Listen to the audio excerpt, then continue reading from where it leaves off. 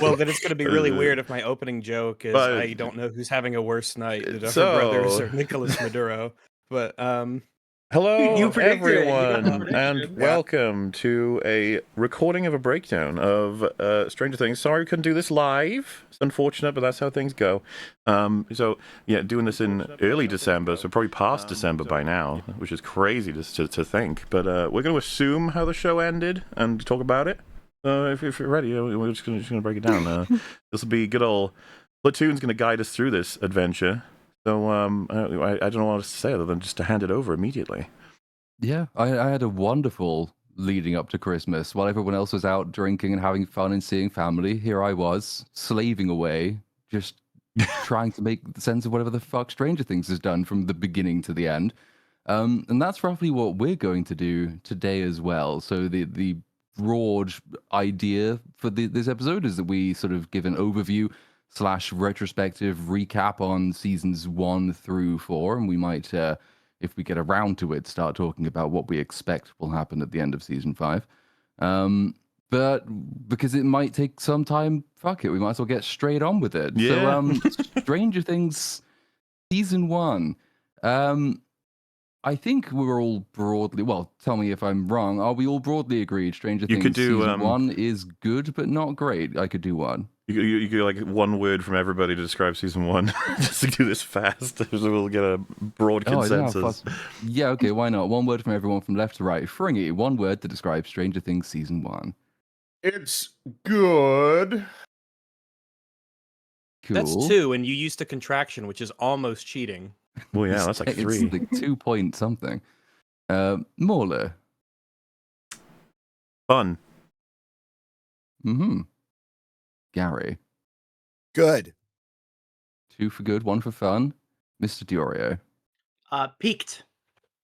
Peaked. With Maybe a Q it or a did. K? What does the word with the Q mean? Peaked? P-I-Q-U-E-D? Piqued my I guess it's interest in one with a that K. sense. Yeah, it has to be the K one. I haven't heard the Q one before. Cool. Nutter. Bitchin'. Bitchin'. Oh, season 2 reference, but for season 1. Yeah. Nice. Rags. I'm thinking my one word. These don't count. I'm gonna say decent. Decent. That's good. That's annoying because it was going to be my word, so I'll choose good as well. Yeah, just good. Yeah. Lots of people do Can't do fault think anyone for saying that. no. It's the Lots good, of people cool, do think it bitchin', was decent the peak. absolute best of Stranger Things was season 1. So if we all think it was, well, most of us think it was pretty good, if not perfect. What did we like about season 1? What functions well in season 1? Because I think this might set us up for what may or may not function well in subsequent seasons. It seems relatively tight, I suppose, would be one way to start with it. Yeah. You've got You know, I'd definitely say so. Yeah. An unfortunate thing to say about it, which is almost damning on like the state of a lot of television shows right now, is that season 1 is actually structured like a television show. It takes advantage of the fact that it's multiple episodes, like multiple different episodes that can all achieve, you know, something of a singular purpose while, you know, gradually building up the mystery and building up the characters. That's become like a big problem with a lot of shows now, is that they're not very much structured like television shows. They feel like long movies instead. I would Yeah, say I think that a lot of especially the now. You go ahead. a lot of the best things that are happening in season 1 are kind of the issues with the later seasons of the show. Whereas like season 1 seems to have stakes. It seems like any of these characters, I guess, with the exception of probably the kids, could have died. I think, which provided a lot that you don't seem to get in the later seasons of the show. I also think that it's like written better. Like the dialogue seems to be stronger, and it gets significantly worse over time. Agreed. Now that we have, you know, all these other seasons to compare to the first season, you realize that when you were watching the first season, it really does feel like a different show in terms of its tone, the way that it's structured, the sort of small town mystery that has to be resolved. I think that Hasn't flanderized the fact that it's an 80s show yet. Like, it's not obsessed with the fact that it's set in the 80s. No, it certainly hasn't. We don't get like really weird, very what would be a way to describe it? Like very non-natural references to contemporary movies or songs and shows. Kate Bush hasn't happened yet. Um, it's very much feels like it it feels deliberate. It feels like, oh, this is like a little mystery show. There's a little town in the 80s and a kid goes missing, and is there like a government conspiracy that the local sheriff has to uncover? And how will the kids, discover the things that nobody will believe, and da da da. It just is. It's almost like a different genre than later I have to resist talking about seasons. Harper for as long as possible. Jesus. Oh, Oh my God. God. I Darker. will say, It's a darker show too. It's a much darker show. for sure. I saw it sad, and I totally agree. Take this scene I've got on right now. Season 1, they dressed as you might see someone in the 80s, and as you progress, it becomes they dress as though they're going to an 80s themed party. They're Yeah. dressed like someone That's- in the modern day would imagine someone Yeah. in the 80s dressed all the time. Yeah. It's all accentuated, between- and again, flanderized would be the word. It all gets You know more what, and more silly. Yeah, where's You the remember mall?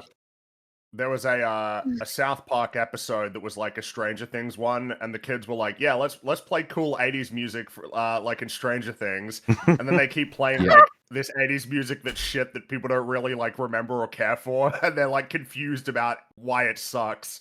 And it feels like Stranger Things season 1 reflects better like.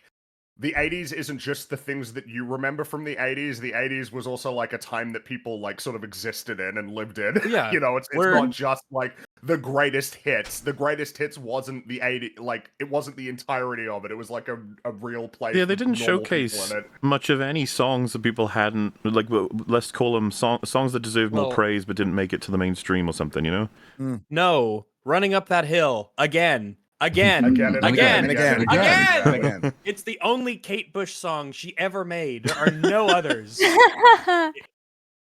I was so look, and I like Kate Bush, right? My dad would play it all the time. I'm so fucking sick of that song. Jesus Christ, give it I'll a be honest, rest. dude, on rewatching, even season 4 played it a little too fucking much. Like, Yeah. they Well, and treated it and- like that specific song was like the, The thing theme that was song of the needed show. to save Well, save because Max, rather at the than just time like that any was song that she true. liked. It was true at Yeah. the time that was the song, because it was Yes. her absolute favorite song, and it kind of works in season 4 because Works though they better, do yeah. probably overuse it. At least it builds up to something, as opposed to being just constant background music, which concludes with, "Oh, I didn't need that after all." But we'll come to season 5 and in a bit. We're still on season 1.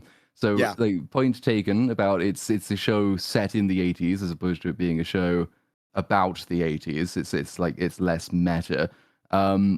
More focused as well, you'd argue. I mean, that you've got the basic A plot, B plot, C plot structure. Like all of the characters are quite firmly grouped. There's a couple that will sort of dip between these A plot, B plot, C plot. It's mostly Steve who does that. But you've got the adult story, which is the realism. You've got the teenager story, which is the magic realism, and you've got the kid story, which is the magic horror.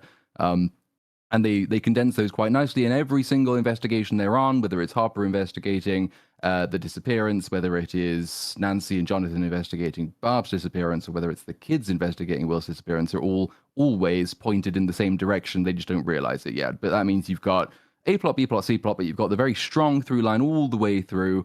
You understand where everyone is, what everyone's doing, you're uh, what the relationships anticipating all are. these plot lines will meet. You're Yes. like, oh, this is all kind of going towards the same direction. And there's a bit of audience Different sets of superior clues. stuff going in because you've got the evidence from the other plot lines that they don't have, so you can see the consequences that they don't quite see. And it's engaging. It's quite a bingeable show. It was probably one of the first real bingeable shows that Netflix did. And while there's like a monster and there's like a whole separate dimension, it's kind of almost it's more believable what's happening in this season in comparison to stuff that happens later. It's believable Yeah, because I it's largely remember- unexplained, right? I mean, that's one of the things that will become painfully obvious later. And because I'm doing a video on this anyway, so I've watched basically everything the Duffers have ever done, and they are good at setting up stuff. They are terrible at having to explain it. But in season 1, they don't have to do too much explanation. You come away from the end of that, you know a bit more about Eleven's backstory. You don't know a huge amount really about what the Upside Down is, or even the Demogorgon. There's a lot of unexplained stuff, and it's quite content to leave you with the overarching Sometimes it's mystery better of not the to thing. know. Well, yeah, it is, and that was the A original plan because strange it was dimension supposed to of be a weird monsters. standalone series. It was not supposed to be a continuation, and then it was only late in that series that Netflix got in touch and said, "Hey, this is really popular. Actually, can you do it again and again and again and again?" And then they had to start coming up with explanations, which no one who is a devotee of M. Night Shyamalan as they are is good at explanations. And we'll come on to some of the explanations later. The one guy in chat going, Shyamalan mentioned, yay. Yeah. Classic. We gave them their start, right? Because they had a movie for Warner Brothers which didn't get released theatrically, and it bombed, and it's not very good. And it has lots of the flaws of later Stranger Things seasons. But then M. Night Shyamalan picked them up because he liked it. He likes terrible films, and he makes them too. Of course. So he Yes. picked them up, and then he put them on Wayward Pines. So they wrote some episodes of that, and then they used the money from that to be unemployed and drafting the pitch for Stranger Things. So they had lots The of show time to that makes plan you it. old. Lots of time to plan it, lots of time to think about it, lots of time to create the characters. And they gave there's the whole pitch Bible is the Montauk Bible, which you can find online, and there's a Montauk version of the original Stranger Things script as well. And you can see like lots of the core stuff is all there from a long time before they got around to doing it. There's a few ideas in it that don't make it into season one, but do make it into later seasons. So Terry Ives is originally supposed to be it's kind of a conspiracy theory nut job in the town. Which character obviously becomes Murray in later seasons? Don't we all love Murray? He's a Oh great yeah, addition to great Stranger Things. character. Murray feels like the character who was plucked straight out of one of those 2000s-ish era action monster movies. Who's the You feel like goofy, he was wacky in guy? a Transformers movie, even though he wasn't. Yes. Yeah, Well, yeah. I like, feel just like to- I've seen his character. They had an 17 archetype, times. an intention, and they just kind of gave up on it halfway through season 2, even possibly. Like he's going to uncover the truth. He's doing it for the people. There's something wacky going on in Hawkins, all the way into he's a clown. He just clowns. He does clown things. They do keep one of his traits very like it keeps going throughout But he the yells a entire lot. show. Or And he's really fucking creepy about these two kids getting together. Yeah. They carry that all the way Hey. through season 5. It ain't just the kids between Joyce and Hopper. He's like, when are you gonna do it? When are you Yeah. Wait, he's the shipper. Wait, he's like the He is he's the Wyler in-universe shippers shipper. as a We were character. Murray. God. Murray was us the whole time. Oh Ugh. no. Yes. He's I like thought this- a yeah. He's like a character who like walked off of straight out of like Nickelodeon's sitcom show or something. Oh my god. Yeah, he annoying. from iCarly. he's so he- wacky. Yeah, Yeah. He fits perfectly. He's the aloof adult character that all of the young kids can interact with, and he's approachably adult.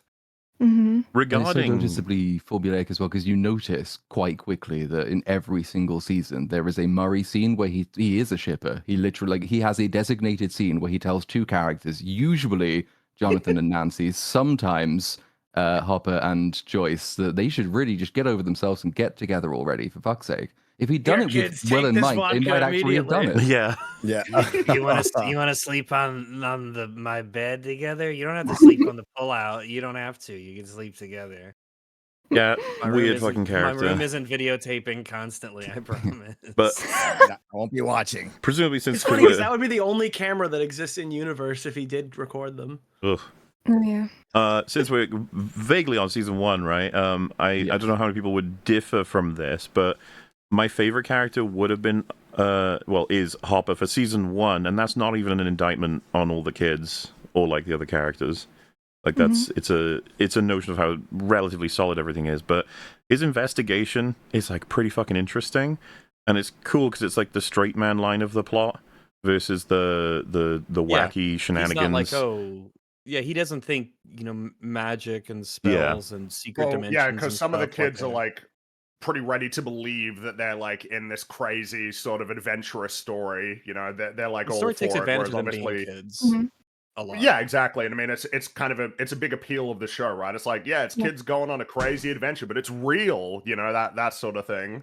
Yeah, Meanwhile, Hopper is actually having to take it like seriously, as you would expect, but then Mhm. gradually gets pulled into the same mystery and pulled into it into a different way, in a different way than Joyce is, right? Where hers is more of like I know I sound crazy, but like this is real, and then comes up with kind of like interesting ways of communicating with Will Yeah. in the Upside Down, like with the lights. That's Mhm. super cool. I feel like there's nothing in the later seasons that's a cool The idea like tunnels, that. bro. You know? Well, The it's one of tunnel the first things they droids. put in the credits of the whole season was like the letters on the wall in the house because it's such a neat like concept and it's so recognizable And it as looks like nice and Stranger Things deranged to iconography. outsiders, which Yes. creates tension and conflict. That's the thing that's really engaging with it, because we see all of it from her POV, so we're like, that there is something weird going on, but I know it looks insane. It's really annoying. Like, how else do you explain it, sort of stuff.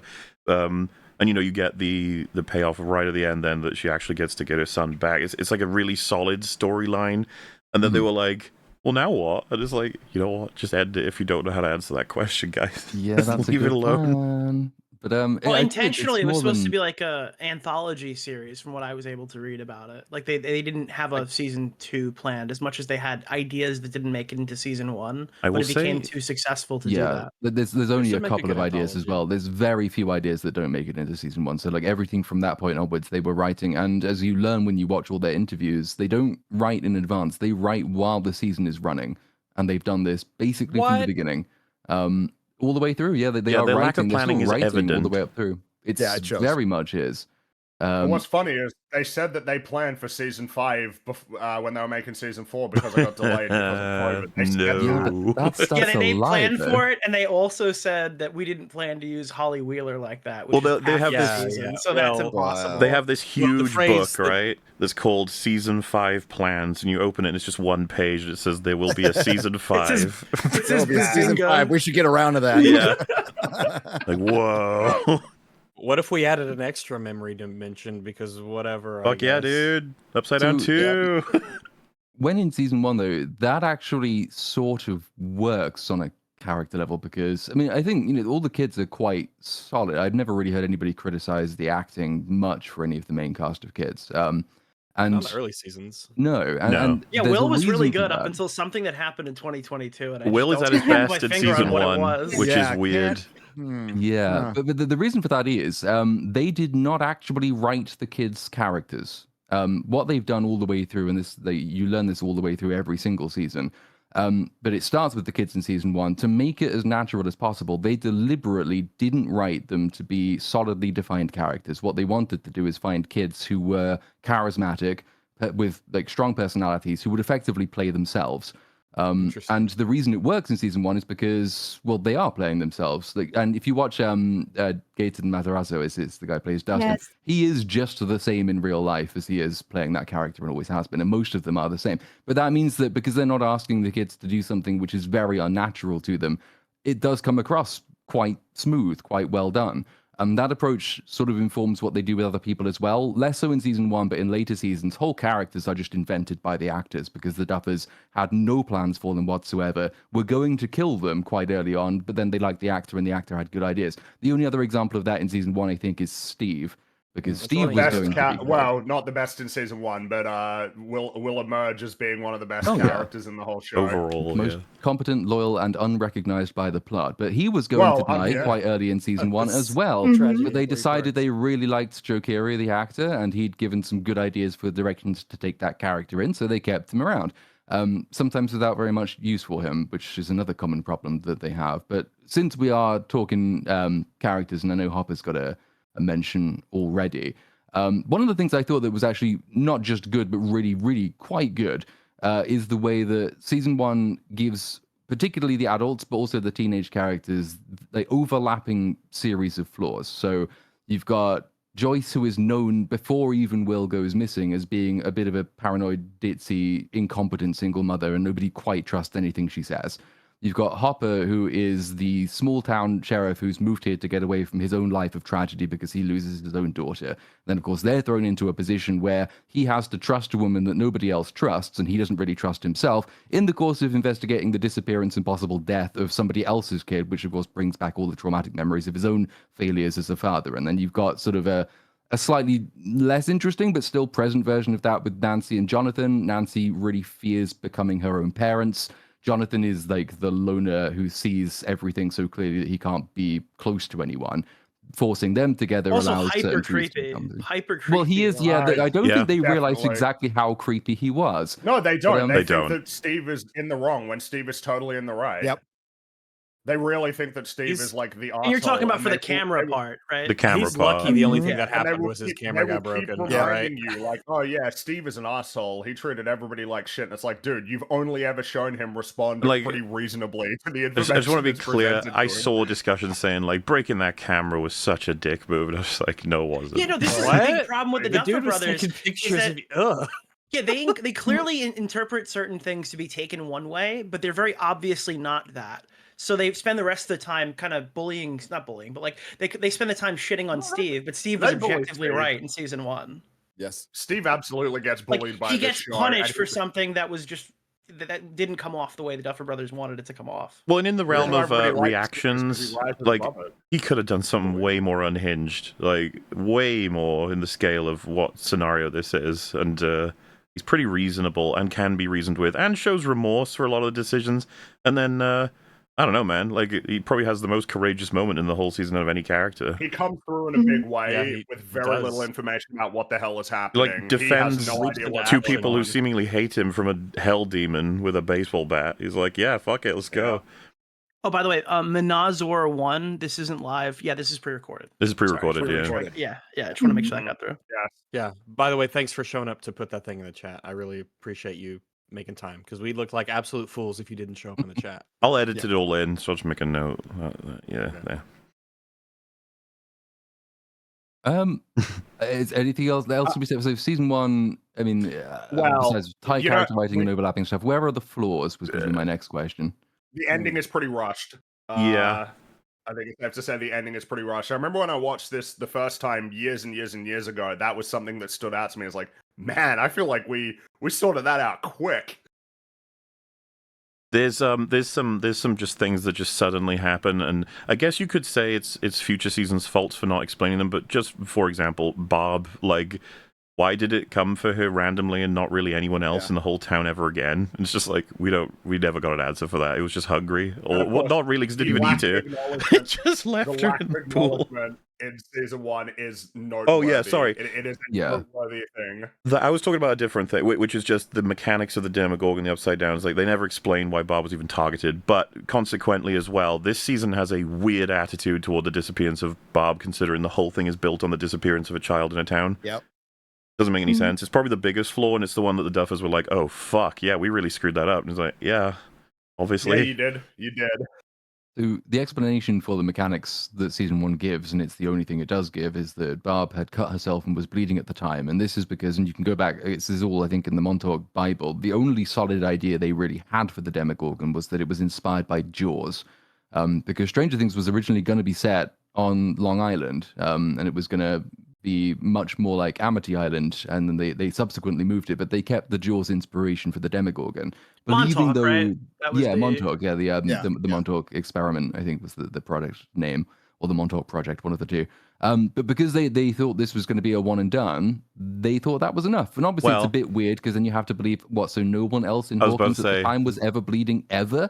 In all I of guess not. Hawkins, Guess not. we don't even need to talk about injuries. People are bleeding, all right? No need to say more than that. You know, just saying. And there's going to be people that would be taken off by the Demogorgons at that point, if you want to make that the rule. But I don't even feel like that's kept to at all, like the blood thing. I think that No. they do eventually just switch over to, nah, we're lot of things cooking. like Someone's that, in too. control of this, and they're doing it for a reason. We don't know what it is. Give us 4 seasons, and Yeah, we'll figure a it lot out. of that stuff, like a lot of the stuff that they didn't have planned out really hurt season 1 retrospectively. Like they didn't have an explanation until season 5 when they kind of just theory crafted it, why the door unlocked when they were going to get Will.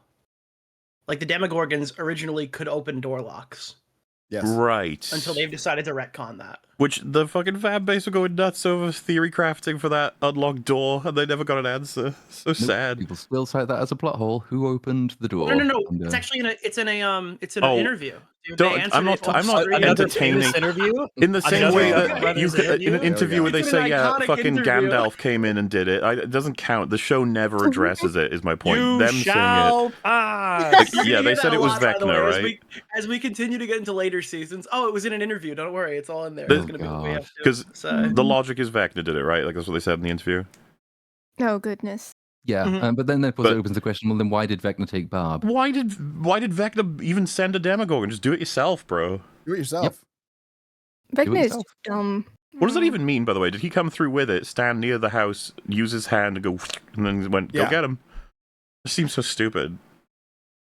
Well, And I then- mean, that would be Yeah, in character. So There's also the question as to why he picked Will in the first place, which we'll come on to. It's quite weak. But there's no Yeah. explanation for Barb, obviously. So the villains are a little bit weak, I think, through season 1, and I'd apply that to the humans as well, though I like the contents of Harper's investigation. And there's enough of Brenner just to portray him as the sinister government man who has plans we are not aware of. There does come a point, I think, roughly halfway through season 1, where the villains move from being quite sinister and good at cover-ups to basically yeah. just leaving the evidence trail for No, everybody so else to follow. Yeah. I'll go as far as saying maybe this will be a bit aggressive, but I don't even think they start off that well. Killing, is it Benny, Benny, yeah. the shop owner? I was like, guys, they call him, they say like we're child services or whatever, we'll take this girl from you, no worries, and then they shoot him before they've even realized that she's like ran away. And then they start chasing. It's just like, why would you follow-up kill questions him? or anything. That's going to create Yeah, like a the- huge interest of people. It's just like, oh shit, he Yeah, died. suicide What in they a do small is town? They stage the suicide. And I see that I didn't mind until later. I think on its own, that isn't necessarily wrong or flawed if they were to follow through with the same approach to everybody else.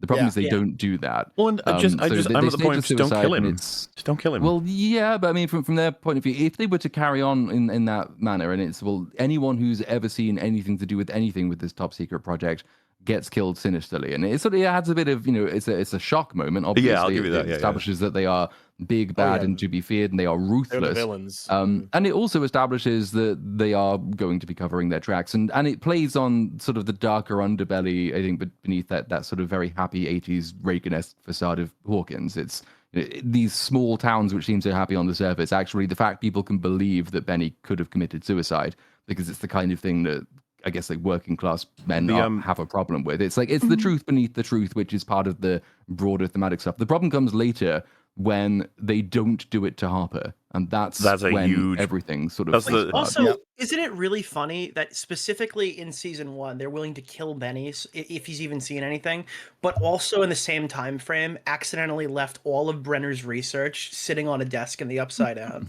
Yeah. Oh no. Well, that's going Oh. to be the problem of all the seasons we talk about, as you guys know, is this was pure mystery box, but what carried it through were the kids who were pretty good when they were young actors playing themselves, as Platoon just said. And it was engaging enough, and Hopper's, basically walking Joyce through, which in the beginning he knows the kid's dead. And I'm just gonna Right. have to break it to her at some point. I have to go through these motions, but then it starts. And when they get to that, killing the cafe owner Benny, I thought that was really good. I thought it showed stakes that It's they good for never stakes. showed again. My Yeah, issue but is just this it's naturally going to create a whole bunch of like variables Like- for them instead of controlling it course. really And intelligently. that's the problem with Mystery Box. So this show had the same problem as Westworld season 1, if you guys remember or not. They worked on that show for season 1 about 5 years, and they had no plan past that first season, and they were met with the same thing. And the Duffer Brothers worked on this for years and years, and that's why it's tighter. That's why it moves better. It feels more cohesive. It's more immersed into the 80s instead of cosplaying the 80s. And now season 1, which I still thought was really, really good, you have to look at it differently as when you see it as a whole, Right. and it was basically nothing. A lot of I hate to say that. It's a lot of it's going to end up just being, oh, it's nothing. A lot of their Yeah. DNA is in there for sure. Because the other thing that just stood out from memory is when they decided to replace or like do a fake puppet body for Will. I remember being like, dude, this is such a bad idea. And of course, Letting the state Hopper. trooper go drinking in the bar in the town when he's the one Yeah. who was supposed to be like manufacturing the conspiracy. There's so Not a many good plan. variables now, so many people involved in this insane thing. And then, of course, the protection on the body is really bad. And then when Hopper finds it, I got really annoyed with the whole, like, he just immediately starts pursuing further and further in a very, narrow... He doesn't basically, get the thing out of there, take photos, tell everyone, yell to basically everybody in the town, like, they faked the body, there's a fake gooba body. And then, I don't know, go through more of a freak out. Like, why? Why are they Mhm. doing this? Like, what the Well, f's that's the going thing, on right? here? These Yeah. moments, like Benny getting shot, like pulling the like stuffing out of this puppet body, it's like this creepy as hell. Like, what the hell is going on? But at the same time, it's like, yeah, but and as Platoon mentioned, one of the biggest things is like, hey, Hopper, you continue down this line, and we'll fake your death with drug overdose. Like, why aren't you doing that right now? Like, you should just Benny do didn't that. get much of a sit down. You Yeah, don't He want didn't to wake up with bring attention to it. And Hopper's such a Well, you've already thorn in done that. this side. He ruins everything all the time. Just kill him. You'd It's obviously kill so him. incongruous. Going from that scene where they kill Benny to the scene where he wakes up and the only thing that's really changed is they put a bug in his lamp. It's like, oh, Mhm. it's not quite what I was expecting of you. Especially given like the entire tragedy of Hopper's character is the thing that makes his suicide so believable. And they Yeah. know all of it. They know about the dead kid, the broken family. They know about the drinking, the drugs, the smoking. They know how depressed he is, and that's what he's been trying to hide badly from other people. All of this stuff which they could use to tell that story so easily. And we've now seen that they have a motive for doing that and would do that because they've done it already for somebody else, but they don't, because we can't be killing Hopper yet in season 1, or indeed ever, maybe. Yeah. We'll see. Well, that is what you could call the Hmm. first of many fake out deaths for Hopper. we get a lot of them. We do. So villains are at the weak point, I suppose. We've all agreed then to season 1. Anything else to be said for it before we It's move just- on to season 2? I just call it a really enjoyable watch. It's well paced. It's a Yep. normal ass TV show. It's entertaining. You got solid acting, really good music. It's multiple storylines that all managed to maintain interest. And what's crazy is a lot of people have forgotten because everything has changed. Is that it was marketed as the sort of return for Winona Ryder. It's going to be her show. Mhm. She's going to be Oh, yeah. a major character, and she really puts effort in. People always share similar scenes, but one where she has a big argument with her son about how she's not giving up, and she's got that major mother energy, which I would say compare the genuine, I would call it, authentic mother energy of season 1 with the sort of lame, performative mother energy of season 5 with what they do with because they're trying to The plot, recapture the let's- magic. It does that became something that I really was annoyed with because she uses it like several times and it just works out. She just gets her way when she does that. And it was very, very annoying because there's no way that in the way that she should get what she wants. That shouldn't happen just because you have your I am a mom and I'm so fed up, so you will do what I say, and then the plot's just like, okay. It's a real Then you problem as get your well, way now. considering like how much of her character is her flaws and how much that she is disbelieved. People don't trust her. They think she is mad, and so like she has to. The strength of her motherhood comes through because it's her against the entire world in season 1. So that is a really good way of showing just how fierce she is. She is scatterbrained. She is ditzy. She isn't the best mother in traditional terms, but she will fight against everyone and anything to get her son back, and she does, and she succeeds. Later seasons don't have that. Yeah. By the time of season 2, which we're coming on to, everybody already knows and agrees with her.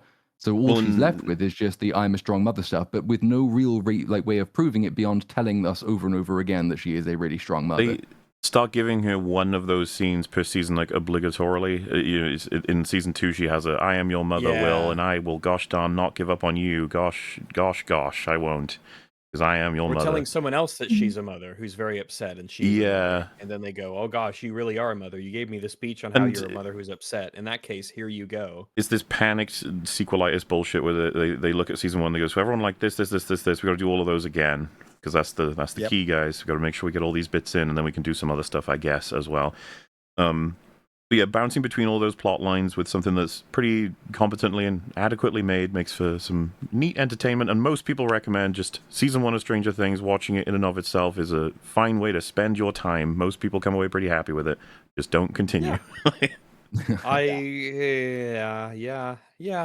Yeah. Yes, don't continue. Yeah. Stop at the Just, end of season Well, this is 1. where we might get to some hot takes, maybe, if we go into season 2. Just Yeah. Yes, because Just smile that it some happened. people would disagree with that. Some people quite like season 2, and sure think do. that it's just as strong, or if not just as strong, then strong enough to be a close comparator to season 1. So, Nope. do we agree with this take? Is Should we season do a 2 one-word Absolutely not. thing again? Why not? Yeah, why not? Let's go right to left this time. Me first. No. Rags. You. Sorry, what Oh, wait. was the question One word- specifically? Just to be clear. Oh, one word to describe it. I think I could still stick with no, Oh, actually. disappointing is the word. That's it. Forgettable. I would say frustrating. hmm Took mine. Wait, Repetitive. I think oh. Okay, is it me next then? My order's Yep. different. Yes. I'm just gonna go with hate. Jesus. Dang. I'll just go with good old fashioned crap. Mm, It's just crap. Interesting. It sucks. mm. It Now, sucks. It's stupid and it's mean. it is quite possibly all of those things, but lots of people would say, how can you say that when you said that season 1 was pretty good, and so much of season 2 is just the same as season 1, just slightly different? Man, Oh. isn't it crazy that like Dustin finds a little fucking goober creature Oh, and goodness. just against all reason decides like, no, he's my pal, I'm gonna keep it in my house, and then it kills his cat, and he doesn't really care, even though his mum's very distraught about it. And that Fringy, one, along it's with like a Wait. whole bunch Chucky. of Okay, It's to like be the fair, Chucky it's a remake. cat. And with knowledge that we get later. why that Whoa, this is the whoa, second- whoa. whoa, Like, Nick, dude, Nick, hold on, Nick. Wait, what? We, You need Hey, to chill out right there. yeah, that's right. We are a happy animal loving podcast. We like cats and dogs and all God's critters. Okay, and this did serious damage to my perception of Dustin. Yeah, absolutely This it did. this was But this was like remember, legitimately. I went Dustin's to the like, smart holy one. shit. He is an utter It's even retard in worse this season. knowing that it's even I've never worse knowing seen- that family's cats were assassinated twice. Like that's not even the first cat to die. Mm. This is They some don't bonus like knowledge. I had the That same season demo- 2 and 3, so yeah, watching season 2 and 3 like for the first time now, like dude, it kills the show like for me before we get to season 5. But I hate that, and then I hate like that stupid demo dog, along with a whole bunch of other demo dogs, then tear into fucking Samwise, who was just nothing but a legend throughout the whole series. He's just I this really great liked guy, Bob. and he made Bob, this horrible demise. When I was first Yeah. watching the show, the year it came out with all the friends I was with, we were all like, they've created him to kill him. They've created this guy to kill him. They're going to kill him. he's That's too all nice it's for. and likable. They're just going to However- kill him. and Earnest. They did change the plan slightly because they did Oh. create him just to kill him, obviously. But the plan was to kill him as early as season 2, episode 2. The Oh, fuck original plan off. was that Will was going to kill him while possessed in the car. Oh my god. And that was, but Well.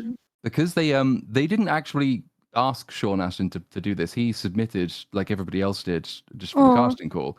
And they said, well, obviously, yes. And then he was on set. He, A, was so nice that they wanted to keep him. But B, he also came up with a whole bunch of the ideas that make Bob as nice as he is. It was kind of his idea to have Bob be the sort of surrogate father figure. The speech where he tells Will about how he overcame the evil clown creature, which is obviously kind of a Yeah. reference. I think that was his idea too. And he also said that for a character who was this important in Will's life, maybe he should be, given some sort of heroic end. And the Duffer Brothers said, yeah, that's a great idea too. So instead of killing him in episode 2, they killed him in the end. That's and it wasn't interesting good. because it seems like the Duffer Brothers wanted to use him like Barb in the beginning to like establish, okay, we will kill things off and then not kill anything off. But now by doing this, they created their new archetype, new of, trope. like, extremely over lovable character that dies right before the finale, which they do Maybe- now for 3 seasons after this, including Maybe- this. And then never do Worked again. better if he was killed off earlier. If it was like Will doing it, it would introduce quite a new like tension to the story. Maybe it would turn out better than it Well, did. and you wouldn't get to see him be a legend over and over and over again because he's kind of like Steve in season 1 in the sense that he doesn't really understand what's going on, but he Yeah. rises to meet the situation. Keeps being supportive and goes above to and beyond. everyone. Fringy, he was like Joyce took advantage of him. Like when the Yeah. whole tunnel shit was going on, and she essentially said, "We are going down into this weird tunnel." He had absolutely zero context for any of the stuff with the Demogorgon. Yep. Yeah, what's with, Jim Hopper doing upside here? down. Yeah. Joyce is Oh, like, yeah. yeah, here we go, come on, and he just jumps in because he's a hero because he wants to help. Yep. He had no idea, and this is not the first time they do this with characters either. Mhm. Rope them into all of this without telling them exactly what's going on, and like death could happen at any second. Well, do you remember potentially. the government people have them and they're all like trying to figure out what the fuck's going on with Will? He's just in the room trying to help. He has no like what in the world? We've been captured. There's all this stuff about a demon world. Is everyone okay? That's all he's like concerned with. He's just like, yeah, and his time's running out. That's all they're gonna do. Mhm. Meanwhile, you mentioned Hopper. Isn't it great that Hopper gets turned into like an So- abusive shithead? Yeah, there's a Hopper couple of gets different lobotomized things. here. We've been going over all the things I hate the destroyed. most, but like this one might be the major one of what if, we have to keep Eleven secret, Hopper's lost his daughter, so we put them together and he can like kind of raise her. It's like beautiful idea. What Yep. if they hated each other? No, no, no, no, no, no, no, no, no, no, no, What if no. he's He's, so like, really- he's overprotective really that he incompetent, actually stupid, abuses loses his his temper. surrogate He is daughter? abusive. He's He an is abusive, and awful it's the father. really frustrating thing because it's so clearly the one big idea they had for this entire season. Because it's the one there's not a huge amount by way of character development for anybody else. Virtually none of the boys has any. Joyce is stuck on a replay of the last season. Bob dies. Nancy and Jonathan have a replay of the last season. But Hopper does develop. It's just in quite sinister directions. So Yeah. Season 1 Hopper is gone. You won't In see him season No, for a one- yeah, he's just while. gone straight Season away. one, You won't Hopper was see like him for a a while. he was like a functioning alcoholic. That was also completely wiped away too. It's Yeah, he got better. because He like got better. if there wasn't the aspect of his like tragic background story, right, that he was a father once and he is so regretful and traumatized by his daughter's passing, maybe Wait, he had a daughter who died tragically? What? No, Apparently. please don't show me the What? same scene of it 60 Not times. again. But these are the Oh only my scenes we God. shot. What do you mean? I I call it- needed I a call couple it a- more. I call it a comically tragic background. because it's so Comically funny when it comes up.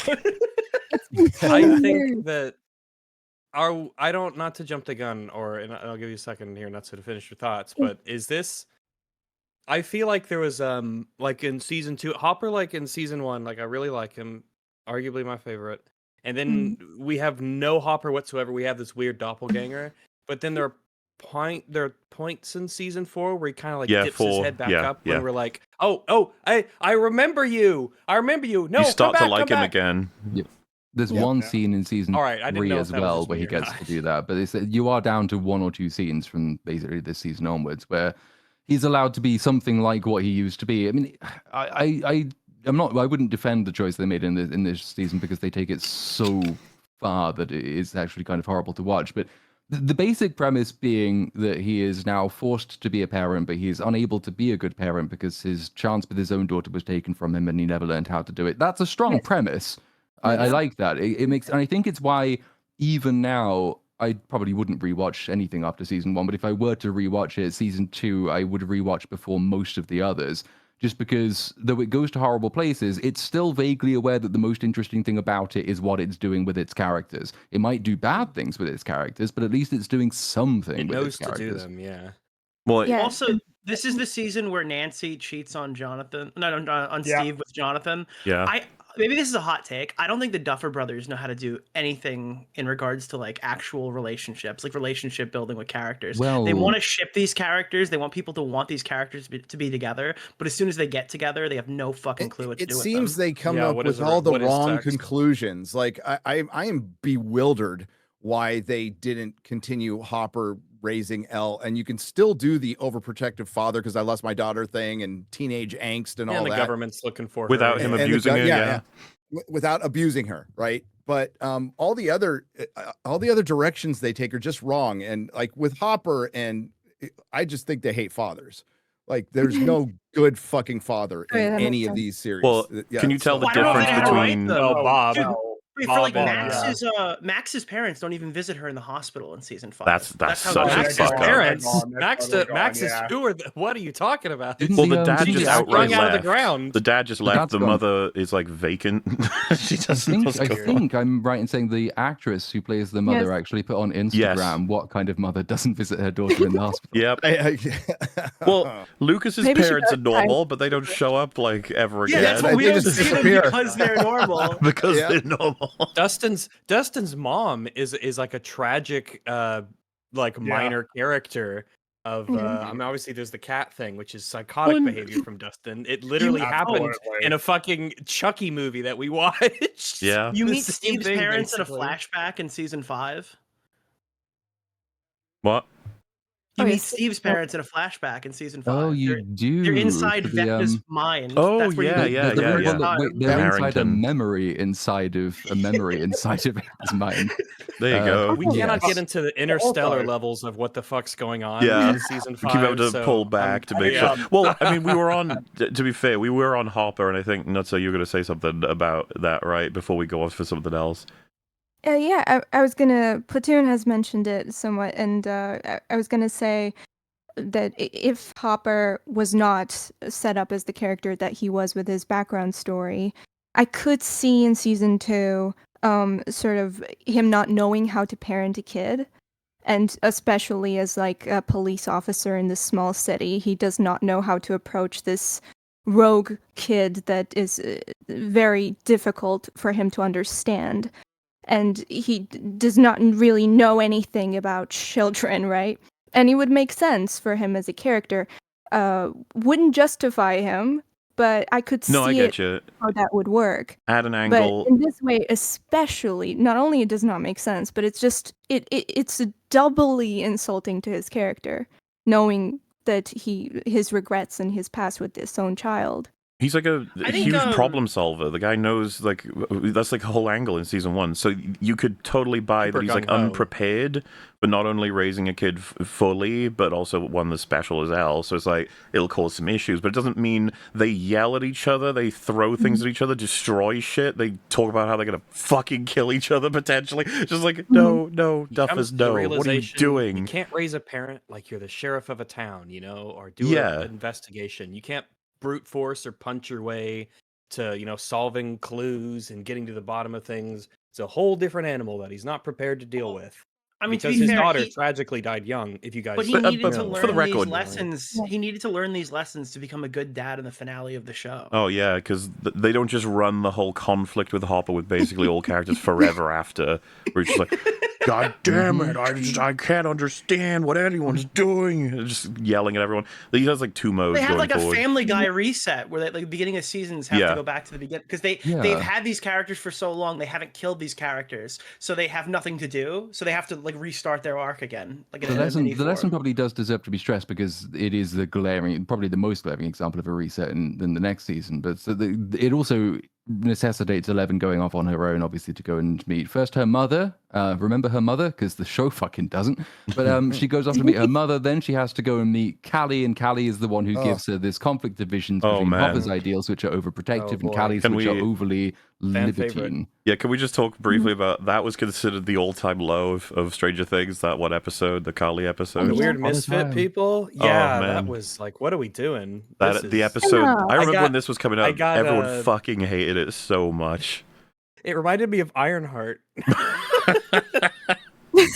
Oh wait, but it was having that like rejuvenation that you see all the time when like all the critical people leave fandoms because the show hasn't been on in a while. So you start seeing those threads popping up and those tweets like, guys, wasn't Callie kind of good actually? Yeah. Do you think that people? Oh. Yeah, this Those was people actually should be really shot. good. There were a lot of haters who weren't real fans of the show who didn't like this. Yeah. By the way, It I don't know was if an you. Everybody hated awful it. episode. It's awfully placed because it's like it's after a cliffhanger and then it's a bottle episode, seemingly a bottle episode, Oh, which it's already pissed terrible. a few people off. But then just internally, none of it makes any sense, and everyone in it's horrible. But what they do it for is to enable, as Dick has mentioned, that you have to have this resolution with Hopper at the end when Eleven comes back, having left Callie, and the compromise, C-O-M promise, remember? The compromise is when she comes back and he learns not to be the same overbearing, protective, douchebag, abusive father that he has been, and she has to learn to trust him. Bookmark that for season 3, where none of that has happened. Yes, and then he dies there forever and never comes back. And that was the best thing that happened. Yeah, R.I.P. Yeah. What a Oh no, he tragic- dies. Oh wait, I'm completely wrong. I'm in By the 3 way, right now. I thought you he can't died in even- 2. When, I know, right? When He watching, dies every- Here's how I do it. Well, he Nick, does here's- die in 2, but metaphorically. when I wa- just Yeah. remember season 3 is Mall. All right, season 3 is Mall. Yeah, Russia, yeah, yeah. Season 3 Mall is Mall. Russians. Dude, mall And then once moding, you- dude, with like new Coke maxing. By the way, so when I was watching season 2 again, I had nothing but this thought. I was laughing my ass off when I saw this scene again. Oh, dude, yes, wait. that's We are that's way good. too far into this review to not talk about how bad Nancy is. Well, Yeah. yeah. That's Yeah. Nancy's. Yeah. Well, Nancy so the sucks. plot line for her in season 2 is Yes. all the writers apologizing for their mistakes of season Yes. 1. It is. She well, barely gets to and be of a course- character in this. She's so like the hand is fully up her ass from the writers that she's Right, not we doing gotta- anything herself. This show thinks she's so cool, and she's just like an asshole. And she cheated on. You think she's cool Steve. now? Oh, you're not ready for how She cool cheated on she gets, Steve, Stringy. And, Oh, and the show she doesn't gets seem to cool. realize She that gets that's so cool. the case. Yeah, no, she's awesome, but she's not. She sucks. She's Well, the I've been worst. saying it She's the worst a character in the show. a few streams Bro, at can we this talk point. about how she used like grieving parents as bait?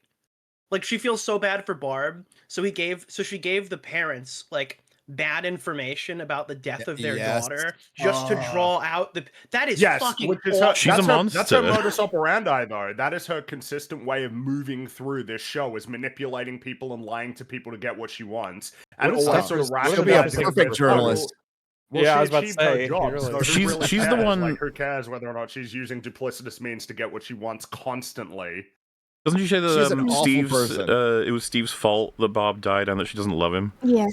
Yes, so Yeah. this is that scene when she's very, very drunk. And so there's an important difference because though we all agree, and Stranger Things fans apparently don't, that Jonathan taking pictures of her was creepy and weird. Mega creepy. Importantly, there was a source of conflict between her and Steve in season 1 that was kind of believable. She had seen things he hadn't seen. She wanted to do things he had no idea about. He was holding her back and he wasn't going to let her go and investigate Barb's death because he was too concerned with keeping his own reputation and in his parents' eyes. So like there was a real source for conflict in that season, which makes you kind of think, well, okay, she is a bit of a bitch, but she's not as much of a bitch in season 2. Because in season 2, Steve is totally on her side. He knows absolutely everything. He is offering to help her. He's the one who's going along at the cost, arguably, of his grades and his future education to give her closure with Barb's parents, being complicit in the lies that she's telling them. He's helping her all the way through. And then you get to this scene when she gets really wasted and she says, "You're bullshit. Bullshit. It's all bullshit. You're bullshit. You don't love me anymore? No, bullshit." So she's now just ditched a guy who's not in conflict with her in order to go and replay substantially the same arc she went through in season 1 and investigating the mystery with Jonathan. Well, and it's insane that they put all this effort into building her up with Jonathan just to know where they go with it. It's like, are you fucking serious? Oh my god. But even in this season, before you even get to the culmination of their relationship, their entire plot line in this season is redundant. It's just pointless.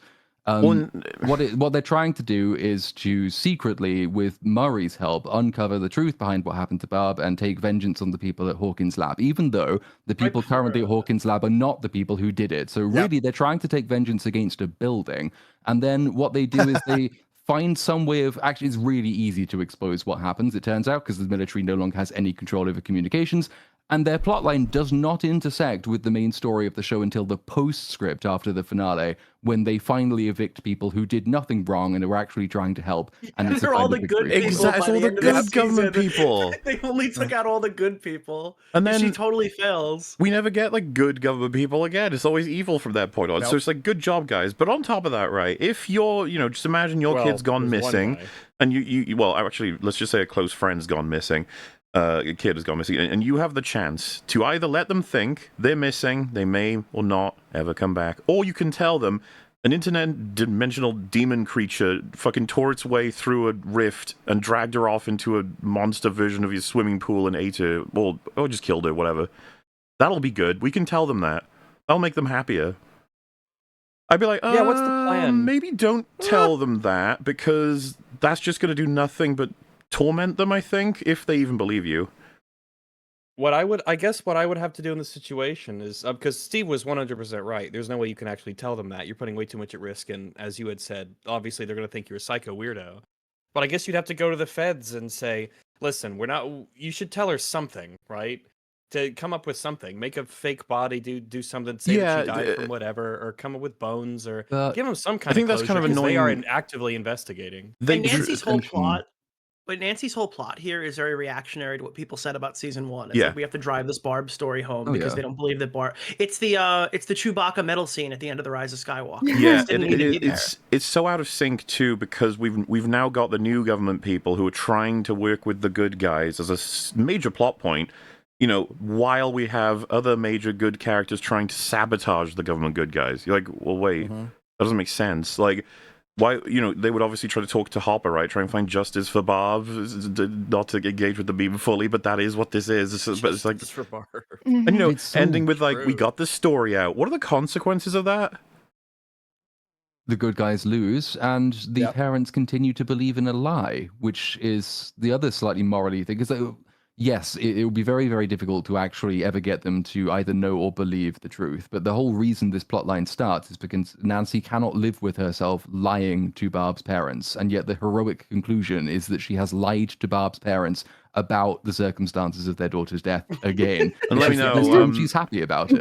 Bob's parents, you know, major force in the first season and post season 2, right? Like they're around a lot. Yes. Very important characters. Not obviously overcompensating like crazy in season 2 to the point of obviously we need to ruin Nancy. Though you know, it's not like she was a favorite character or anything, but she's just destroyed by this season. And that's the thing when we start tallying this up. It's like down goes Hopper, down goes Dustin, down goes Nancy, and then a lot of characters are just empty, hollow repeats of what It's they did funny in because season 1. Steve is probably one of the best characters this season. Steve He shouldn't even have been survives in it. attacks from the Yeah. writers many times. He's A lot of he's times, quite yeah. resilient. He's tanking all the hits. Yeah, everybody else is getting destroyed. Steve's tanking all the hits. It's kind of weird because it's kind of like, you know, Bob and Barb and, you know, these other sorts of characters. Steve, I guess, is oddly in a way sort of in the same boat of the fact they don't do much with him is almost what probably saves him quite a bit, because they do a lot of stuff with other characters like, you know, Nancy and some of the stuff Dustin does, and you're like, oh, I wish you didn't do anything at all, actually. Yeah, And Steve they bring in a lot of Saves him. the new characters they bring into the show don't really survive very long because they need to justify keeping the original cast. It's weird that Yes. Murray seems to be like the only one.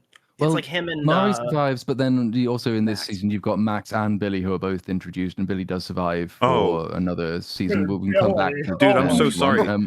Completely forgot those two are in this season because they're so Yeah, yeah. superfluously stapled on. They are. they have Yeah. no use. They have no use at all. There's a few things about those characters. Max is introduced kind of just to meet the formula at this stage. Like, she's not interesting in this season. She's there because there has to be a misfit girl who causes conflict with a group of boys. That's there for about 5 minutes. There's a love triangle which doesn't ever really develop Oh god. a triangle shape. Except they stopped doing it specifically because yeah. Caleb had too much chemistry with her. So they with, just sort of solved it Sadie. with Dustin saying, okay, I guess fine, you win. And that's it. They're Okay. best friends again. So there's no real conflict there. And then Max otherwise is like this collection of tomboy tropes with a skateboard, really. And she's not much else beyond that, except for the relationship with Billy, which doesn't really get fleshed out until season 3. Yeah. And 4. Billy is just weirdly racist. That's what I'm gonna say. He's like hyper racist. But Well, like, I can't believe there's only homophobia in this world. There's no racism. So Like, have this you is met Billy? another. He's another addition to the formula, because when the Duffers introduced him, if you remember in season 1, the human antagonist are the school bullies. The Duffers introduced Billy because they thought, well, we had a human antagonist who was Yeah. a bully, so we want another one of those. But everything about Billy that is sort of a character in season 2, but becomes way more of a character in season 3, is all the actor writing the character again. He went to the Duffers and he said, you know, I really want to know more hate about Lucas. this character. I'm a massive racist and I hate black people.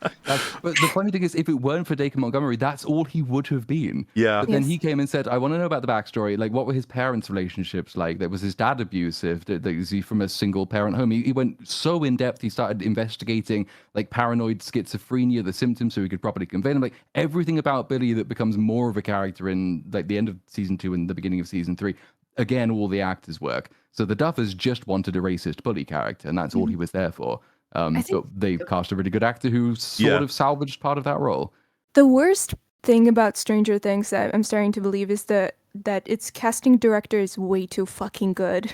Like, it's just too Yeah. good. On This that- show would have fallen off and burned to hell Yeah. if the casting was not so goated. So on Like, that note, Marvel. with what Nick mentioned just now as well, right? So whereas you might think, you know, like, oh, it's unfortunate there's not as much chemistry with certain pairings and other pairings. Think about Nancy and Jonathan, I think there's anti-chemistry with those two. I've never found any of their scenes particularly engaging. Well, they've been Found- trauma bonded because they both got Meanwhile- groomed by Murray. Meanwhile, Oh my Steve and goodness. Nancy, Remember the couch? Steve and Nancy worked plenty well, and then I was noticing other things. So it's like, yeah, Lucas and Max, not a great amount going on there, but Dustin and Max was like, it was a bit more entertaining. And I was like, oh, it's not.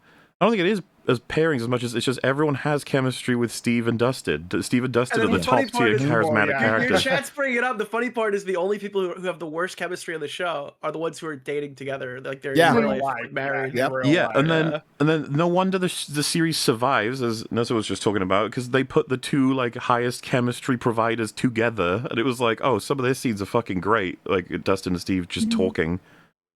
Yes. And They they're like, just got God, really why'd you have to kill that cat? God damn it. Yeah. Ah. Yeah, Which I don't know one? The what- one they made merch out of the other cat they killed. Steve and Dustin are Oh. Stranger Things anchor beings. True. Pretty much. I mean, they also Ah. forgot that the bias had a dog, but I guess it doesn't technically die, so it's not animal cruelty. But they do have one in season 1, and then it disappears, and we never hear from it again. Ran away. Wait, that was mid-season too, right? Like there was just a dog one episode, and the next episode they didn't. Oh have yeah. one. Sorry, Nancy and Jonathan, they're together Well, in you know real why, life, right? right? Yeah. That's I'm pretty really sure the reason they got rid of the dog though is because the actor for Hopper didn't want to be around it anymore, and they're just like, all right, fuck the dog. Oh, I thought I that's- read that. Why did he not That's want to as be good a around reason the as dog? any. He's a dick. Let me look Is this it- up. But yeah, the fact that they're Isn't- together in real life and that on screen, I'm like, God, stop forcing them together. They don't work. It's just They're like, Weird very thing as low energy. well. After you, Nancy. Yeah. No, yeah. I just wanted to say that. Okay. Well, it's funny because when they started dating, I think in season 1, they wanted to hide it from people, so they insisted on bringing the actor who plays Steve to all of their joint interviews, so they could hide the fact they were in a relationship. So like, even they seem to realize that they both have way more chemistry with Steve than they have with each other in real life. Yes. It's a bizarre thing all around. But You're right about that. Sorry. The buyer's dog, Chester, was written out of Stranger Things primarily due to difficulties working with the animal on set, particularly with David Harbour, who played Chief Hopper. Harbour described the dog as one of the worst actors he ever worked with. Is this actually our first interview-related death that happened off screen? he stormed Is off this the set. first one? You serious? How bad was this dog? This dog sucks. How much He, of a like, smells, fucking you know? asshole is fucking David Harbour? I mean, Well, listen, he would never cheat on his wife. Oh, no, Yeah, never. Maybe And he that's would why he never didn't wanna have steal a a dog hat on from set. somebody at a bar or something awkwardly. Who wanted to? Yeah, he Dog would never reminds do me of that bitch at home. well, speaking of chemistry, though, I did want to say, what about like how this one is structured versus season 1? Because this is way more indicative of how subsequent seasons are written. Whereas like we complimented how well season 1 was quite tightly focused. You had your 3 core distinct plot lines, 3 core distinct groups of characters. Season 2 is actually really hard even to sum up what they try and do with this, because there's a different rule for basically every act. But it means that though you have a couple of plot lines with some good chemistry, principally the one that involves Dustin and Steve, you also have so many other characters split up in so many different ways that you don't tend to benefit. None of the others benefit from their charisma quite as much. Mike is the one that the Duffers said was the heart and soul of their show. In this season, not so much. Also in the next one and the next one and the next one. So he's not really, but they say he is. The meme they had behind the scenes for his role in season 2 is that he was emo Mike and his job was just to mope around and do nothing and be bored. And that is all he does, Oh, that's because bland. he gets tacked on to about 2 other plot lines all the way through without ever really being involved in any of them. well, But, yeah, and removing Elle from the kids for the whole season was a huge mistake. Yes. What are you doing? I feel like starting at season 2, I guess in a similar vein, I never felt like we got the pairings of characters that worked as strong again. I feel like having the kids together, working together, moving together as a team and cooperating. I never got that sort of energy or vibe going on after season 1. Maybe there's be some points here and there, but maybe that's one of the reasons why it feels so different. That it felt like the kids is like a trio, I guess a quad with Elle, but you never really got that sort of thing happening again. It's the way that they split people off. yes, And their involvement with each other's plots. What their involvement with each other plots, I think, is the key one, because season 1 has them all pointing in the same direction. This season doesn't. So Act 1 I think this is a complete list. So like, the boys are together while they're investigating Max, and then while they're investigating the tadpole, then Will has a seizure, and then they split up. His name is Shart. You've got Hopper and Eleven. They aren't involved with the plot, but they are together. But then Hopper also has to be involved with the other part of the plot, which is investigating the tunnels. So that distracts him from Elle and kind of undercuts the whole thing about him being an overprotective parent, I think, as well. So he's off doing his own thing. And then you've got the Joyce, Will, Bob set figuring out why Will's still unhappy. You've got Nancy and Steve investigating Barb's death. Then you've got Nancy and Jonathan investigating Barb's death. Then you've got Steve and Dustin investigating the tadpole. Will, this is Act 2 now. Will, Joyce, Hopper, Bob, Mike, and Dr. Owens diagnosing Will. Lucas and Max introducing us to Billy. Then you've got Nancy and Jonathan meeting Murray. Then you've got Eleven going to meet Callie. Then you've got all of them sort of crashing together just in time for Act 3, but half of those don't ever really have a meaningful impact on the Act 3 resolution. So Nancy, Steve, and Jonathan don't. When 11 goes to the city and meets the lovable band of misfits who are very cool and awesome. Oh yeah. What does that ever amount to until they drag Callie back at the very end? I hate this argument because I wish it never amounted to anything, but people kept hearing people say that, and they're like, we got to bring her back for season 5 because the Duffer Brothers suck. I don't know. They said it wasn't even supposed to be a backdoor pilot. So I don't know why they did that at all. Like, it was like, it gave her the ability, the strength or whatever to like use her hatred, I guess. Taught her how to use her Also- powers better.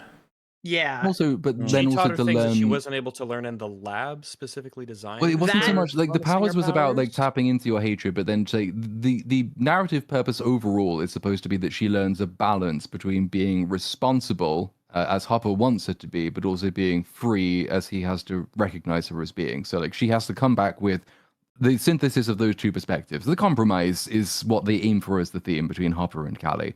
lot of Which is people what they forget will this. use her again for in season 5 as well when they want to do the same thing. But that was what they were going for. I don't think it works particularly well, but they had an idea. Wasn't the They meta also. reason, Sorry, you can go. wasn't the meta reason that they were kind of trying to set up like a spin-offs and Yeah, stuff? Yes. They deny that. They deny that. Yeah, No. whatever. a Callie show. They're liars too, but Yes. but they also use this to say Oh, that Brenner was no. alive. People usually forget that Brenner Yes. was announced Who? alive in this episode. I'm sorry, but that's still a retcon in that season 2. Oh no, he definitely died in season 1, but he's back now. Him with and his better than with his ever. little scars is so funny. It's like, see, Yeah. he's alive. Like, shut up. It's like it's so Door does telegraphs things the to him. rule that if like the death is technically off screen, it doesn't count, and Stranger Things just really amps that up to the max because they like he's definitely dead because his ending in season 1, he gets jumped on by the Well, it's, Demogorgon, which has just massacred everybody else, and it's like, well, no one else has survived, so why the fuck would he? But because he falls below the camera line, they thought, aha, we didn't technically see him expire. Well, what's so we crazy can too bring is him like back. it's a bit of a waste on season 1's part because he doesn't have a good boss death. It's not like a particularly poignant one. It's the Demogorgon's coming and it got him. You're like, oh, Yep. okay. It's a fine also- end, but it's just like, oh, This okay. is also this is also the beginning of that annoying like defense mechanism that you see from fans of the show, where they go, "Oh, you don't like that he was obviously basically killed on screen, but is alive off screen. Well, you must not like '80s movies. This is how corny they all used to be to justify any bad writing." This is like the first time I think that really, and you'll see a lot more of that moving forward. Did you see the one that said, like, why is everyone so obsessed with the plot holes and stretches of Stranger Things? It's a show meant for kids. I was like, hang on. No, it's Hang not. on. We can't be pulling that that's out for just this. that's not even close. I'm sure some kids have watched it or whatever, but, like, there's no way this is intended for children.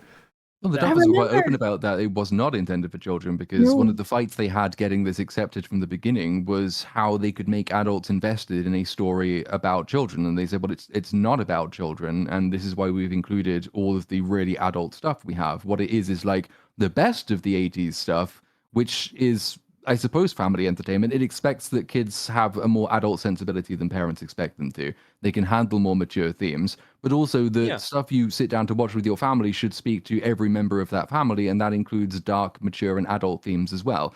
So it's more consciously like a Stephen King style story, and though he is kind of a child, he doesn't write children's literature. So it's never been for kids, and Stranger Things fans who accept that argument are probably themselves dumb children. Yeah, I mean, they kind of retconned that concept, but I remember when season 1 came out, it was first of all marketed as like a Winona Ryder show. And then the next thing I remember about it is that like children around me were so a lot of the children were not watching this because they were scared of it. Like it was a scary show for a It's got scary child. bits. I remember Yeah, when it was it's got some scary. scary bits. Those were cool times when it was Yeah, the they were scariest just show. Yeah, but Well, now we've next got hype season, moments. well, next season there's a giant creature made out of human body parts, but that's for kids. Well, it's Oh, funny for because kids. it's so goofy, but but you're Dude, the right. Like exploding rats are very funny. yeah. The exploding. I was very sad for all the Um, rats dying. I'm like, Yeah, no. same here. It is funny that the more ostensibly mature it gets, the more childish it gets because it becomes just this cartoonish Well, kind of show. Well, I talked about this on another stream, but like the first season is borderline an old folk tale, right? This horrifying monster in the woods comes and grabs a child and drags them away, and you never see them again. Yeah. Like, ooh, what was that? Why did it happen? What does it mean? And the whole town is like shaken by it forever. It's just like, oh yeah, this is like a creepy hum for that. But the more you go on, the more it's like, whoa, giant spider in space. You're like, wait, what? What's happening? Power of love and friendship will save the day. Hmm. The power of being gay will literally save the day. Yeah. Hell yeah. Oh, great. If I may as well, of course, the big thing that struck me so quickly was like everyone loved the lights representing the letters to have communication. Like we got to do that again, but different. Oh, So that's where I was out, Mahler. That the minute I was out on season 2 is when when they redid that. The tunnels That's shit. my favorite quote. That's my favorite Yeah, quote. go ahead. Oh, that's Lover's Lake. They're like, this is all random. Your kid should be like locked up. Wait a minute, is that Lover's Lake? It's like this. It's like one to the other. Turns out this immediately. all makes sense. I understand it fully, and it's totally a Dude, Bob Newby understands like radios, so clearly he can identify maps that are spread out across all different rooms that he Yeah. can't look at all at once. It's so My dad could awful. do anything. He's a TV repairman. So Sorry. desperate to Another be movie like reference. a redo of like the cool iconic shit, and this is so embarrassing and stupid. They're like, no, we gotta find Hopper. He's in the tunnels, like for some reason. oh, yeah, I mean, there's so much. For all it does it in a way more diffuse way. Like so much of that plot is just the same but worse. I mean, you get that big beat. Obviously, it's the same, but structurally, it's kind of the big beats are all just repeats of the first season. Even to the point of Harper goes on an independent investigation, light gets thing, right? ambushed, and his life's in danger. Will is imperiled by a creature from the upside down within the first 10 minutes. Joyce has to, try and stick stuff on walls to help him. That's all extremely the same. You get Nancy breaking up with Steve and going off with Jonathan. That's the same. You get Eleven falling out with one of the nearest protagonists, and then she has to go off her own adventure, which is what she does in season 1 as well. Dustin and Lucas go off on their own thing until they learn something new that they bring back. They all reunite at the junkyard. All of that's in season 1 and 2. All the walking down the train track stuff. It is just the same. So much of it is the same. And then the big battle at Hawkins Lab at the end when someone dies. We get our second of many instances, something that bothers me too, that Steve is definitely the writer's punching bag. Season 1, he gets beaten to hell by Jonathan. Season 2, beaten to hell by Billy. Season 3, beaten to hell by Russians. Then season 4, he gets torn to shreds by the bats. He's just getting eaten by them for a while. It's this strange sort of obsession that they have where they got to torture him at least once per season. It's like, okay. But it does kind of give me my favorite moment in the season where he's beaten up and he looks at Mike and he's like, Nancy. Well, I just like That's, Steve. A lot of the stuff to do with him, all of his scenes, all of his effort, like the actor's great. It's just like, yeah. So showing him getting beaten and still going, I'm just like, yeah, I like you. You keep it up, buddy. Keep defying Story the of writers. characters No, in I the like show. the scene with Billy, like where Billy and Steve kind of fight, and then Max just like stabs him in the neck. Mm-hmm. I wish I could like it Oh, in fully, the but cabin. what I don't like about it is Just way Steve is too much clearly standing losing around. badly, and Yeah. none of the guys do anything. Yep. To the It's point where only- he's like it's about only- to. yeah. Like, Yeah, he's, I'm like, sorry, on him, on the even if I'm ground, that punching the old, shit out of I'm him. gonna grab something and hit the asshole with it that's killing my friend, if you know what I mean. Yeah, but Thank I God just we got think it's Max funny that he here. wakes up in the He car. made- It's like, have you ever driven before? And she's like, no.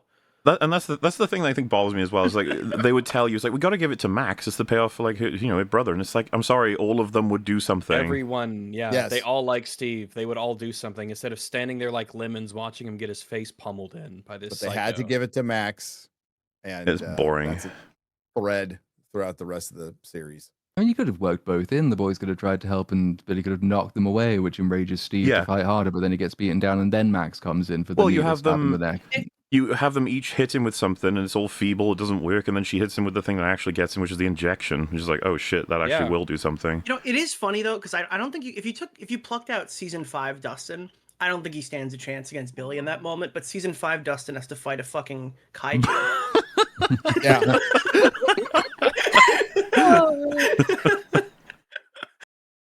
Yeah. What a season.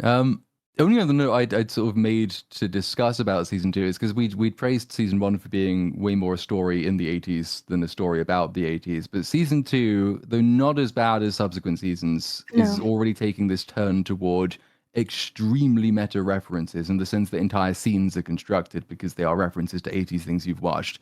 So obviously the vague idea is it's aliens to Stranger Things 1's Alien. But because that's the vague idea, they lift entire scenes from Aliens, like when people go down into the basement while their bosses watch on camera and they all get torn apart by the aliens. There is a almost shot-for-shot same beat from The Exorcist, which is when Winona Ryder is criticizing the scientists who are trying to figure out what's wrong with Will. It's filmed in exactly the same way, same camera angle, same everything else. They then break decade a bit because most of the Hawkins lab section where Bob sneaks around with the radio is Jurassic Park, which is 1-for-1 as well. And it's the first time I noticed myself watching it saying, oh yeah, I've seen this before. Whereas with Stranger Things 1, it was way more, okay, no, this is kind of like, I see what their inspirations are, but no one scene is telling me they're just ripping it off. Yeah, season 1 is like a cool setting in the 80s that they wanted to write in. Season 2 is a cool setting in the 80s that the audience really likes, so they have to pander to it. And then it just gets worse and worse and worse and worse and worse. There's a depreciation of the way it's shot as well, and the color. You'll never get it as good as season 1, and by the time you hit season 5, it is. 4 is better. Not better than 1, but 4 gets better than 3 and 2. There's comments to make about cinematography for sure, and just certain moments that get highlighted. But felt different. Something else that's very much noticed if you're looking to listen to pay enough attention. But I suppose I don't know if you want to talk about it, Fringy, is the change in philosophy with music.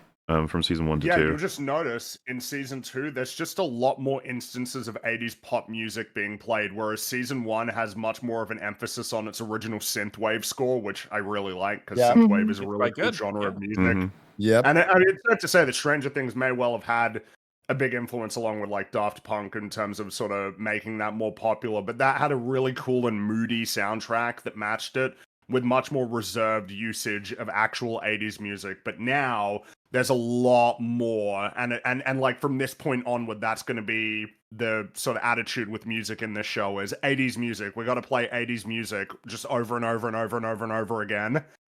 Hope you like Kate Bush in place of the score. Wow, that's yeah, there was one track. Yeah, I think it's called "The Kids." It's very recognizable if you know which one it is.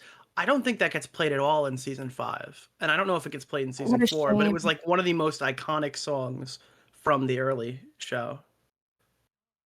But now they have Right Round or whatever. You spin me right round, so that's better. Yeah.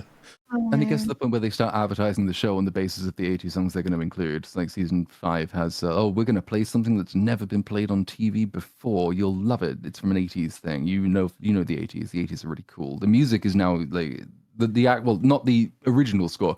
The score that the soundtrack songs that they use are the ones that are like, hey, look, it's another 80s reference. Come watch our latest season.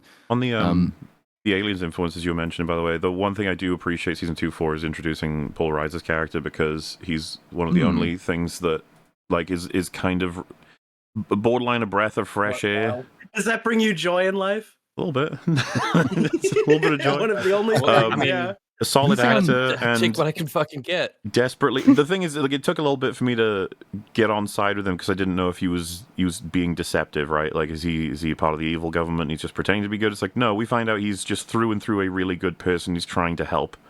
And but they're kind of handcuffed to the radiator with his character. Yeah, a little bit. You might even say permanently once that happens. Dude, he's a skeleton. Yeah. That's what he is now. He's as skeletonized as Derek's family.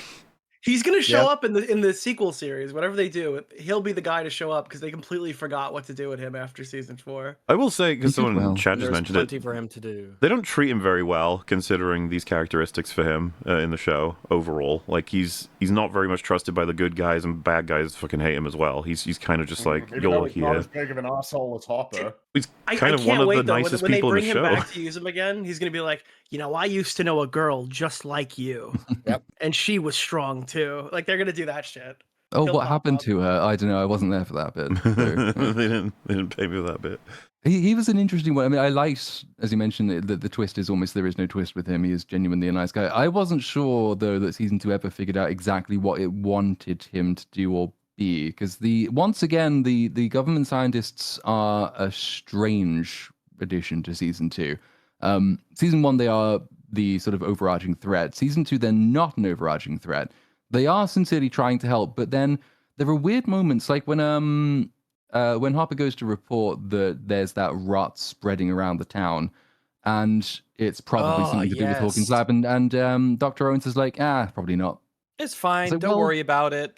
Your entire Just because thing. there's this weird goo spreading out from the epicenter that is our lab that's seemingly That's such a otherworldly. catastrophe, It's dude. nothing. Don't worry about it. It's fine. You're You know what else? overreacting. It's probably just a pumpkin. never or whatever. mentioned Burning it those again. tunnels borderline kills Will. Crazy, isn't it? The damage you could do Yeah. to Will by doing that. Crazy to think Yep. about. But all Yeah. he's been doing, like, also there's a bit where he learns that he overhears on the radio that this Russian girl has escaped, and obviously Hopper knows who that is. He knows it's 11, but Dr. Owens also knows that it's 11 because he struck this arrangement with Hopper, which is, you can keep her locked in a cabin in the woods as long as nobody ever finds out about it. Whereas at the end of the season, the happy bit is, I got you the adoption papers, so now everyone's allowed to know. So, well, you could have just done that at the beginning. She didn't have to be. Wait, was that the arrangement? I thought the arrangement was if I see anything, I'll let you know. We're working together, but he was still hiding her from them. No. So Owens knows about it because the exchange they have is like, I keep this shit locked down and you keep your shit locked down, basically. Yeah, I thought what that was I like. thought what Nicholas thought. I thought that 11 was still a secret, regardless. The Yeah, arrangement I thought they were was hiding that- her from Owens too. Yeah, they were hiding from all the feds, and it was just the arrangement was that Hopper wouldn't tell anyone about all the crazy shit going on, and then he and they in turn wouldn't like bug the town or whatever. They'd keep their shit closed off.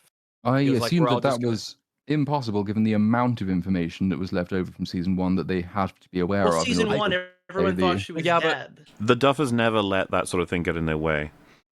Yeah, Yeah. that's what I was about to say. This is the bad writing issue of you can't tell No. what's supposed to be intentional and what's just like a fuck up Dude, of the right? writing. The amount of Remember, there people was- I've seen conclude the fate of a certain character at the end of season 5 based on certain things happening in the show where I'm like, dude, that's just bad writing. That's not intentional. Like they're like, no, but this thing happened, so it must mean that's where they are. It's like, no, that's an accident. They didn't mean to put that We're there. gonna get to that meta moment, but that was like almost like a joke That where meta it's moment. like it was like, yeah, dude, you don't understand. That writing that you saw on the screen, that was bad on purpose because Yeah. here's my theory, and it's like, oh, I've Oh, seen it's it a so many lame times with theory. fandoms. It's so sad because you know it's over when they're like, no, all of It's this too bad late. stuff is Yeah. actually. I think they did this with Doctor Who's fucking Flux season as well, Gary. I could have sworn some Yes. people did it with that. No, all of This this is a case cringe where you need shit, to- it's going somewhere. Trust me. dude. You need to believe in yourself. Believe in yourself and rise above the belief that the writers actually know what they're doing most Oh, of No, the dude, the the- Duffer Brothers sorry, are awful, and the best example of that, and I think we were watching this together, Waller, is when they're like, it's 7 seconds. That's when the lightning is gonna strike. Oh, God. And you count 7 seconds and it's perfect. And if you count 7 seconds at any other point in the show, it doesn't work. It's only in that The- one Yeah, specific yeah. moment. And it's The like actual immediately first after one. if you Out. keep counting. Yeah. You've No. just- The first you've one, just after told the me to 7 seconds conspicuously proof, you listen can to count this. it. It is exactly 20 seconds until the next one after that. So, I don't know It's if not anyone even here... a multiple of 7. No, I know. I don't know if anyone here watched Sherlock as it was coming out, the BBC Sherlock, but that show got so horrifically bad, the fandom was so coping in Yes. favor of it, that they Yep. came up with this conspiracy theory that they had a secret episode they were going to release to reveal that everything you'd seen was bullshit. and that it was all like in the It was heads of Vecna, yeah. whatever. You're Basically, joking. and there was like essays written and loads of timestamps to point to symbols to explain like they've left clues everywhere, guys. This is going to happen. It's definitely a secret episode they're going to release. It never happened. The fan would just have to sit with it. That's simultaneously like really sad, but also kind of endearing that people are so invested in a show that they want it to make sense, they want it to work. Yeah. But also, it's really sad that they're holding on to that kind of hope for what is obviously a terribly written show. Well, I you think see, they put it's, the more work and effort in than the writers of the show did, because like lots of fan Yes. theories would have just improved the show they actually made the theories Oh, about, man. but that's because Yeah. they're Well, that's what thinking you about it. unfortunately That's a sign. realize that there are plenty of instances where the fans care a lot more about it than the people who like spend their lives working on it. Like dedicate weeks and weeks and weeks and even years of their life working on these things, and they don't actually care that much. They don't have very good It's just a answers to paycheck the to them, question yeah. that you have. Gary, do you remember I think it was Christian Harloff who said, "I've been busting my ass as a Star Wars fan." Yes, yeah, for 5 years. Yeah, that Been line busting my ass. is What's funny. this? He Oh, said you it. never heard of this? Yeah, he said it might because have, he was pissed off that he wasn't invited by Disney to some event, right? Oh, this, yes, But I know. I like to change the context into like these Sherlock fans or whatever, being like, I've been busting my ass being a fan of this stupid show and it couldn't be good. God damn it. Worked so hard to try and defend it, and here we are. Because that's the thing, man. Every single time, once the last episode's out and there's no more episodes, it's just like, Nowhere that's to it. go. End of the cliff. There's nothing else. All your theories were better, but wrong. Yep. Yeah, just like it really is a case of you need to have a little bit, and it's kind of funny is that the Stranger Things fandom has become much more confident in their willingness to sort of trust their critical thinking skills to realize that the show sucks. It just would have been I nice wish if they they do it for started everything else, but Well, it's 'cause so many of them. Yeah, just a few seasons late, you know? A few seasons though, but Stranger Things makes it easier for them because so many of the things they thought were meaningful were so obviously not meaningful that there is no room for interpretation left. Like the number of theories about, we'll come on to some of them in season 5, just stuff like obvious continuity errors, which until the end of the season, it's like, well, no, that could really mean something. And if it had been left ambiguous, then fans could still say, well, maybe it did secretly mean something, and maybe it actually led to this, and maybe this informs that, which actually did happen, so it still all makes sense. But with Stranger Things, there is no ambiguity. Most of these things are just completely broken, and there is no theorizing left to be done. Well, Which, the problem is for this specifically is what you said before is that they're writing right through the season. So it is possible that some of these things were meant to be important. They're just not because by the time we get there, they're not important anymore. Oh yeah, stuff So they these introduce. so it's coping, but it's also like the Duffer Brothers' bad writing is still a problem. Oh, yeah. Yeah. No, what does that clock mean? What do the numbers on that wall mean? What are the numbers on the We'll get uniform? there. yeah. What does any of this Oh, mean? man. We'll get there, yeah. One thing about season 2 I was going to ask, by the way, do you remember the climax is, this becomes a problem as well, is the end of every single season is Elle holding up her hand and screaming. That became like a meme. Yeah. yeah, Which, that was consistent throughout. But she's closing the big old rift because that's like the leftover problem of season 1. It's like, yeah, we dealt with the Demogorgon, but there's still the connection to the Upside Down. We got to deal with it, and then the tunnels and stuff. But do you remember as she's closing it? The Mind Flayer is on the other side, possibly about to get through. But now with full context, what does that even mean? Yeah. Absolutely no clue. It even reaches out, I think, as a Yeah, little like sneaky what? tendril reaches out of the rift, so it is coming through. But then you also learn that it's already through because Mind Flayer gas is in Will, and they have to burn it out of him. This is the It's not just in catastrophe Will, of it's like in Russia. ending It's so also- badly that Is all that you wait do. for Russian plot. Inside the Mind Flayer in season 2 at the end there? Like, where's Vecna? So There he's is no inside of Vecna. we well, haven't thought he's- of him yet. No. Well, he's inside of the Mortal Kombat arena, inside of Yes. the Mind Flayer. Okay, gotcha. On the he's, abyss. he's, That he's shit, just a man. sperm Hanging out. cell. He's a sperm cell inside the ideas of the Duffer Brothers. He's in the Yeah. milkman's eye. But what I don't really understand at all is just the nature of like all these different mechanics. You don't pay them off in any significant way. You don't look back at the old seasons. So all the fans, I guess the Duffers can move on, so they don't give a shit. But you can't rewatch this. You'll just be like, oh, that meant nothing. Oh, that meant nothing. Oh, that meant nothing. Oh yeah, that doesn't go anywhere. The That's question crazy. seems interesting. So, but what does that mean? What if the Mind Flayer got thrown through the portal into season? Oh no, never mind. Because there were some interesting ideas they could have taken the new direction with. They just did not do that, and now it's like, well, you can rewatch it to try and imagine that subsequent seasons were different and create your own better one, but it's not going to be the same as actually them doing the job in the first place. I did want to briefly before we move on to season 3 talk a little bit about trying to connect the villains' plans, at least setting a few things up for what we're later told is the case, even though it definitely fucking isn't. So the tunnels that are built out of Hawkins' lab, Yes. you might remember that the corruption is spreading basically from the beginning of season 2, and that corruption is spreading from the tunnels in season 2. At the time this is all happening, Will has not yet been flayed by the Mind Flayer. He has the little goober inside of him from the end of season 1. He still has weird feelings, but he has not yet had the Hey, you pivotal can't call him that. confrontation. Yep. What's the politically correct term for little goobers? Oh no, I can't say you can't just say he has weird feelings. Oh, okay. Yeah. He does have weird feelings, but You can that's say a bit- little goobers. It's Gotta call them little gumbos. He doesn't. He They prefer doesn't have gumbos. the He doesn't have the hair raising gaydar yet. So, but like, Yeah. he's he has not yet been flayed by the Mind Flayer. That happens after this conversation with Bob, when Bob tells him he needs to stand up for himself and tell the evil Mind Flayer to fuck off and leave him alone. Then he gets flayed, and that is the thing that triggers the actual spy mechanic that the rest of season 2 operates by. However, we are now expected to believe that he was already flayed, and that this happened all the way back at the beginning of season 1, in fact. To build the tunnels, yeah. And he was building and the the few tunnels, hours which while caused the Vecna saw corruption him. before he got flayed.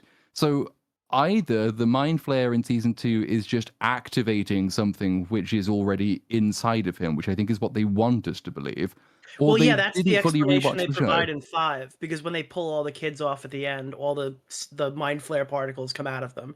So now, if you've ever been hooked up at all whatsoever, you've already been flayed. That's Yeah, the because retcon. they need What the is the point 12 then of the Mind Flayer kids doing the to- actual? No, there is no point. flaying? It does retroactively ruin it, but that's that was But, their well, retcon. yeah, but then how Yeah. come Will didn't buff? Oh, wait, no, never. It's stupid. We didn't know. doesn't Actually, no, sound no, you're right. You're right. Because they show him getting disconnected. He didn't barf it up. Yeah, Yep. that's right. So why didn't they? Or did they? No, he does. When they God burn damn it it. out of him, I think when they burn it out of him, it goes like the Mind Flayer goo comes out of him and then flies away, because season 3 uses that, I think, is to explain where that Mind Flayer comes from. The contradiction is Yeah, also on the issue is other it's not side. consistent. Like the dirt doesn't come out of him until the end of season 2, whereas Yes. the kids that are getting Yeah, flayed in in season season 1. 5, it comes out why immediately. that Yeah, happened that's in season the 1. that's Yeah. more the issue, because they were Yeah. like, oh, I guess we got to show it coming out, and it's like, but why does it come out? It's like, ah, fuck it, it comes out, there it goes, And boom. what does it mean? Because like they Because the want you Mind to believe Flayer's they actually killed the Mind dead? Flayer, except Yeah, that the Mind Flayer in well, previous seasons is in the goo, and that's the real Mind Flayer. I guess we'll discuss more. I just the wanted to goo establish is that in we the are now smoke. expected to believe a bunch of stuff happened that plainly didn't happen, but we And are the thing now is, they supposed could to have believe it did. explained that. They could have just made it so 11 had to go into their head and like get them out or something, and then the goo comes out or something in Yeah. season 5. But that's too difficult for them. It had yeah, to we've just- already There's a done the lot of whole things they memory- could Some have next done. level thinking right there. Yeah. And if I may, solve it's solve it with 11. more of a pet peeve, but Position. something I've never forgotten. I really didn't like, and this might be tied to how much I like Bob Newby, but having a kid tell you that they have like a nightmare, that they constantly run away from this monster and they're scared, and then he like very supportively and lovingly explains, like with his own personal story, that you got to stand up to it, and you got to say no, and you got to stand your ground, and you'll find your strength, and you'll know you can overcome it, and that's what gets Will fucked. I was like, oh, that's a bit Yeah, lame. but it's not Bob's fault, but because it's there's funnier no knowing- context for the real issue, because Will hasn't like told. It's of course Well, not Bob's fault. that's- I'm saying I don't like it on a meta level. Dude, it's Yeah, so like, funny you're because the right, original yeah. Why script would was that you- Will just snaps his neck right there and then, like right after that story, that heartfelt Well, story. that was the Mhm. original idea, whatever. But That's, That's so fucking insane. I don't know That's what you're getting at, wild. Moeller. It's like, why would you, if stories are meant to inspire people and they're meant to like prompt change in real life and make us better people, why would the moral be don't stand up to the thing that scares you? Run because away. It will fucking destroy you. Yeah, Yeah, but keep in this running story, away. it actually is an extra dimensional crazy monster creature. It is. It's not just like a figment of your Well- imagination or a phobia. But on that note, Which right, makes it completely Elm Street incompatible with the story. or Well- fucking even Chucky or some other things, like when a kid does that in the story, they'll usually reward them. Be like, you actually do get a bit stronger, you get an advantage. But in this, they're like, no, don't do that, never fucking do that, idiot. You're like, oh. Yeah. Okay. Well, they I guess- reward him extremely late because it's the same lesson in season 5. There's no stand up for Yeah, yourself and I was believe in gonna say- yourself. They could have called back to that. I mean, they weren't afraid to throw in flashbacks. They No, could have they used weren't. one right there. Bro, listen. This is the same show that says that if you're a victim of abuse, you need to leave so your family can fucking go on and move on with their life. That's the big ending of the entire series. If you're a child of abuse, you either need to get over it or get the fuck out of here. Mm-hmm. until the Duffer Brothers explained in an interview that that is not what they meant. They meant No. something else entirely. And Duffer Brothers reveal that the theme of the show is the opposite of what is depicted. It teaches you that it teaches you that you are a burden and you need to go away. It's The upside show's a down. burden. it's pretty bleak, but yeah. Oh, no, the correction on the Dr. Owens point from Medina, Rags and Nick were right. It's episode 9 when the finale when Hopper reveals 11 to Owen, so he did know about her. It's just the non-reaction Oh, to he the did? tunnels Okay. that makes him bizarre. The only other thing he learns is that fire is really super effective against the upside down shit, which I'm sure is a Oh skill they my will go on to apply God. liberally going forward. God, I didn't think so. Ugh. That Flamethrowers, yeah, but basically- what if 78 ineffective M16s? Dude, clearly you guys just Shooting a hate the circle. 80s, all right? You guys hate 80s movies, bro. Well, I do now. and just for the record, because I was in the trenches when this came out. I was like, "This is a bad season." I got shit on by everybody for it because everyone loved season 2 when it came out, adored it even because it was on the hype of season 1, and things were just going so great. But it's like in retrospect, some people saying it's like season 3 where it fell off. It's like, nah, man, it was already fucked by season 2 completely. Really unfortunate. It was.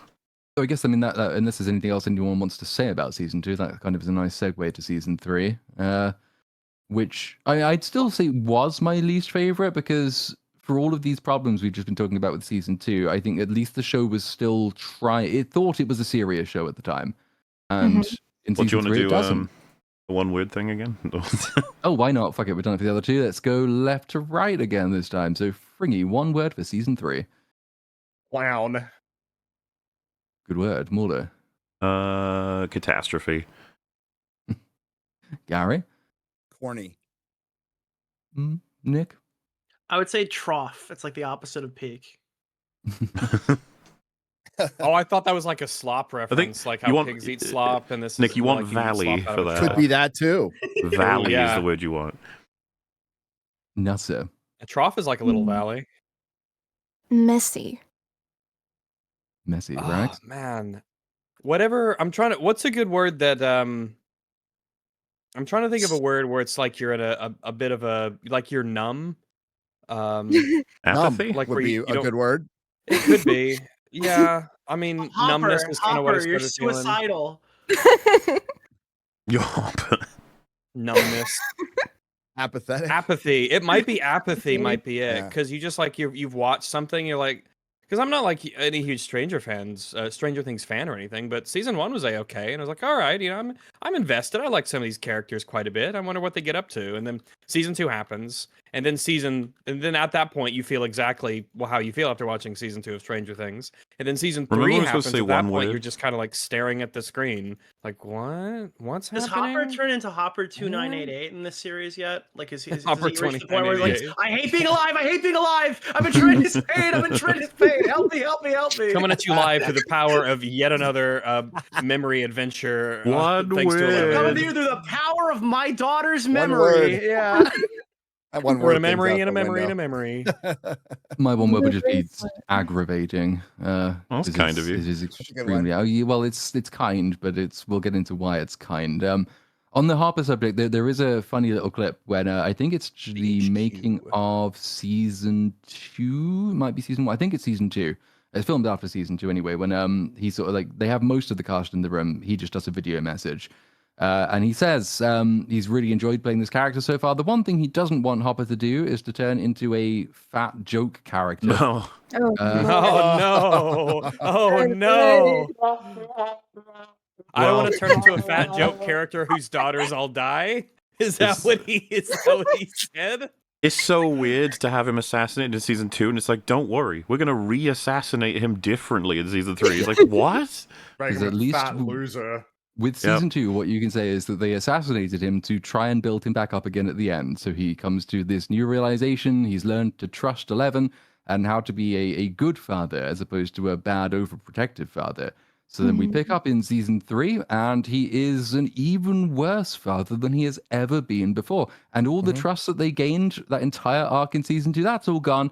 Because now the idea is that while he was just being a father in season 2, he is now a father to a teenage girl. And we're going to meme about that because virtually every character and Teenagers, arc am I in season right? 3 is just a meme. It is meme storytelling, and it's quite annoying.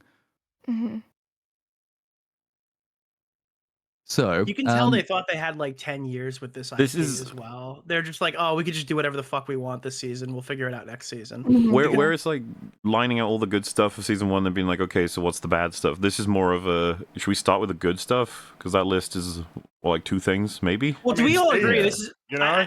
this might not be a hot take. We all agree that that this is like the worst season. It's of the between show, right? 3 and 5. Between this Yes. I would say Yeah. 5 is worse. I think 5 is It might be worse. worse. I is don't. worse. I think more. this has to be About it. worse than. I think this still has to be worse. No, I because think this establishes a lot of the shit that sucks in 5.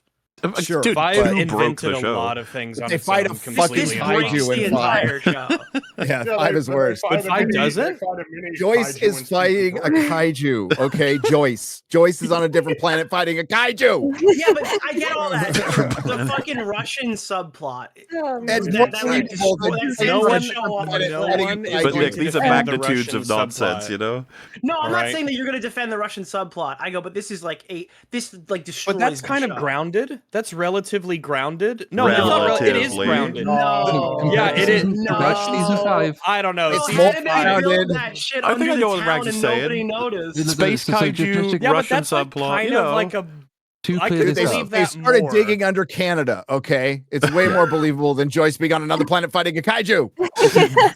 to clear up like the argument for this being more grounded and believable, it is unbelievable, absolutely, that the Russians Yes, plan it in is this not believable. is, It's not the Russians' believable. plan is that they have somehow learned about all of the stuff that happened in the first 2 seasons. They have bought up a huge amount of property in Hawkins by corrupting the mayor. They built a huge lab underneath Starcourt Mall, which is the most populated part of town, and nobody has noticed them doing it. They in which must have they've done it built a during the giant mall's laser, construction. and they are Dude, it's using while they the were all giant sleeping, laser bro. to burn a hole through dimensions to open the upside down. Now I that will is say, absolutely insane. insanity, However, building a laser to open a hole to the upside down is way more believable than the 17 new dimensions that season 5 introduces Yes. at the same time. Yes, I'm so glad I'm not Platoon this episode, who's gonna have to soon explain or attempt to explain what the fuck is going on in We're getting season closer. 5. Well, What do you think that's what all As my much when crisp is 5 doing? is as the dimensions, as much as the physically moving the dimensions is where I kind of go crazy.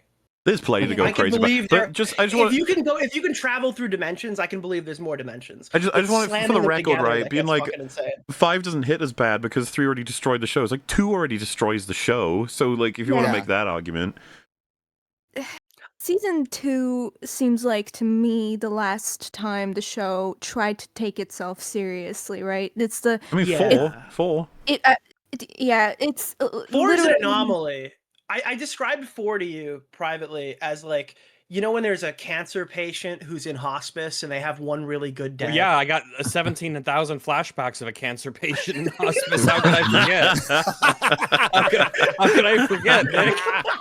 That's the only thing I can think about. The only things I can think about right now are cancer and Kate Bush. Dude, when that happened in season 5, I lost it. With Hopper being like, do you know why I'm hard on you, 11? I have a daughter. And I was like, no. What? I saw one meme. It was like, dude, Hopper for no reason, and it was like SpongeBob screaming, "I have a bomb strapped to my chest," and then just exploded up. I have no But idea what they did. at the very end of season 2, when the mine flares over the building, right? You know, Yeah. like that shot was like, okay, I'm love fine with that. scene. Yeah, I fucking thought that love was good. The music Yeah. choice in that scene is really good. Again, to be clear, right? If you're going to make the argument that, hey, season 2 leaves it in a place where it can go somewhere, but season 3 doesn't, it's like, yeah, but it did go somewhere because season 4 has some good stuff in it. The music was good, but I think we could have used Kate No, Bush but at that but scene. I'm giving We that needed more credit to Kate season Bush. 4. That My one position song. on Kate 4 Bush's only song. So we needed. season 4 does take it, but then the worst bit of season 4 is the continuation of the Russian plotline. So well, season 3. I've turned on that.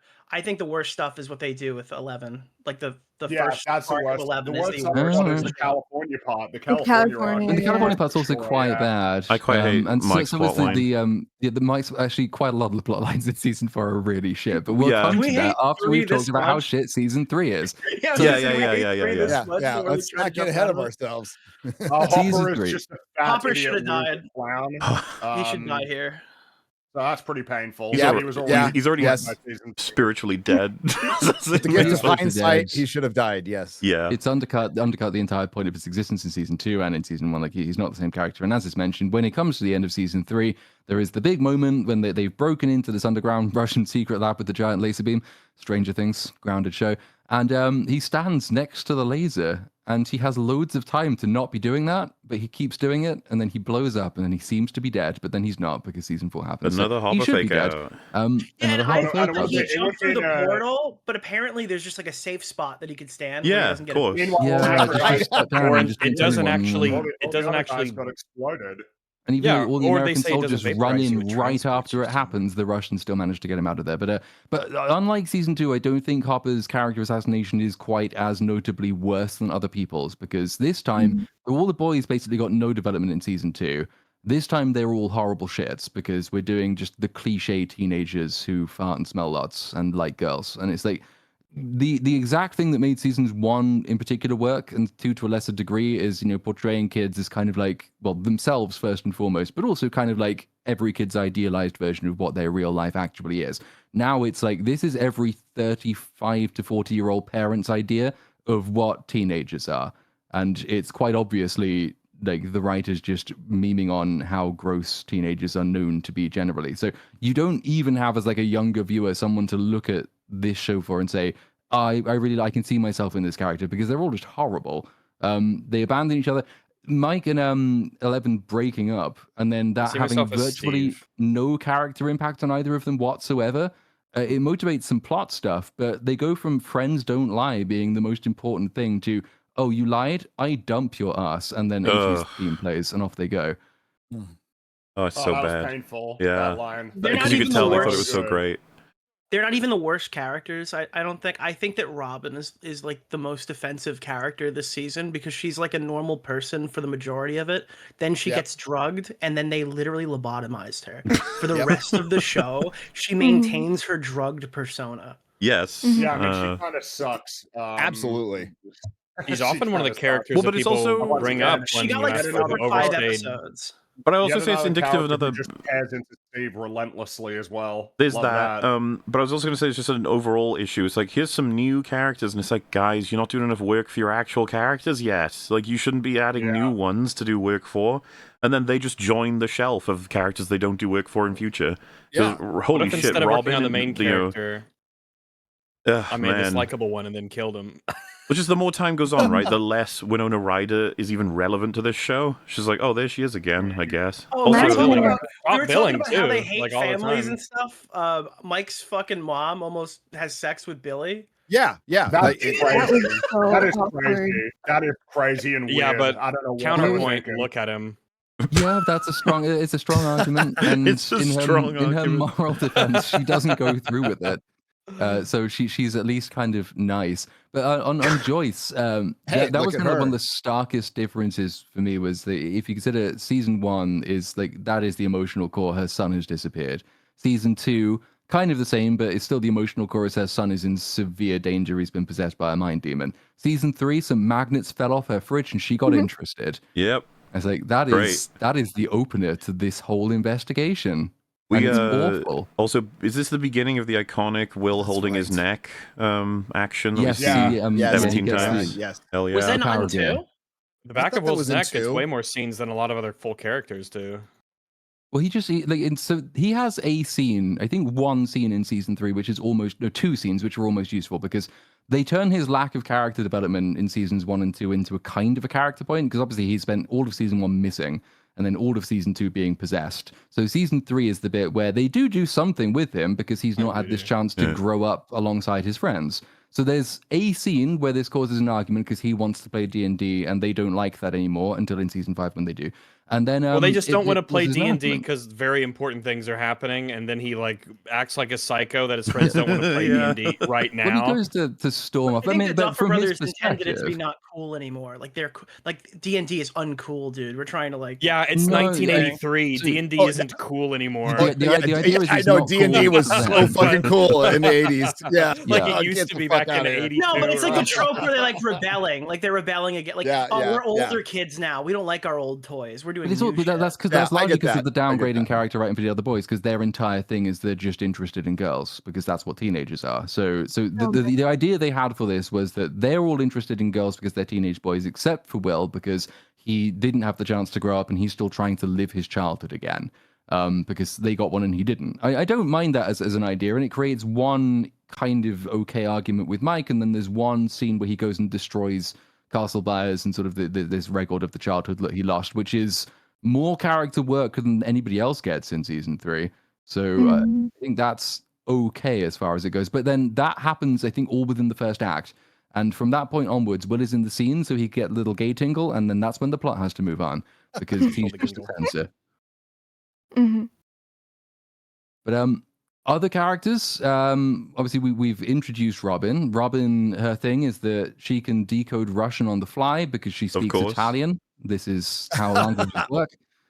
I don't know about this one, guys. I don't know. It about does this get to a Forgot about point that. where I think I don't know if a bunch of teenagers in 1980s America could do all this. You know, Well, you so get that we- little voice that says, "I just don't think they could do this. It's not possible." We're gonna end up repeating this, but I think it bears repeating. The plot line is fucking insane. The It is Russian insane. mall Yeah. shit. It would have been insane, and then they added the Terminator. Oh Yes. god, we'll come to the Oh, Terminator in a bit because there's a whole bunch of there's a virtually a Oh, section we can talk about all the God, I callbacks forgot on this about show. him. Yes. The Russian Terminator. So the Russian plan, yeah, is to build this giant laser. They've tried to do it in Russia, and it doesn't work in Russia until in season 4 when it kind of does. But it's so they've built this giant laser. Whenever it's activated, it sends a huge EMP pulse all through town, and the only person who notices that anything's wrong is the Joyce because she spots the Joyce. magnets. Yeah. So she goes to see Mr. Clark. She stands Hopper up. Hopper has become an abusive boyfriend at this point. Never mind an abusive father. he's What if so the science awful. teacher doesn't notice. He goes along with it, but he just doesn't pay attention to it. People in the mall notice when the power briefly goes out, and then they just go about their business. But so Hopper wants a date with Joyce, and he tries to pressure her into it, which is like the opposite of him at the end of season 2, when he's really understanding that he knows that Bob is dead. So she stands him up because she wants to investigate magnets. Magnets leads to EMP. She thinks maybe Hawkins' lab's involved, so he reluctantly goes to Hawkins' lab. And then when they're in Hawkins' lab, there's another character scene that in complete isolation is quite nice, which is when he says that he's doing everything he can to make sure that Joyce can still feel like this can be her home. And if you forget that he spent the entire season leading up to this point trying to do nothing at all to do this, it's a nice scene. But he had to be dragged kicking and screaming into doing it, so it kind of defeats it. But at least there's like I a did bit of notice- character work between them. There are very big stretches of the show where Hopper and Joyce just don't have any connection or any time together whatsoever. It's almost like you have to be reminded that they're interested in each other intermittently, kind of. Yep. That Sometimes happens a lot in this show, to be Well, fair. certainly in this season in particular, because that's the Yeah. designated Murray scene. He does what he did to Jonathan and Nancy, and he does it to Hopper and Joyce. And this is the Yep. season where they pretty much spend the most time together, because that's one of the groupings. So they're off investigating this crazy Russian thing via the Terminator, a Russian scientist, an amusement park, and then a giant laser. But meanwhile, the boys have been split up in weird ways because Dustin's come back from summer camp and he has a girlfriend in summer camp, and he's built this custom antenna array because they forgot about the ham radio in season 1. But then he spends all of his time away from the rest of the boys, and he's with Steve and I keep forgetting Robin. That's the one. Robin. And then that involves Erica. She's a terrific new character. Everyone loves Erica. Oh, I love Erica. I'm so glad that she only shows up briefly in this season and never comes back again. Jesus Christ. I'd be so What a- upset if this fucking cunt ever Another showed her example, face. dude, though. Oh, jeez. Just adding more people that have spent so much time with them, because Holly's going to be the biggest, most egregious example. But yeah, Erica is another one where it's just like, do you really have time? And then she's annoying as well. You're like, great. Did anybody She is ever a like Erica? bitch. Like ever? I'm sure some Have you ever people heard would like claim to incidentally, like even it. with the Stranger Things stands, like, oh, I love Erica. It's like, I No, assume they're they in do season like her 4. a lot. I assume that is the case, that they do. I like don't hate her in season 4. That's but like the I only mean, time though. I could do without these. the sorts of nicest thing you can say. characters, I don't hate her. Yeah. particularly when you do have that problem. You just keep stacking them up, and they all eat into the time that you need to serve the characters that you already have. So you've probably cut it out and stop introducing is these new main characters. Yeah, it's crazy. I'm trying to think of a scene that I like from her. That's why I've been quiet. I'm trying to figure out. There isn't one, I think. There isn't one. I googled America's Erica. strongest defender Well, can't come there up with might an have been, Erica scene. Yeah. She shares scenes with Eddie in season 4, which helps her. Because Eddie helps anybody that he's with. Yeah. Eddie's Yeah. a multiplier. I feel like it doesn't count for her, right? Like he's the force multiplier, not her. Yeah. I think she was fine in what season was it when she was introduced? Season 2, when she was like shit talking her brother. It was kind of like when she had it one was- scene, she was fine. Yeah. cute Yeah. sibling dynamic. I wish they She was kept basically it at that. Holly in the early seasons, where she was like around for a couple words. Yeah, so her I mean, character development will be extrapolated from one scene. This happens a lot in this show, by the way, and just carried on through the rest of the season without changing much. yeah, she was, and that's what makes this show so like funny, because you had her character and characters like her that grounded this world and world building of Stranger Things. You had this side characters or like background characters, right, that had functionality of like, oh, Lucas actually has a sister and they actually have a dynamic and relationship without her being that important and that integral to the plot. But, we all have these kinds of things all over the place that build the world for us to believe in, and suddenly All the little things add up. yeah, and those things little by little stop existing, either disappear completely or are completely like set to the front, become the biggest thing ever, like Erica, and become like the main cast, and sort of the world of Stranger Things shrinks and shrinks with each season, and sort of becomes a parody of itself. Yeah. As the characters grow, the world gets smaller. I got a fun Yeah. fact for this season. This is the last season that the characters are really allowed to smoke. Oh well. Netflix came you're in and said they're right. not allowed anymore. Yeah, 3 was we the don't last have season they allowed it. smoking. Oh, It's that's right, 1984. No one smokes anymore. Boo. True. Yeah, everybody quit smoking in Well, 86 just- or what? Yeah. Well, it When was it used to because be they put out a conspicuous. report that ages like 12 to 24 were the main people watching the show, so then people started complaining. That's when I started smoking, about 1984. The thing is, Because I remember there was a specific scene where they very conspicuously showed people smoking on an airplane, and I was like, "Oh, that's like a fun little thing to Yeah. show how back in the day smoking was just normal, and people would just smoke on airplanes." Yeah, and somebody watched that and they're like, "Are you fucking kidding me? Get And I'm that like, yeah, off that was the show!" world.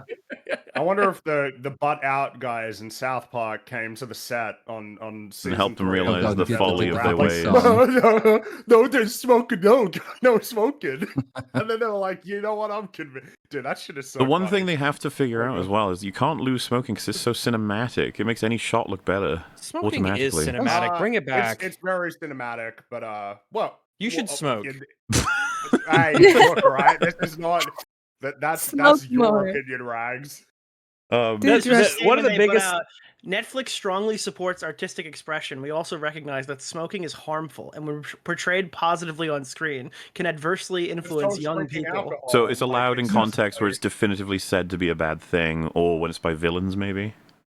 I think so. So does that yeah. mean that- Anyway, so here's they would a never here's have a scene the we Bond wrote where family the getting character we drunk think is again. good. So we could have had Vecna smoking. They fucked up. Yeah. Yeah, they could have. We could have Yeah, probably he's got a turned big old to the cigar. camera and said, "Don't smoke, you will get cancer like my daughter. Remember my daughter? She died of cancer." Dude, again, because it's on my mind because of Futurama, but there's an episode where Fry beats the enemies by using is it a library is with books and writing and stuff, and they say like, "You did it, Fry, you beat them." Then he turns to the camera and goes, "And all with the help of my books from my local library." I love shit like that. So what I want to bring up, right, with the nature of how this sits with the rest of the show, it's like with everything we know now about how this all turns out. It's like season 1, so Vecna sends the Demogorgon in to go and get Will. You're like, all right. Season 2, the connection's been made, and now the tunnels are being built, and we're trying to strengthen it all because of the ultimate plan that's on the way. And it's like, okay, so what's season 3? It's like, well, the smoky goo that came out of Will has collected in like a basement, and it's tempting in rats to then tempt in Billy to then get him to tempt in other people to then create a giant flesh mound to just stomp through Hawkins. Also, Speaking did of you giant think about flesh this? But like fucking Vecna must have been so happy those Russians came in because he was like defeated after Yeah, he was in season trouble, 2. man. And they're like, he's like, holy shit, dude! Somebody just opened the fucking portal. I'm I can back come in the back game. through. Thank Back in the goodness. game. Because they wanted to be like, oh, Vecna had this grand plan for 5 consecutive seasons, but if a bunch of idiot Russians didn't open a portal under a mall, like that would be it. He'd be just pouting in the abyss. With his big Forever. kaiju. Yep, with his big kaiju. But we built a big kaiju in this season, so this is Same the spot. everyone thought Well, this and- was amazing, so we did it again. Maybe I'm wrong, but I feel like I'm realizing too, season 3 versus 2 is less complicated in badness. It's like season 2 you have to do a bit of, breaking down and comparisons and understanding like Yeah. where they may have gone wrong. But season 3, it seems like everyone agrees like, yeah, it's bad. It's obviously bad. Yeah, like It's obviously bad. the whole Russian plot and the way But that it's it's paced boring. and under the mall. Yeah. It And it is becomes a relatively caricature. focused as well. Like, if you compare like the overall just narrative structure, it's actually closer to season 1 than it is to season 2, and the number of branching plot lines and the number of separate goals. There's not as much sort of totally independent stuff happening in 3, so it's easier to follow, which I think makes the fact that it's bad that much easier to spot. Yeah. Plus the fact that you end the shot of season 2 with this huge mysterious smoke monster that looks really cool, and it contains loads of mystery, and you wonder what it could be and what it's going to do next. And you get to season 3, it eats a bunch of rats, and then with rats it gets a little human servant, then it eats a bunch of humans, and then it becomes the Thing, kind of. And what a but worse. waste. What a waste of like a body snatchers-esque plot. You Oh, could have yeah, had dude. secretly Oh, he yeah. didn't need to do people. this. Vecna had 8 fucking Demogorgons that could have I just don't ripped through anytime understand they how wanted. that's my whole point. How Well, does this Vecna- fit with anything in season 4 and 5? This No. makes no fucking sense at all. It doesn't. Part I of mean, the issue that we'll get into is that Vecna should have won the plot like 700 trillion times in a billion different ways, and Yeah. he should have no problem whatsoever. It's nonsense that he lost. You at And this I point mean- you'd Think about assume that this, it's the Vecna didn't same even thing. exist until season 4. I hate how What? they talk about It's- this season. Like when Billy is like talking to 11 or something, and he's, people say like he's possessed by Vecna in that moment, and I'm like, no. There is no Vecna at this point. I No. had no idea who Vecna was, but you keep thinking that, sweet summer child. Yeah. Oh man. I could travel back in time during this season to ask Duffers like who the fuck is Vecna, and they're gonna be like, Well, who? Well, I that's a was good telling- idea. I gotta was write that telling, down. I was talking to. I wish we recorded these sessions. I was talking to Mauler before we watched season 5, and I said I think the reason why it makes sense that like Vecna was brought in is explicitly because like it's more believable if they're fighting this entity, this gigantic kaiju monster. Is cool, but I don't know how they can reasonably fight it.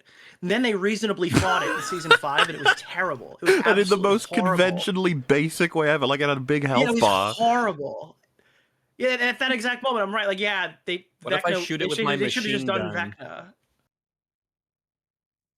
Oh man. Yeah.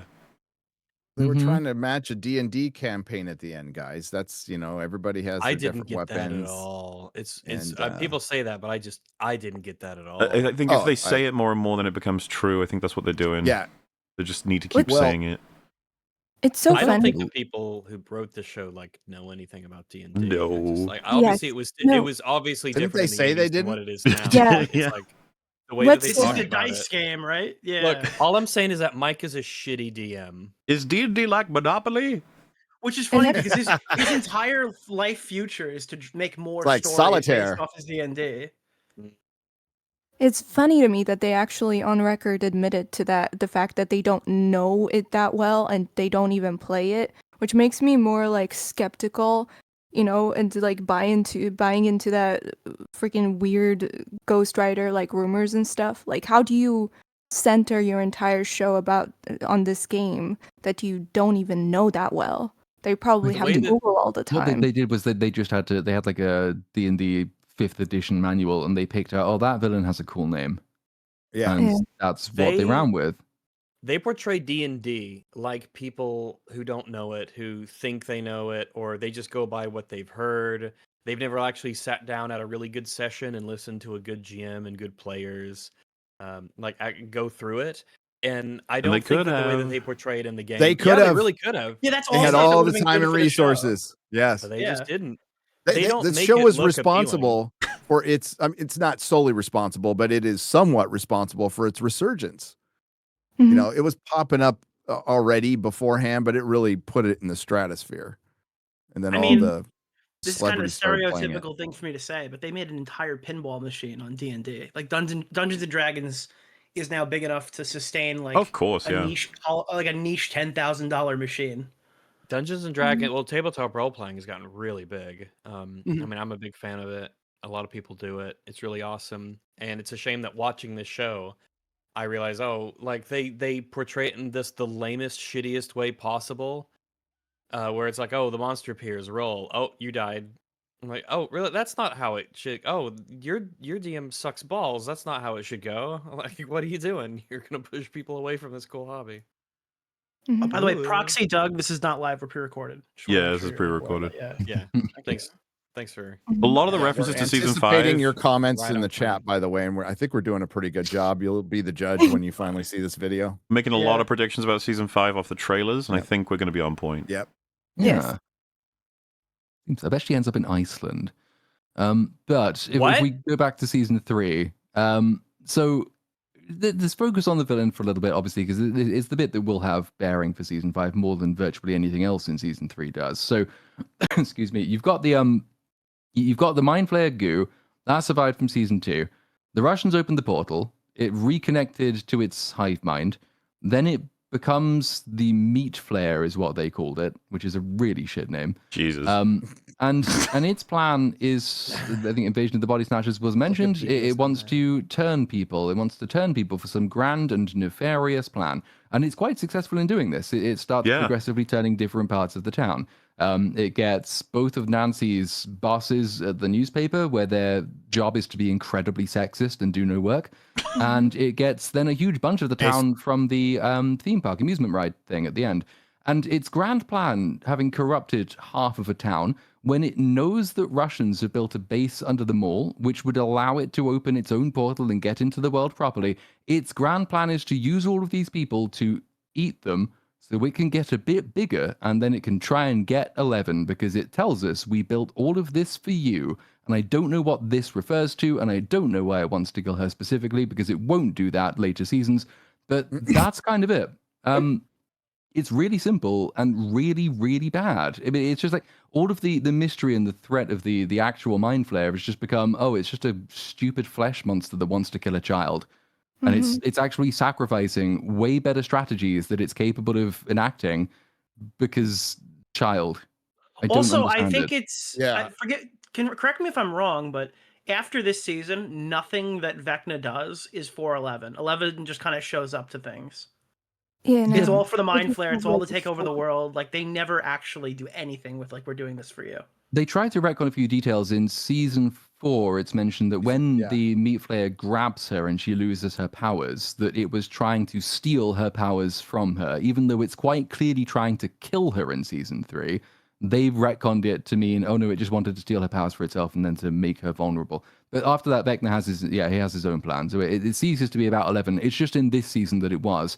But then you try and square that with the motivation for the Mind Flayer in later seasons, and then it makes no sense whatsoever. So all of this is about 11 in season 3, and then it's about something totally different in seasons 4 and 5. So what were you doing fucking around in season 3 for? And you sort of get the sense that the Duffer Brothers just ran out of things to do with the Mind Flayer, and they thought this would be a good way to end it. I use the word good loosely.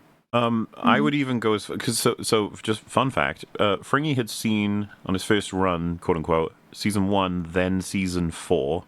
He had like the goated breakdown. Yeah. So you know, and you might be like, why? It's like because you can skip 2 and 3. You don't need You them. can. There's not much you get from them that can't be summarized in Of course, maybe a now sentence. that it's all done, you can just So- not watch any Yeah. of it. You can not watch You the can just show. watch Andor But, like, or something. I'll give a sliver of credit. Season to 2, 3 is the most superfluous, to the point where it's actively like it's almost like an alternate reality show where they just decided on a different plotline for a little bit. They're like, what if the Mind Flayer's goal was body snatchers? You're like, huh? What if we did nothing interesting with the body? Yeah, snatchers if they just concept? did that, that's Lovecraftian. You'd leave the Russians out completely. That would have been enough for a show. It seems like Guess not. they have severe identity issues, Duffers or Stranger Things as a show, You know, like they tried with season 2, as mentioned, to repeat the same thing, right? They had no idea what to do after season 1, so they were like, okay, let's try this thing again, and that didn't work. And then they were like, with season 3, oh, well, let's just try something completely different. They just completely gave up on coherency and just cohesiveness, I mean. I think Pre-COVID, they probably thought they had like 10 seasons. They probably thought that, oh, maybe this one could be inconsequential If they because we're gonna have were Yeah, we can tons fuck and more around. content. I just don't Yeah. think they just don't think that far ahead. I don't think they're No. capable of conceptualizing time in that way. What I think happened is that to the extent there was criticism of season 2, it's that it was too slow and too dark and miserable. And so what they did is they read all that criticism, as they always do, Yep. and they overcorrected. And what they gave us is something which is way shorter, incredibly bright to the point of epileptic inducing fits. All neon, massively That mall, 80s, man. so much Ugh. comedy, Yeah. so much action, so much stuff. And that was just all their attempt to correct for the perceived flaws in the previous season, which were not the actual flaws of the previous season. Wait, And the guys, we're moral is leaving not- something out. Nancy fucking sucks in this season too. Wow, Yeah, what a she change does. Holy of pace. shit. Yes. She's Yeah. awful. They portray all the people who work with her that like the worst people on planet Earth, but she's also like absolutely unhinged the entire season. Jonathan clearly just needs a job, and she Well, keeps so dragging this, him along. yeah, and this is where Jonathan, Yeah. like, season 2 is already the beginning of it, but Jonathan's no longer a character, a POV character. He's Nancy DLC. He's not a person anymore. Mhm. He's like how Lucas becomes Max DLC. Yep. Yes. She Yep, sucks in yep. this season. How she And he- goes like, Jonathan. I mean, their family is poor buyers, so the fact that he needs this job so severely and is doing everything in his power to support his family, and Nancy over here, you know, this little brat is like, I don't care. Let's just do what I want to do, and let's put your like life in danger and your family's support in danger. Just fuck that. It's insane to me. Yeah, that I'm people just post- picturing the Duffer Brothers like, yeah, No. they're gonna love this. This is awesome. This is such a Yep. good thing to do. Well, and people post the whole, like, the first image of Nancy versus one of her last ones. It's like, look how far this character has come. It's just like, dude, the fucking scenes in the middle of these two images do not justify these two images changing. Like, No, what do you and mean? No. It's not actually character development. It's like she gets progressively sapped of what very few good qualities she even had in season 1, which is that at least she had a pronounced fear of being like her parents in season 1. At least she did sort of interact. Like she kind of had She priorities really and a hero. values. Like she wanted to investigate the death of her friend. Like all of that stuff, that's just gone. She's going to end up a bitter single university dropout with no She got- relationships and no career. She got churned so up funny. into modern female badass Yeah. character. I mean, she when sure does used look to like have something, Rambo yeah. in drag, so that's No. progression. But we'll come to Isn't it that. Nambo or And by the Nanspo? way, and for Nanbo. Nambo. Nanbo. for Jonathan, this is like, I mean, I don't want to say it's as good as it gets because it was probably good as it gets before this, but it gets significantly worse after this for a while. Oh, yeah, And Jonathan's like, fucked now. he's not allowed to have anything. Like, one of the things that people don't remember is that's not Steve's baseball bat in season 1. That's Jonathan's Well- bat. And Joe Well, Carey has to correct people when they go, no, that's Jonathan's bat that we're using. Well, when you asked me to talk about like Jonathan, especially looking back, the only things I could really remember Jonathan ever doing recently is talking to Steve about Nancy. Yes. Yep. Yeah. It's an It's- inverse Bechdel test. Yeah, it's a reverse Bechdel test. Exactly. Well, no, exactly. And just to be clear, like, you know, this probably would have happened to Steve if not for the fact that the actor is so charismatic. They just, anything they give him, he makes work. But I'm sorry, for Jonathan's actor, it's just like, if they don't give him anything worthwhile, like action-packed or anything, and he's just in scenes doing things, it's just like, you start to forget everything he's doing. It's like, okay, So- he's there. It just became painfully obvious because, again, back in season 2, when Joyce was doing the fucking art thing and them redoing that, I was just like, oh, they got nothing for the Yeah. rest of the show. But 3, it became painful obvious that and you guys have brought it up, like they listened to their critics, but all the wrong ones. I don't know what. Well, they I were, think by the end of the they were show, very they're listening sensitive. to everyone. They're listening to Yeah. everybody, so their things are What is that? contradicting. There is no correct or incorrect. Like, they were fucked anyway. They can't write. Yeah. There's nothing they Yeah, can Reddit do. wrote the show by season 5. It just Yeah. gets progressively worse. Absolutely did. And you know, well, them not having a plan either, but they were very sensitive to a lot of stuff. They were very sensitive to the criticism of lack of LGBTQ plus representation in the first Yeah. 2 seasons, which there was What? criticism. Yeah. There was. There was some, So, but like they overcompensated so hard. they pissed everyone overcompensate off. everything, yes, and that's what brought on Robin, and yeah, and It was Nancy done just had to alright. be. I think Well, not initial Robin's was like fine. Robin yeah, would Robin's like was that. was, Robin's was and Yeah, fine. Will's in I season think that 4 was was okay, alright. but I think part of the problem is that I think I'm right in saying actually Robin coming out was again the actor's idea. Of course. I think Mm, she yes, she it insisted was. on that doing. Now that makes for a kind of okay scene in season 3, I guess, the actual coming out It's scene when alright. they're both high. The problem is though, if you're already planning, and they were already planning to have a major coming out scene as a pivotal point in the plot later on, they The one thing kind they of were planning. read on each other. It is the way, yeah, 'cause it's from right back in the Montauk Bible. It's mentioned that Will has sexual identity issues. They just didn't get around to making those surface until season 3-ish, mainly 4, and then too much in 5. But once you've done it once, it kind of makes the really important one less important because it's already happened. And it's like, well, oh, okay, but this time magic, great. And it's the only thing that's really there to be said for Robin as well. It's just like she's chippy, she's got a weird personality, and she likes slamming clam. I guess I don't know. She's just like she's But that's just the funny quite part is she I've boring. never wasn't heard like that before, that. slamming She clam. wasn't like that until the No. Russians used permanent drug beam on her. She was like a normal person prior to that. No, yeah, well, and Eh. somewhat intelligent, charismatic with Steve. They had a good back and forth. They could burn They each had other. a good chemistry. Those Yeah. two. They ruined her for 4 and 5. Holy shit. Oh. Yeah, like I guess I try to understand my logic with her because when I was watching season 3, she very quickly before the torture stuff was becoming, and partially it might have been because of Steve, but very quickly becoming one of my favorites.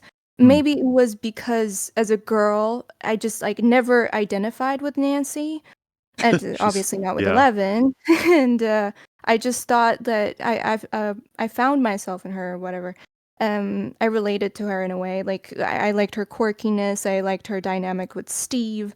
And it's funny how over the course of this entire show, she became maybe one of my most hated characters. Hmm. When Well, I because thought it's funny she because was going they to see be the my goat. reaction to a lot of these characters. Like, oh, you like how quirky she is? Like, well, we didn't really. I mean, I guess that worked out. We just have to really lean into that in season 4. It's like, no, you did it enough, right? That was fine. Yeah. But they're like, no, we have to She was overcorrect normal because people like quirky. it. But She's it's the kind of also- quirky that you'd see in a person out in the wild. Where you're Well, like, it's like oh the yeah, this is like a 80s normal shit. person. They're just a little quirky. The thing, what happened with the 80s in the show happened to every good part of the show. It's like, oh, okay, the 80s is a cool place that we can like put like ground this film in, or this show in, and then everyone's like, oh, we love the 80s. Like, oh, you love the 80s? Just wait to see what we have in store, and then they Just kind of wait. flanderize the fuck out of it. A lot of it is because they introduce these characters with one big idea for a season, and then once that big idea has been accomplished, they have no ideas for what to do with them later. Their purpose has been served. Robin's purpose is arguably completely served by the end of season 3, but she has to stick around because they refuse to kill or offload people. So once she's fulfilled her major purpose, and she gets one of the stronger scenes, and she does do well acting against Steve, and I think it's because they are both quite charismatic. After that, there isn't anything for her to do or to be except the quirkiness that's her core sort of personality trait. She doesn't really get reset like the other characters do. They reset Hopper every time, obviously. They Yeah. reset Joyce sometimes. The boys just sort of do their own thing. They don't really get moved, reset, or otherwise. But that's, Mike is the heart of the party. Why? Well, because he was in season 1. Okay, what's he done since season 1? Nothing. Well, he's still the heart of the party, though, guys. Honestly, we'll even have a scene in season 4 telling us he's the heart of the party. He'll go on to do nothing after that. It's because that was the one thing they knew about him when they needed him, and then after that, they've just kept them around for no reason. There's loads of that. I mean, season 3 sort of memifies everyone a bit, but that's the same core problem that they have. They don't just. I mean, they do lose a character. We can give them credit for killing someone. They lose Billy. They make Max more of a pronounced character. Like, she maybe has the most sincere character growth and moments in the entire season. Most of them revolving around Billy. But obviously, it's that trauma of the person that you thought you really hate, but because of family loyalty, secretly also quite love, and you understand that it's the trauma in Billy's past that's kind of made him like this, and he doesn't deserve to go the way he's going. So she wants to try and help him, and I think Sadie Sink's probably the There's something most to it. competent of the younger actors, which helps those scenes Yeah, she's pretty good. come off. And then Billy's sort of moment of self-sacrifice, having been infected by the mind flare, overpowers its will in the big finale at the mall. And I say sacrifices himself to save Eleven. Kind of not. He just dies. Yeah, But he does yeah, delay it it. just dies. Yeah, It's the thought that counts. I Yeah. didn't see it that way. It's think meant he to just be a died. sacrifice. Yeah. You know, I just forgot about Never Ending Story until right now. So yeah, Oh, we have God. to talk about that. Remember Oh, Neverending God. Story? Yeah. So Well, is I that hope us they have a moving- long-lasting relationship after that scene. Yeah, they seem like they really gel and they have Yeah. similar interests. They get along really well. I'm sure I'm sure she won't end up on the pile of characters that just disappear from the story. It is I would hate crazy. I would hate to hear about her from a Duffer Brothers postseason interview. They Oh, just yeah, forgot a about tweet it. about how the Duffer Brothers talk about She yeah. moved to Europe off screen, and then she never came back. And then they had a breakup, and it was really Dustin was really sad. The Duffer said in an interview. Oh Um, man. It's What's funny to me is that they invited her on the premiere, which is so backhanded. Yeah, I would be so pissed if I was that You want to actress. come to the premiere you were left out of? that feels like a probably could. like a fucking automated system ticks all of the overcompensation. actors and actresses' names across the show. Just like, of course you invite these people. Yeah, just like you're invited. Okay. I mean, she literally Well- could have just physically showed up at the graduation, and that would have been fine. Could have, but no. Like, just had her standing there off to the side, or like they cut This is to what I her mean. for a It's second. like, oh, we don't have room for someone like her in this fucking story. It's like you introduced like fucking 15 new characters in the that's- season, bro. That's not her What do you fault. mean? You did introduce her, and she like Well, that's Dustin yeah, it's- giving Dustin a girlfriend would have been like, oh, that's like palling around and doing stuff, or she's the constant voice on the radio. Like that would have been an interesting dynamic where you have a character who's like a character, but who's not physically with them. But Like a her long-distance girlfriend. That sort could of have been element in the something too. season does take up a chunk of time, and it's like, well, A big okay, you've chunk of done the time. work now, so she's here, and then it's like, bye. No, okay, fine. And it's like, Also, it's insane how incompetent the Russians were this season. Like, they couldn't kill a nice bunch of segue. kids who were running downstairs. Yeah. Oh, Yeah. that's like the U.S. government. All governments are incompetent. Yeah. don't even just get started on season 5 government competence. Holy moly! But the Russian incompetence is like from the beginning. So they do the Empire Strikes Back reference when the Terminator instead of Darth Vader chokes the guy out for failing and says, and gives it to the Admiral Piet of the Russians, which is Mr. You have a Alexei. year. Gives him a year to do it, has to do it in Alexei, Hawkins. All of yeah. this happens within a year. But the only reason that fucking Hopper and Joyce actually get on the trail of the Russians is that for reasons the Terminator is hanging around in Hawkins' lab, and he knows they're after him, although they don't know he exists yet. And then rather than just sneaking out of the building and leaving, he stays to punch Hopper and not kill him. Yeah, And then he drives off so Joyce can see his number plate and look and find he's driving a motorbike. So like, if he hadn't done any of that, they couldn't have discovered it. He's just there just to be loves an punching. incompetent Terminator. Well, wasn't there a thing of like he drives a motorcycle, and then Hopper was like, "Wait, I saw a guy with a motorcycle helmet Well, in she a plane." says, Uh, yeah, Hopper asks, what was his car? Like how he got away in a car? And she's like, no, he didn't use a car. He used a motorcycle. And then he's like, They well, really I was wanted at him the to get a mayor's car. office a few days ago, and I the guy hate with the motorbike helmet was when there, and plot so we're works going to that go way. talk to the mayor. It sucks balls. So bad. It's so coincidental. There is a line in season 5 saying, I don't believe in coincidences anymore. And You it's like, should. Fuck me. It's the I entire think show. Luke, yeah, I think The But Luke you entire need show to is believe in built on these. coincidences. Yeah, that's how it's written. Yeah. The none Russians, of it's a coincidence. It's a Vecna all along was doing the mind something, to make the memory happen. We have Yeah, to talk. whatever. We have to talk about the coincidence that was the entire like saving Max thing. Eventually, The entire when we get to plot. 5. Yeah. oh, The coincidences are staggering in this, especially in terms of like a monster or a baddie's about to kill a character, and then at that exact moment, something happens to save them from either an extra dimension or the dimension they're currently in. And it becomes so like, oh, once again, the amount of Deus Ex Machinas in this and last second saves Yeah, we that are haven't. often completely unrelated, staggering. Something that Fringy was pointing out a lot when we were watching it the first time is they're having a lot of these eureka moments, but most people don't think that's a season 2, 3, 4 problem. It's only a season 5 Oh problem. yeah, it's been Like, there for no, ages. It was It's- only ever like it was only realized by the masses in 5. It's happening here too. Yeah, I mean, there's fairly few big ones in season 3. The whole discovery of the Russian base underneath the thing is because, oh yeah, Robin realizes she can speak Russian because of Italian. She decodes a thing, and the thing happens to convey a message, Has to which learn a she different goes out into the alphabet. middle of the mall and says, "Oh, it's referring to that shoe shop and that Chinese takeaway and that and that and that." And then Dustin Yeah. happens to recognize the song playing on the fucking toy The little horse thing. yeah, But the then little you yeah. actually see the Russians recording that message later in the show, and you can't hear that music, so it's just there because reasons. It's the whole thing proceeds on eureka moments. Even Joyce's magnet thing. Oh, electromagnetism. Oh, the scientist can tell me. Oh, the scientist knows exactly what it is. Oh, it must be Hawkins' lab. Oh, it must be the Terminators there. Oh, it must be the Russians. And throughout all of this massive set of coincidences and eureka moments where they learn A, that the Upside Down is still active, and B, that the Russians are involved in it. When do they actually contact their, friends in the government? What's Dr. Owens doing for 99% of the show before he shows up right at the end? Because the answer seems to be nothing. They just don't tell anyone until the final scene when he shows up with the military. It's So like Will in coincidences season and no one 2 and responds. stuff when he has all the Mhm. spooky, scary, Well- apocalyptic visions, and it takes him like ages to tell anybody about it. Do you know whose fault that is? The reason why Dr. Owens can't be there? The Duffers? It's Nancy's fault because they ran him out of the town, didn't they? Yes, they did. Because Nancy told everybody that he was responsible for a huge chemical thing, even though But all he's the done is good try to people were help. there. He does Yeah, come back if after she doesn't that. do that, they probably would have done Oh, more well, to stop yeah, this. they would have spotted the Russians, and the Russians couldn't have done their thing.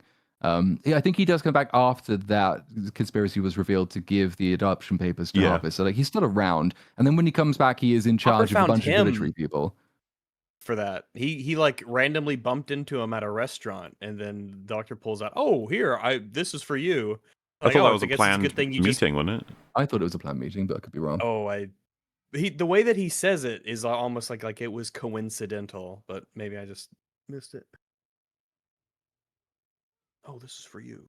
Yeah, I mean, there's a lot of stuff which sort of fades from the memory, particularly in season 3, it must be said, Oh, because it's also awful. Jesus. It's bad that my most vivid memory is Neverending Story, which is just, I remember thinking Through at the sheer time I was watching it, repetition and what the annoyance, fuck yeah. are you doing? How is this an extended sequence? To get Planck's constant to stick in a safe, to get 2 keys you don't even need to blow up a big Russian laser in a basement. Stranger Well. Things, what have you done? Wait till later. Hopper is all of I us. thought it was so funny to have them singing that while big, serious, horrible things are happening. Like, we're getting chased by the giant kaiju. But funny, they're singing Never-Ending Story. Teehee. Yeah. Oh, What is It's already hard tone? enough to take it seriously when they're driving and the big goo CG monster is going glar glar behind them. It's just like, yeah, okay. It's doubly depressing for the big gloopy CG monster because you can watch the interviews with them on season 1, and they were talking about how they made a real point to try and make the Demogorgon practical whenever they possibly could. Yeah. The van stunt, they did it practically because they really, really wanted to, because it just looks better. They didn't want to spend loads of time and more money on something that they would never be able to make as convincing as the real thing.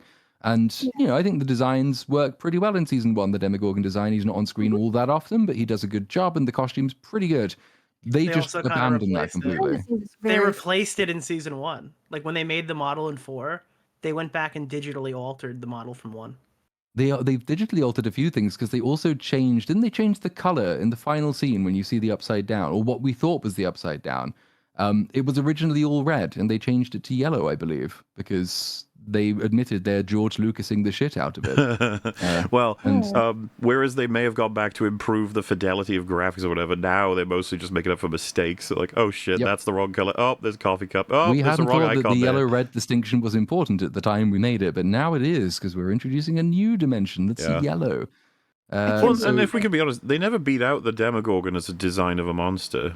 They No. just never did. Like, that was the coolest it ever got. The rest of them are kind of like, okay, yeah, I guess that's that. They Yeah, I patched guess that's the that version of a different animal. Yeah. they patched the Under Armour thing real fucking quick. I think that was Yeah. noticed for a day. That they put a patch out that night. yeah, I'm sure in season 5 they're going to be very present.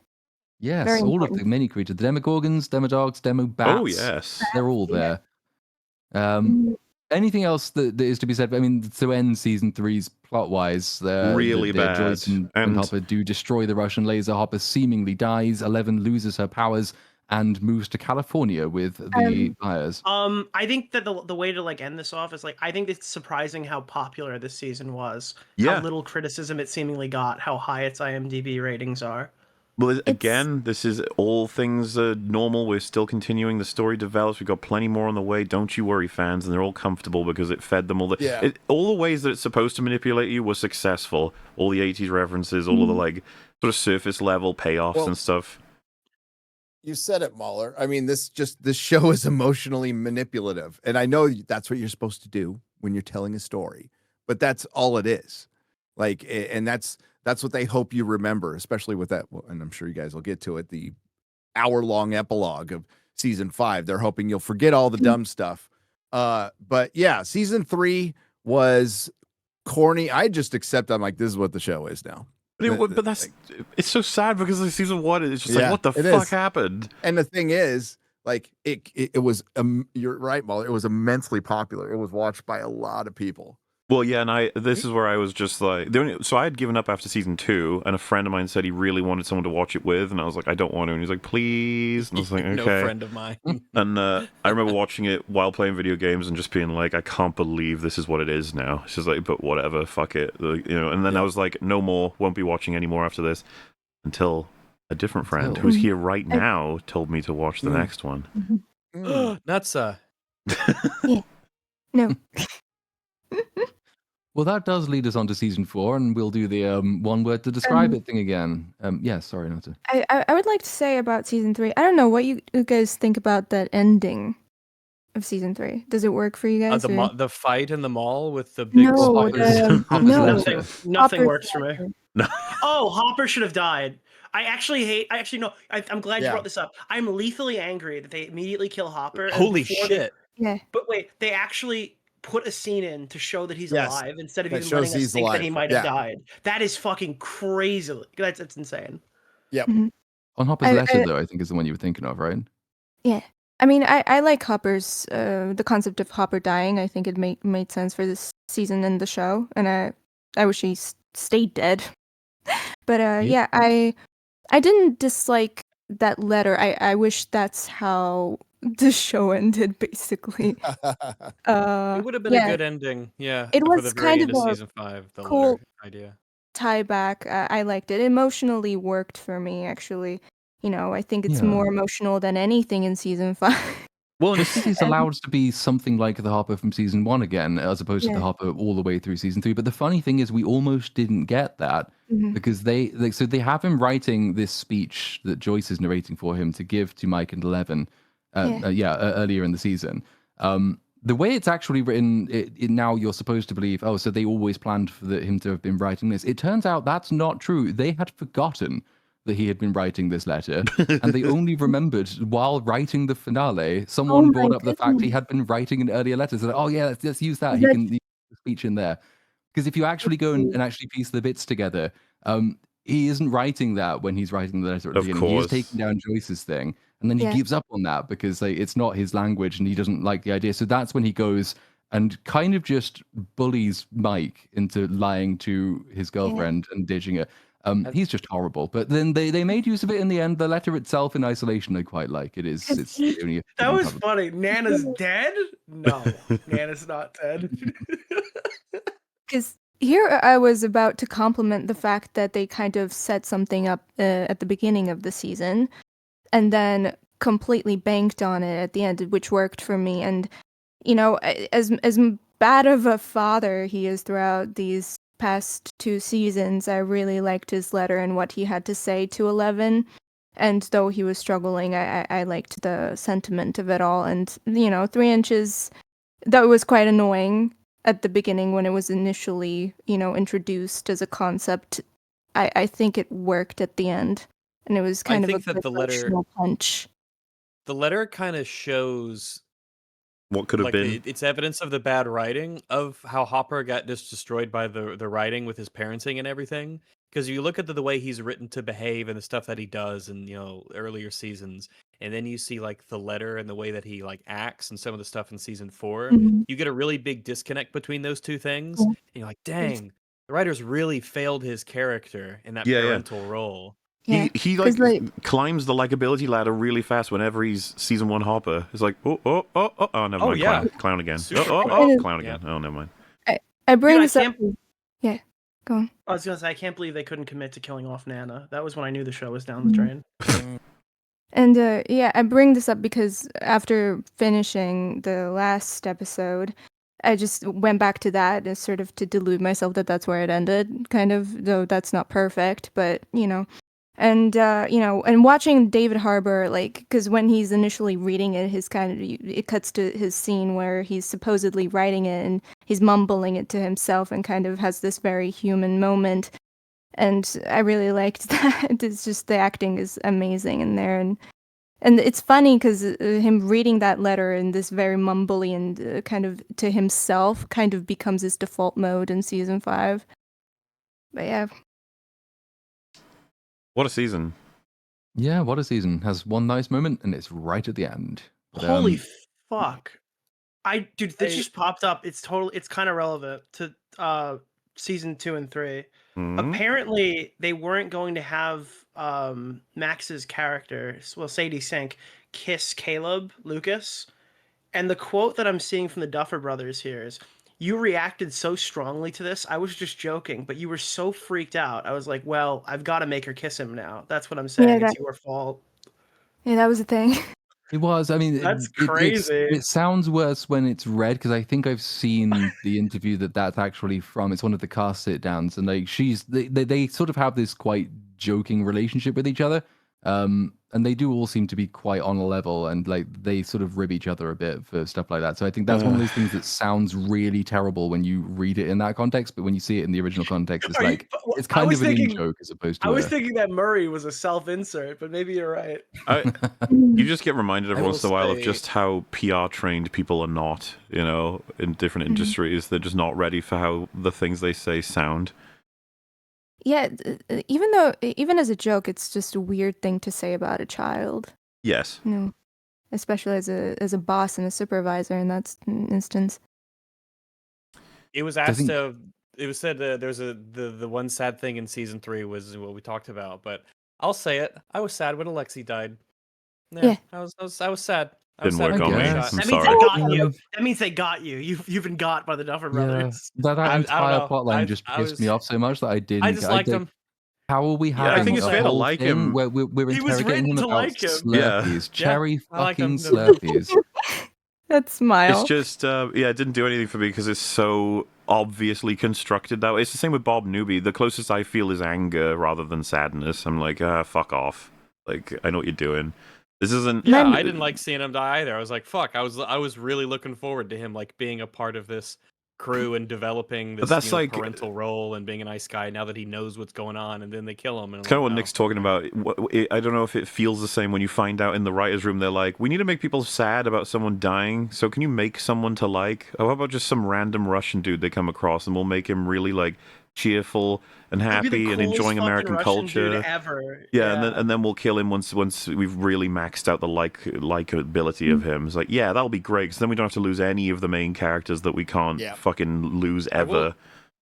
I will say they should have given him some kind of like the final thing to do. Like as he's dying, bleeding out, he gives them the secret code, or he gives them the thing to, that only he knows as the engineer or something. But instead, he's like, "Oh no, it's just sad." And they're like, "Yeah, but that's Mhm. it." I'm like, "Okay, I guess I was sad." My meta theory is that they have Russians in this season because they thought, okay, 80s. What is in 80s? Okay, Soviet Union is a thing. Okay, Cold War. Yes, we gotta have Russians in the season.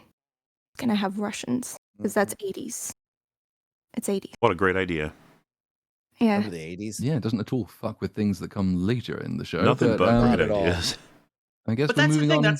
That's why I want to like draw a point to like it's crazy how well this season was like Received. reviewed and how Yeah. nobody really cared about any of these issues and everyone was just saying it's amazing. And then for some fucking reason, the Duffer Brothers hard right turned. Oh, while you mean were like they on actually top. took the next part way more seriously? Yeah, and I think that's insane because as much as I'm probably like, there's not a lot of positive things to say after season 5. That was like a jarring shift. No, yeah, I That I understand. don't think people Yeah, yeah. expected them to do. They didn't really need to. They could have just become like, they could have posted more slop, Like I guess. I still remember because Gary, you were like, have you seen season 4? And I was like, no. Yeah. And you were like, you should. And I was like, what? Just for as a talking thing, not as like it's some masterpiece. Just as like this is curious after season 3. Something weird's Yeah, going my on. media diet isn't where everybody else is here, but that kind of shocked me that happened. Yeah. Well, it's rare. It's rare that it happened. It was not I was not expecting it. I was more thinking like, I was like, oh, this is just what we're gonna get. We're gonna Oh, get this more was, slop Usually because- it's a slow slide into oblivion, or in this Yep. case, not even a slow one. It was just, it was doing all right, and then it collapsed, and then it was a slow slide from there. This is a big old eyebrow raiser, but I guess we should do the one word assessment thing first. We Splatoon, should, or- and since we went left to right last time, we'll go right to left this time. So, Rags, one word to describe season 4. Mixed. Mm-hmm. That's it. Mm-mm. I don't really want to say it. Do it. Oh gosh. I dislike. It's a hot take, but No, it's fair. Mr. Fair. Dario, what's yours? Infinity War. It's like one word now. I've decided. Infinity War. There's a dash. In It's a there. hyphen. Yeah, Yep. Infinity Dash War. Gary. Okay, I'm gonna say this. I'm gonna describe it as I felt at the time without the hindsight of season 5. Okay, because it's different, but redemptive. Okay. Mordo. With all that time, I was like, I can figure out a word. I still haven't got it yet. I can't think of a word that summarizes this. Yeah, yeah. I guess the only one that I can think of is the one that's already been said, but maybe someone can help me. I want a more negative version of mixed.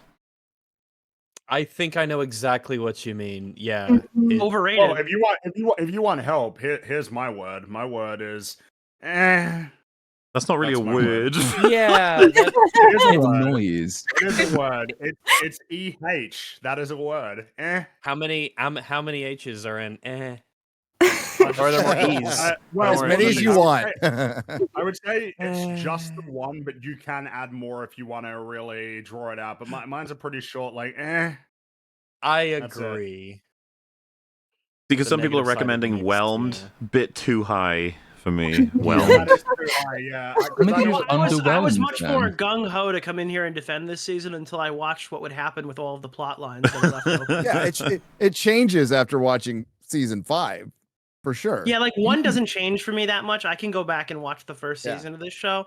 I was very high up on season 4, but season 4 is reliant on Oh. what they do in season 5. Exactly. Well, this Sort of. season, I mean, something that helps it out immensely is that it follows season 3. I mean, I think that was one of the things that struck me about it is that I remember watching it the first time and thinking, oh, actually, this is a major step up. And it's only later, it's like, well, it's a major step up from one of the worst seasons of television I sat all the way through. And then season 4 on the rewatch, I don't think holds up as well as I was expecting it to either. It's got some strong stuff in it, and just the fact that it's taking itself seriously again makes it a significant improvement. But actually, Yeah, there's like a tonal shift that came from that that I Yeah. very much enjoyed. which was really Yeah. welcome. It's just that the actual core logic of most of the plot lines, not sure about that.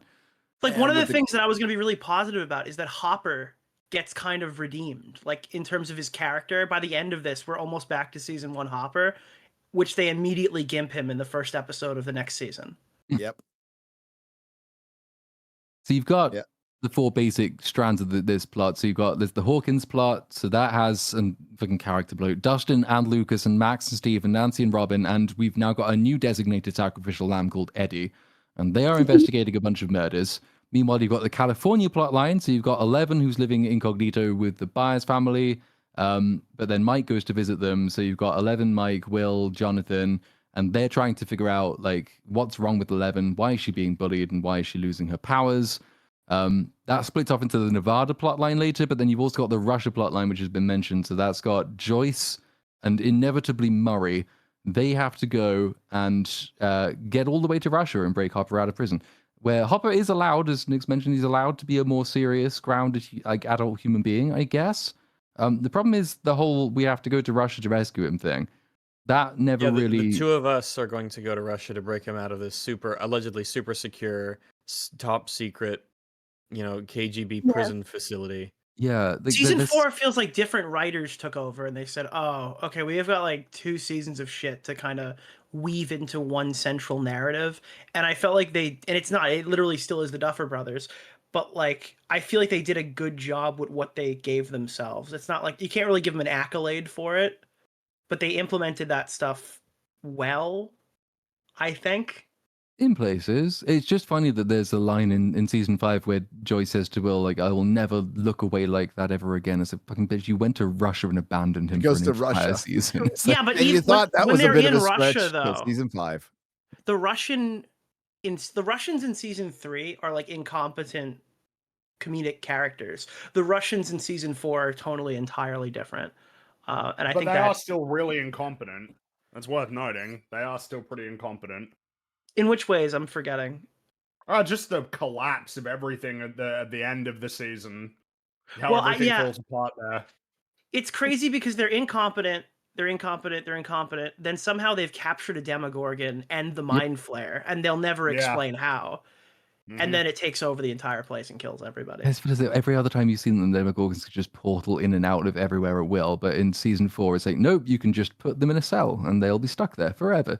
And also the Mind Flare, you can put them in a kind we of see- makes well, sense, like the I don't Demogorgon know, I don't- part, because they I don't can't think open a the demo- portal if there's no Upside Down. If the Upside Down is centralized in Hawkins.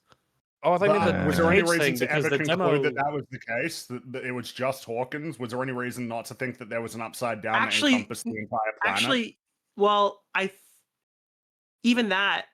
They introduced this shit in season 5 with that fucking wall, but like I don't recall ever having any indication that the upside down only encompassed the town. So the closest just you get to that is in season 3. The reason the Russians go to Hawkins is because it's where the 'cause they dimensional rift couldn't is open the weakest. portal. They tried to do it in Russia, which implies they could theoretically do it. It's just that they didn't have the technology to break through the dimensional wall there because it was too thick. Whereas in Hawkins, it had already been done. Yeah, that was The that- worst that- aspect of that is that these Demogorgons have the innate ability to travel through rifts, but only through the thing that 11 created. So they could never use this power until 11 opened that wormhole. Because like in the orange thing, they could only open rifts if 11 created that. Otherwise, that ability didn't work. I guess that's what we're supposed to believe. I think. Well, season 5 complicates this because of who actually makes the upside down in the end. There's the whole, fuck it, we'll get to season 5, but yeah. let's just say it was kind of nice to see Demogorgons back in the show, given they were completely absent in season 3. It did invite some questions like how the fuck they were ever captured or transported or maintained in their prison and how they got the Mind Flare gas in their cell as well. But within that, you get Hopper being, kind of dark and more mature again. I think it's the first time we really talk any great length about his backstory in Vietnam, for example, and like how that impacts his relationship. But like we add some more material to the beginning of his backstory with his daughter, as opposed to just repeating the backstory with the daughter. It's not just that she dies of cancer; it's that I thought I had escaped this curse of the Agent Orange shit that I was using, but it turns out it followed me, kind of thing. Mm-hmm. Yeah, I think it's definitely an improvement. Yeah, it adds a new dynamic that changes the way that he views it. It's not just he doesn't necessarily view it as this weird cosmic accident. Just oh no, it was because of me and what I did. I thought I was safe from it, but no. The Hopper part of that Russian subplot, I kind of like and believe in. The Joyce and Murray part of that whole thing. Don't forget Yuri. Oh yeah. Yeah. Oh Lord, no. I kind of like It's him just- though. Remember him. Oh God. Oh fuck, I do. I don't know. Maybe he was just like, because of where he was and who he was with. I'm like, I don't know. He's got some energy here that I kind of like, and his character is very selfish, but he like plays, pragmatically with whoever he's with. And it was Anton, the prison guard. Was that his name? Oh, sorry, I was mixing those up. I like Anton. If that's who I that like is. him. The guy Yuri's kind from of annoying. whoever the I'll one that Hopper's friends with. Anton. If that's And I him, like yeah. him. He was He's Gary. like- He was he's in alright. Game of Thrones, right? He was Yakum Hagar. Yes. Yeah. And he plays the part quite well. He does sort of and it's a fun and relatively grounded look, I guess, at like the Soviet Union. It's not too in the way that the Russians are comic book villains in season 3. It's more kind of no, this is actually just late stage Soviet Russia in season 4, and they sort of make the point that it's pretty bleak and horrible, and there's prison camps and all that stuff, and it takes that aspect of its world building semi seriously, I'd say. And like the stuff that happens there, I enjoy, I suppose. The stuff that gets us there, I enjoy significantly less. Yeah, I think that the prison stuff I kind of like, but there was a feeling that I got while watching this episode that maybe I got more than any other point in watching the season, or at least up until this point prior. The fact that I guess it's this specific plot in Stranger Things, the show, that actually we're in a Russian prison in Russia, and we have to do this. Like it's so far removed from everything else that's going on in Hawkins with the kids, and even its connections to the Upside Down and the Demogorgon stuff. It seems so like arbitrary that none of this needed to happen at all. And even though there's stuff in there that I like, it almost felt like I was watching a different show whenever we went to that part of the plot. Yeah. Like, in what world does Joyce, who, no offense, but can barely like track her 6-year-old son, goes that's to hard. Russia to rescue a freaking like a captor or like a captive from this very highly secret Russian base, military base thing where monsters are hiding? How did we get here? It is very difficult to buy in terms of their ability to actually pull it off. Well, particularly when Murray's being like a joking sort of goofster the whole time and not really taking it seriously. Like that element of the subplot I found really annoying. The Joyce and Murray like misadventures. Yeah. Whereas the Hopper If you stuff had- was decent. Yeah, if you had an Anton-like character, or a very serious, Russian character who was with Joyce and Murray, if you really insist on bringing him along, who kind of like was showing him what was going on and was the very serious, grounded, like, this isn't a joke, this is, the KGB in Russia and they'll shoot you and kill you and da-da-da. It would have been a bit better maybe, but I don't know. It's a strange subplot to have in Stranger Things. Mm-hmm. I think that's. Wait till season 5. Murray strikes me as that kind of character. He does fly a plane, right, or something like that in this season. I completely They fight the pilot who is Yuri, right, and then they he knock uses him his out. black belt Yeah, training. he's funny. yeah. That No, it's whole not. sequence was so. My lame. arms are arrows. My hands are arrows. My arms are steel. Spears. Why are you laughing? Because He's if I being didn't, I proved would that go you're insane, laughing. Fringy. Because Oh my god. this is what keeps the demons at bay. Is if I kill. Murray is like our secret kind of like a character. If there is some asset that we need or some skill that we need that nobody obviously has in the show, we're just gonna Swiss Army knife, attack. yeah. Like, He's the we plot need device a character. we need someone who knows Russian. Okay, Murray. Well, we they need already someone- have Murray Robin. isn't cursed. He is the She curse. figured it out. Yeah. So she could have done it. She knows Italian, right? So she can. I mean, we're taking Robin. Why not? Yeah, I'll give Robin something to do if you insist on keeping her around. No, well, they really insist on keeping her around with Nancy. What a great pairing, Nancy and Robin. Yeah. Amazing. Yeah. I had forgotten that entire subplot where they go and visit Henry's Yeah, father. and It's a employ very more strange one. subterfuge to get what they want because Nancy, crazy guy, she just can't Victor. stop lying. That's a pretty And also, isn't big it a fuck little up on their part with that guy, because they basically discover that he's entirely innocent. He's in jail, somebody didn't do it all. He's suffering immensely, and they know all of this, and they can kind of borderline start to prove and help him, but they just leave him. Yeah, we're done with you. Thanks for giving us all this information. Now enjoy your tragic life with no eyes, with your family slain, and everybody believes that you did it. Eyes. Yeah, well, it is a bit awkward, but I mean, it's very in character with Nancy. She's used him for all that he's worth, and now that she's extracted all of his value, bye, see ya. By the way, I know that there's people jumping the gun. By the way, this is pre-recorded. I know that ahead of time, people are going to jump the gun and start defending Yep. this. Like, what are they going to do? He's Yeah. in prison. Guys, we just went over the plot line of going to Russia to break Hopper out of a To prison. break you out of prison, yeah. Please So, don't. not No. this show. But Don't but do that it. They Ahead could of have time. tried. Don't They do could it. have showed her trying or like attempting to care. The They show should've- doesn't recognize that that's a problem. That's it. Because the Duffer Yeah, Brothers that's are really why, bad yeah. at this. This is like the Barbara thing. It's similar to that. If you don't realize that the story should be giving this way more attention than it actually is, you just view it as like, yeah, all right, we're done with that. Moving on.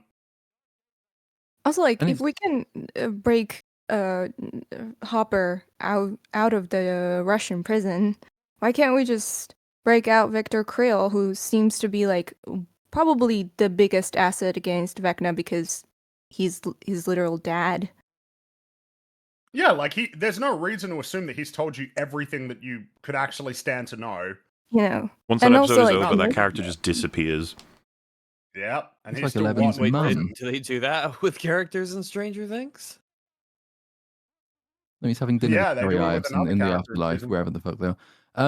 So obviously this plotline is to give us some of the backstory for Vecna. I can't wait to see how that unfolds in the play, which we'll come on to later. But it's toward the end of, I guess, the Hawkins arc of the show. So this is the one we've got Dustin, Lucas, Max, Steve, Nancy, Robin, and Eddie, who is our designated new character.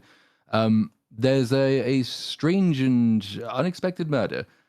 Strange things have happened. There's a girl cheerleader in the school. She goes to Eddie because she wants some drugs because she's seeing strange things. She's upset. She's unhappy, and he is the local druggie / all around lovely person who everyone has to like Yeah, and love. lovable because he's going rebel. to die. You know. But she Nicest gets drug dealer. nicest one ever. Yeah, I've met a few. They're none like that. But she gets weirdly murdered in his cabin, his home, and then he has to go on the run. And because off screen, in between seasons, he has become Dustin's best friend. Dustin then ropes everybody else into trying to investigate this so that they can exonerate Eddie. Whilst at the same time, you have the Satanic Panic jock set going around town trying to find him and beat Which, him by up. the way, he gets that's another character where it's like, Riders, you don't seem to understand. Based on all of the information that he receives throughout the story, he is not being unreasonable. He's slightly unhinged, but of course he would be unhinged. He saw like one of his friends float up into the sky and have all of his bones break magically. But like the show seems to think that he's just an asshole. So when he gets split in half and has this horrible death, it's like, well, fuck that guy. Even though, like, from his perspective, his girlfriend had been killed, and he had basically no reason but to conclude Yeah, that he Eddie has- did it. Of course, he he hasn't is been a wrong. Yeah, He he's is wrong. wrong. Like, the information that he has would lead him to the conclusions that he draws, but the show seems to think he's being unreasonable. it's They like almost think that he's a main character from season 1, 2, and 3, where he just like knows all this magic, crazy, extra dimensional stuff is happening. It's like, Mhm. well, no, he's just a normal guy. He would why would his mind go to any of this? he's like Steve from season 1, completely misunderstood by the I plot know, itself. but yes, but with no favor. You know, Yeah. he suffers the Yes. horrible demise at the end. He This doesn't learn doesn't a change lesson. the A fact- dismissive demise too. The show doesn't care. Yeah, it happens. Mhm. It happens Yeah, really like, quick. oh, Blink and you there he miss goes. it. There he is screaming his lungs out after getting split in half, but whatever, we're done with him. Yeah. Not to distract from the fact that Eddie is really good. Like Eddie is a really We should strong probably talk about character. him fully. There's a lot to say. Yeah, why Something not? that struck me with this episode was his introduction. I was like, whoa, we don't do writing around here. What's going on? Like, everything hits on his introduction. They give you all of his characteristics. They try to establish quickly, like, a lot of history to catch you up. He's, like his Yeah. position in the school, what he represents to the boys, and then, of course, Joe Quinn is fucking nailing it. It's like, holy shit, perfect casting. This guy knows exactly what he's doing. And then, of course, there's the personal thing. But finally, a metalhead. What the hell have we done Yep. for 4 seasons, you stupid losers, duffers? It almost feels like this couldn't have been their idea. This Only a had to few be someone pop else's. songs, really. That's what 80s were. Yeah, I- that whole part of it. It's funny because I remember this season sort of coming out, and I remember seeing Eddie for the first time, the picture of him, and I was like, oh my god. Not again, not another new character, and he looks like an 80s stereotype. At first I couldn't remember his name, so I kept calling him Brian May. But, it's crazy how he works, and I did not expect to like him this much. He's so well written. It's very weird for this show. Well, It stands out. it's a nice little arc that he gets to go on, right? Because he's presented in his introduction as being very confident, very very self-assured, a lot of belief in himself. To then, as soon as he is met with this supernatural threat, it kind of breaks him immediately. He's terrified. He runs away, and that's something that sort of lingers in his mind throughout the whole season, which leads to a choice that he makes, which we can talk about later. But it's like, it's nice to have a character have, like a clear arc that they're being sent on, when so many of these other characters, they don't really know what they want to do with them. Well, It is very rarely. Sorry. Go ahead. No, I mean, it's very rare in a story or a movie or a show where a character will, like, affect me this much from just a single scene. Like, I watched him in the single scene in his introduction, and I was on his side straight away, where I came in fully expecting to hate him.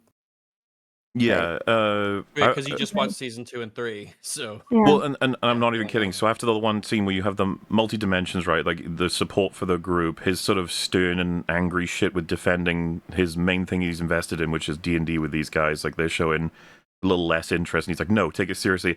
I like the idea that he's strong and sort of even intimidating in that arena, but he's still looked down on as like fucking nerdy weirdo with possibly satanic game by other people.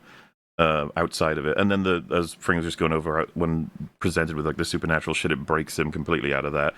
But you got all that going on, charismatic actor, and then he's funny as well, and a lot of like physical acting that he's clearly taken care with. he's very energetic. Yeah, he's After bouncy, one he's scene- moving around, he's grabbing people, he's taking them with him. He's already crossed off like basically 90% of the characters for me. Like it's already like, I'd rather see the next scene with you than mostly everybody already. So it's like, what the But fuck's going unfortunately, on? the fact that he has such a clear arc means that his trajectory is a little bit obvious from the get-go. It's like, oh shit. Yeah. And plus, with the precedent of other seasons, like, you're not going to make it, are you? you will not escape this season. Like, no, never stood a chance. No. Sorry. No. And he's another one of the examples of he basically has chemistry with everybody who has a scene with him. And then what was crazy is after my first watch of season 4, he's one of the things I praised a lot. Rewatching it, I completely forgot how little Eddie there is.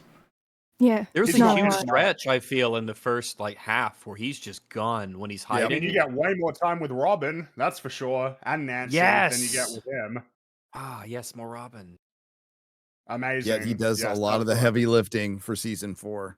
Like a I lot think of Nancy yeah. becomes Rambo in this season, right? This is where her Yep. Rambo arc Well, is. this is where she becomes more of the gun. Oh, look, she's the gun girl. That's what she does. You know all she these knows white guns. boys from the little town in the From the 80s. They wouldn't know Midwest, anything about yeah. guns. Yeah. But thank goodness we got this girl here who could show them all how it's done Yeah, with but see, that's guns. subversive. You wouldn't see that Wow. coming. It's like, yeah. I was shocked. My Meanwhile, jaw Steve's was on the signature weapon, I floor. guess, is just a baseball bat with like Nails. with nails out of it, which is a very unhinged weapon. That's like what Mo would use, you know. We love Mo, okay? We are It's Mo funny because advocates. Nancy's first Yeah. gun is Jonathan's dad's gun they stole out of his car. So it's Jonathan's gun. Nobody remembers Jonathan. Another weapon that has been Yeah, but- taken from Jonathan along with the No bat. one Who? cares Jonathan about doesn't have Jonathan. anything. in his balls. Once again, proving he is just an accessory for Nancy. The other thing I'd say Eddie A has lot of that the characters. a lot of them others don't, you could say this is a character thing or an actor thing, is that he like gives off of voices in different way. Like he has different modes, you know, the fearful or the angry or the sort of interested and jovial, the He supportive. can and then- act. I That's know what kind you of where I was mean, going with yeah. that. You could call that a direction thing, maybe. You have to lock certain people into like Hopper has, like I said, you know, season 1 Hopper's got mainly one mode and it's really good, so I'm fine with that. He doesn't need to have all the modes or whatever. But one that comes to mind where I was just like, fuck, I love this character, is when they're panicking about getting a song for Nancy. There's just scrambling through a bunch of different things, and then Robin says like no to Iron Maiden. She says that we need music, and he goes, "This is That is music." Yes. music. Yeah. Yeah. It's really good. The way he said it's I just like- like, fuck, they've got an actor who's so willing to get into this role. You should not kill him. Like, warning, they don't decided, kill like, this guy. No. Hey, look, this grants you time to be in a Marvel movie, and this you can be in a Marvel movie. That's going to be great, and everybody's going to talk about it, and it's not going to die basically a week after it comes out. Springy, listen, You're gonna have to tell me what the fuck you're talking about because I have no clue. Oh, he What was in Fantastic Four. He played Johnny Yeah. Storm. Yeah. Oh, right. Yeah, he did. Yes. And God, you're right. I did and- forget about that movie. Freaking, don't you mean Jeez. Johnny Yeah. Blaze? Holy Because shit. Johnny Blaze is Johnny a Storm, human torch. Yeah, Johnny Blaze, that's right. He's Johnny Oh, Blaze. Ooh, and then how many people like that? Wasn't Yeah, there, like, loads of people liked it because they don't know what the fuck they're doing. Yeah. Oh, I love Fantastic Four. I love Johnny Blaze and Elastigirl and Mr. Incredible Hulk. I love the Marvel. Pedro Incredible. Yeah. Oh I mean, man.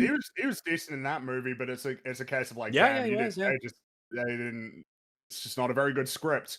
And Mhm. I mean, it's not like this season is a great script either, but all of his stuff is really good. And then of course, Really getting to good. Well, yeah, play- what The we're talking fact that about- this season Playing- has bright spots is something. What we're talking about is Mhm. basically it launched like fully his career now. He's pretty much set if he can Yes. get into all these different roles, and it was Which makes a everyone lot of liked sense. Eddie. Hell yeah. I feel like Which, stars which means that- around already. Sorry. God damn, that's very lucky for him because that sort of jury's still out on a lot of other actors from this, whether or not they're gonna make something of their careers after this is done. Sadie Sink will probably be fine, and Joe Keery, he'll probably be fine. But as for everybody else, I guess it doesn't matter with Winona Ryder because she's already had like a lengthy career. But as for the rest of them, who knows? Who knows Yeah. what the future holds? And then Winona Ryder, she got like top billing in all of the Stranger Things Yep. episode. First Yeah, one the she did. original tweets and Highest stuff. Like pay. the new Winona Ryder show is coming soon. Yeah, that's right. But we Dang. forgot about that. Yeah, I And then of course, yeah, yeah. go for it. No, go on. Finish.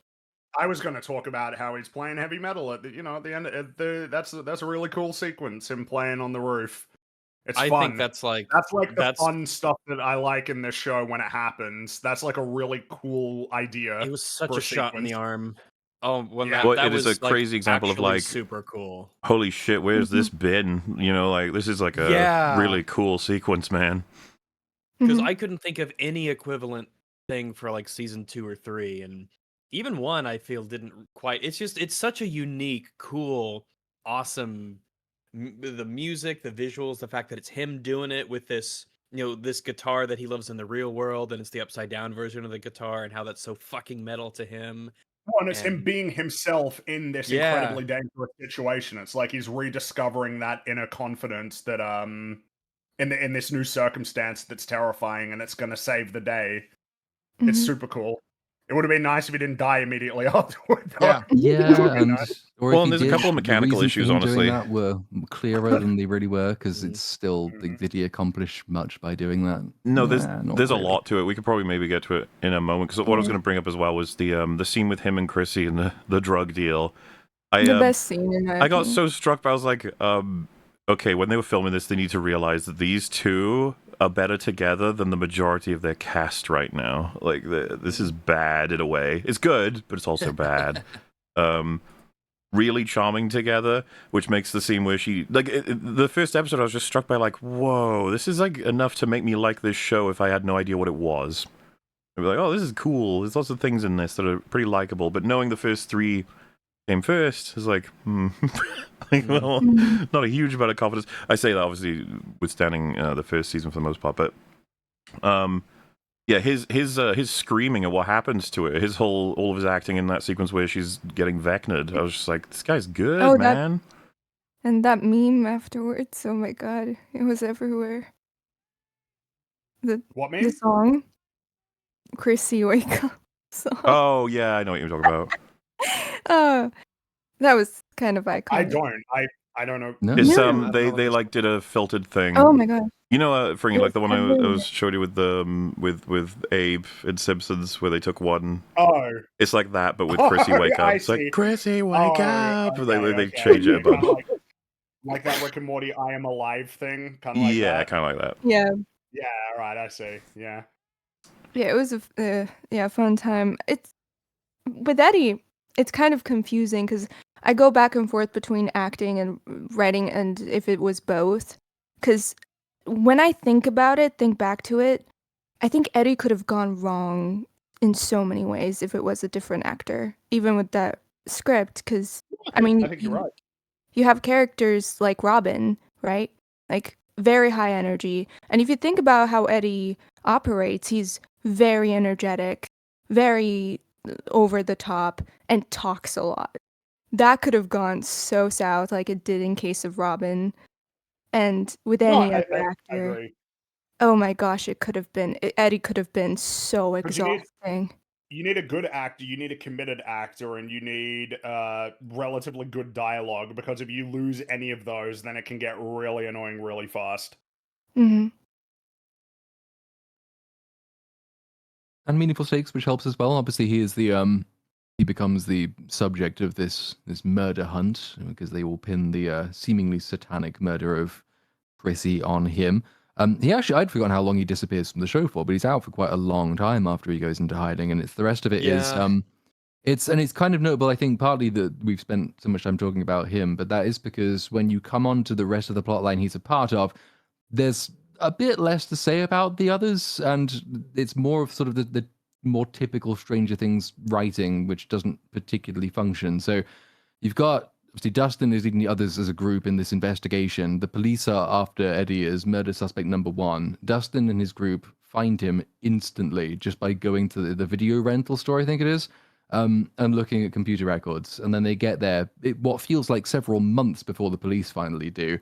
And it's like, I don't actually believe you could do that so easily. And if you could do it so easily, then they could too. So, nice one. You've made the police kind of retarded in order to accomplish all of this. And I'd rather he spent more time in the show than we spent time with people actually investigating what was going on. But we do have to spend time with them because you have to learn, for example, that there are certain traits that people who've been killed this way share. They have strange visions. They have headaches. They see strange visions of clocks. I wonder why. And then Max has the same thing. So that's when they learn that he's coming after her. So the stuff is happening. It's just that it's the smaller details that would have made it, I think, a more believable story, like the police being kind of really useless, don't quite add up. But the murders themselves are kind of horrific. Again, it's sort of a massive tonal shift after the comedic lightweightedness of season 3. Vecna's mode of killing people is pretty brutal, pretty dark. Lifts them in the air, snaps all the bones. Kind of permanent, you might even say. Yes. Kind in of almost like all cases. Wouldn't recover from that if someone did most of that to you. Unless you are a named character, in which case the rule doesn't apply. So, yeah, I mean, is there anything to say really about the other characters in that grouping during that investigation? Obviously, you've got a little bit of development for Lucas's relationship with Max, I suppose, but it's really just confirming what we already knew about them, which is that Lucas really loves Max. Dustin and Steve, I mean, Steve sort of starts having that little element of resentment, I suppose, that sort of boils to a head in one particular scene in season 5 because Eddie has kind of replaced him in Dustin's eyes. And Mike is just kind of there. Oh, in the beginning bit, at least. At the beginning, but then disappears off to the worst plot line of the season. Yeah. Well, maybe it's worth with the talking best about action Max. scene. Yeah, that's true. But maybe it is worth talking about Max because she's one of the the people that Vecna's after, and she becomes a character this season. Yeah, it's crazy. Which is kind of nice. Max, the person who, when I was watching this, I was like, oh, that character that they keep forcing and trying to make happen. Then she ends up being one of my favorites of the season. I was like, wait, what? Yeah. And it sort of builds on what little they did do for her in season 3, because Vecna's MO in this season is that he exploits people's past trauma. Now, that isn't going to last beyond this season, but in this season, that's what he does. And it's kind of an interesting thing to do because it allows them to hone in on Max's feelings about Billy and Billy's death and their relationship, and also how they grew up and their parents. And obviously, she's back with her mum in season 4, which is a different situation we've not seen her in before. But the idea that you make a villain exploiting the character flaws you've established in your named protagonist is not a bad one, I think. And it allows Max to do principally some good acting, but also some half-decent writing, I think, for her as well. Yeah. The through line obviously being what you just laid out, plus like whether or not it's taken seriously is nothing you have to worry about. It's like they really want to lock in on this, and it has like effects on their relationships with everyone else, and then you will coincidentally, because of how Vecna's targeting people, leave her extremely open And instead of doing like some goofy panic where we're like, oh, geez, how are we going to save it? She comes to terms with it pretty quickly in terms of like a sense of, well, it's happening, it's going to happen. And unfortunately, because of what she's been through, she's got a borderline of like, I kind of don't mind, which is the concern, right? And then you get the letters being written, and just, I don't know, I just felt like a lot of her dialogue became a lot less annoying. And instead of the writers trying to put her with the boys, it was like, how do we save you? And then her being like kind of not even sure if she wants to be saved. And The all letters are so funny because we never find out what she wrote to anybody. They're like, "Oh, we're writing letters when I die." Oh, I mean, the thing is, season 5 does irreparable damage to all of this that we're going to be talking Yeah. about. So it's Oh, really man. unfortunate. But you know, before that happens, as the time is closing in, the fucking sequences with the nightmares and the clock and the sound effects with it is so much more interesting than anything they do with Vecna in season 5. It's kind of crazy they lost all of what you would call the source with him in the nightmare Well, sequences. part of the problem is turning him back into just a regular person, which you know there's benefits because the actor, man, he's his eyes- unfortunately the best like, actor on the show. Yeah, He's pretty fucking good. He's kind of excellent, I would say. Like the amount of emotion, the amount of variety that he's able to convey, like just with his eyes, is very impressive. But you know, Vecna's like a cool, spooky monster, and having him just be like a regular guy is like, I don't want to be doing that. I know, obviously, there is an intention behind it, but like, you can make whatever choices you want with your show, and you chose to do this. There's something to be said about if you want to have this, do you want to have this weird, incomprehensible, otherworldly, bizarre creature entity thing? Or do you want to have something that speaks to you, talks to you, has a human form, interacts with you? Like it's almost like you kind of have to choose one and the other, or one or the other, because if you start to cross the line between one and the other, it kind of loses. Like you kind of have to go almost like all the way. You can't really have both. Well, it's because I mean, this season tries to have both, and I don't think it entirely fails. I mean, this is a show that It makes does very liberal okay. use of flashbacks, for example, which is one way you can have your alien-seeming villainous character present in his human form without trampling all over what you're setting up in his like present-day plotline. It would be a more focused use of flashback than what we do end up getting when it comes to season 5. If his human form had just been relegated to that, as for the most part it is in this season. The Purely yeah, flashback kind of. This is like a very different version of what it used to be. He used to be this person. Something very clearly happened to change him into something else. He became Vecna 100%, and he stays Vecna. He doesn't like flip back and forth in terms of now he looks like Henry. Now Yeah, he you're looks more like on a season Vecna. 5 Like, you issue need with to- the flipping stuff than season Oh, 4. man. Season 4 is like, this is all the history, but this is what he is now and what he's doing this day, and what does that even mean? What is he exactly? And that's Yeah. the thing. Before the Yeah, questions like he's get become a new answered, character, yeah. we can all imagine that it might be pretty interesting. Like, what could it be exactly? I don't know. Oh, and can it happen to me? Can this happen to other people? Is this what's destined for everyone in the world to become these weird creatures after Well, so the Vecna and the Mind Flayer has its way with our world? Like, what's going on? obviously lifted from the best interpretations of what they were doing in Elm Street, Vecna's strengths of like taking the fears and insecurities of the victims and cranking them to prepare them for the what you could call the ritual or whatever. One of the stronger executions has to be like Max desperately trying to sort of maybe explain stuff to her mum, and just the dialogue from him getting more and more aggressive, rude, cruel, and then haunting, and then it all turns dark, and it's like, yeah, she's in a nightmare sequence with Vecna right now. And you're like, oh, good job. I was about to say good job, You Duffers, could but I refuse to predicted it. believe it was their idea. It was probably it's probably the Probably actor's Sadie Spank's idea. idea. Yeah, it's probably the actor's idea. It happens a few times too, which I kind of like, where it's like one of these little hallucinations. They start off very normal, but then you're like, oh wait, this isn't real, because even before the voice starts to change, but just by some of the words and things that are spoken, and I kind of like that. Like you could, especially once you sort of once you're familiar with the idea that this is a thing that Vecna can do, and you're kind of looking out for it. It does keep you on your toes a little bit when a character talks to another, or when someone approaches someone else. You do like, oh, is this a hallucination? No, it's not. Okay. Or, And oh, is this unfortunately, one? that only Oh, it does is. work on the first watch. That's what sucks about it. It doesn't like add replayability to it. Yeah, like there's not hidden ones in there where you have to think, oh, was this really Vecna and he didn't reveal himself? Mm. Which would have been really neat on a rewatch if they added scenes like that, if there were scenes that were legitimately up in the air.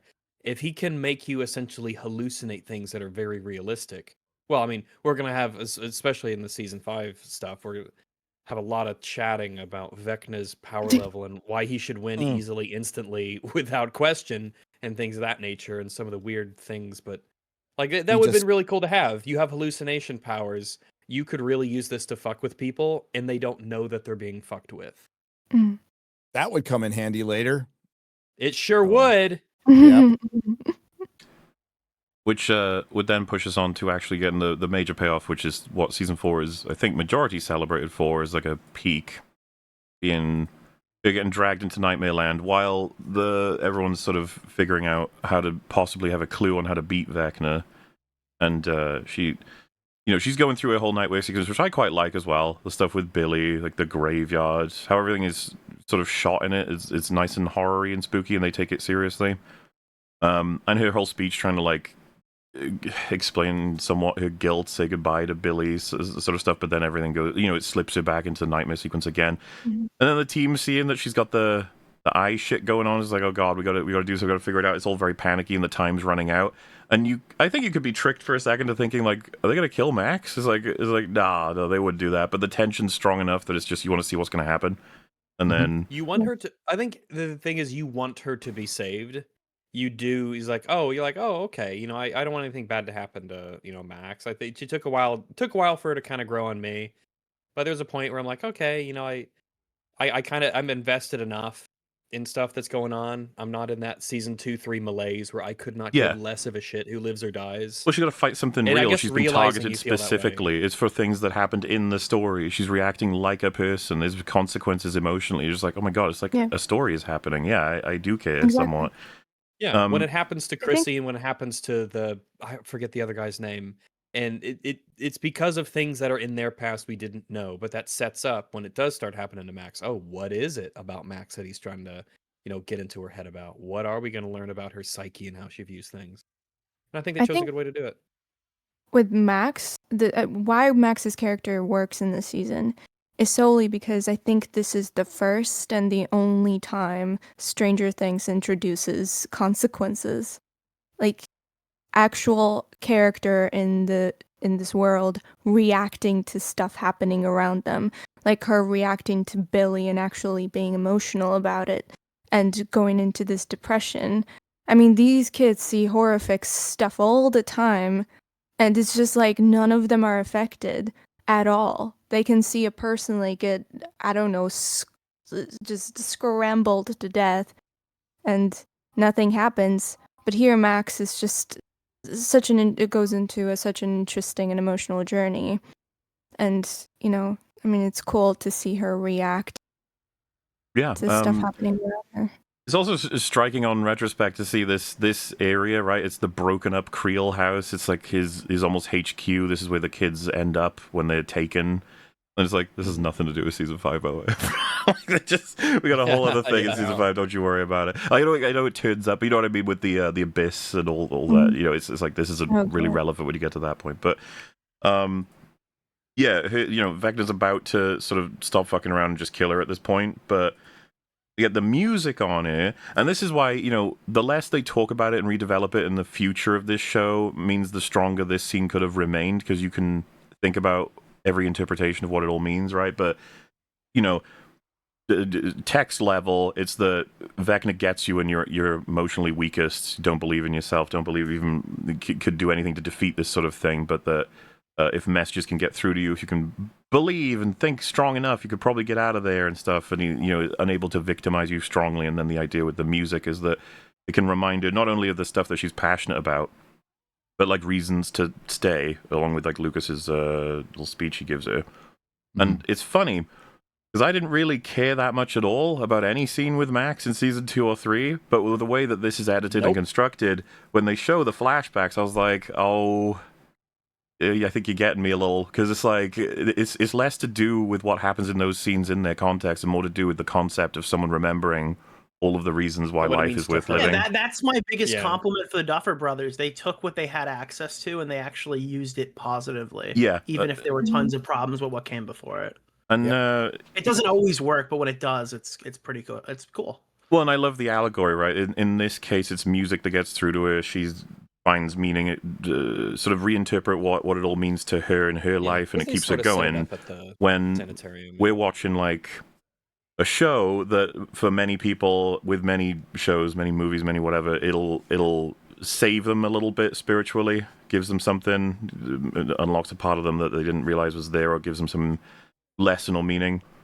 So, like, it's a really fundamental theme that I think has not been necessarily covered by a lot of stuff, but that this weirdly, in the middle of a, like I said, less than mixed as far as I'm concerned, season in a series that's pretty bad, as this sequence, the running up that hill shit with Max, where I'm just like, how did you do this? Like, how did you make a sequence here that's like extremely meaningful for a character I don't Whose even actor's like? idea was this? Yeah, right. It's because there's so much you can say about this, and like when she runs away from him, breaks through, lands, and says, "I'm still here." I was like, "Oh, that's oof, you guys, what are you doing making good TV?" Like, what's I will say happening here? this was definitely a part where you sort of, and we'll see this going forwards in season 5 quite a bit, but we've already kind of mentioned how Lucas's character basically gets sidelined to be Max DLC when he kind of used to be a character. Like, he can act quite well, and so when he's Yeah. very emotional about Max and stuff, you definitely see that coming through, and then you wonder how come he hasn't been given anything to do with for the last 2.5 seasons of this show. How come he's kind of he just hasn't been around for a lot of this stuff. He seems quite minor.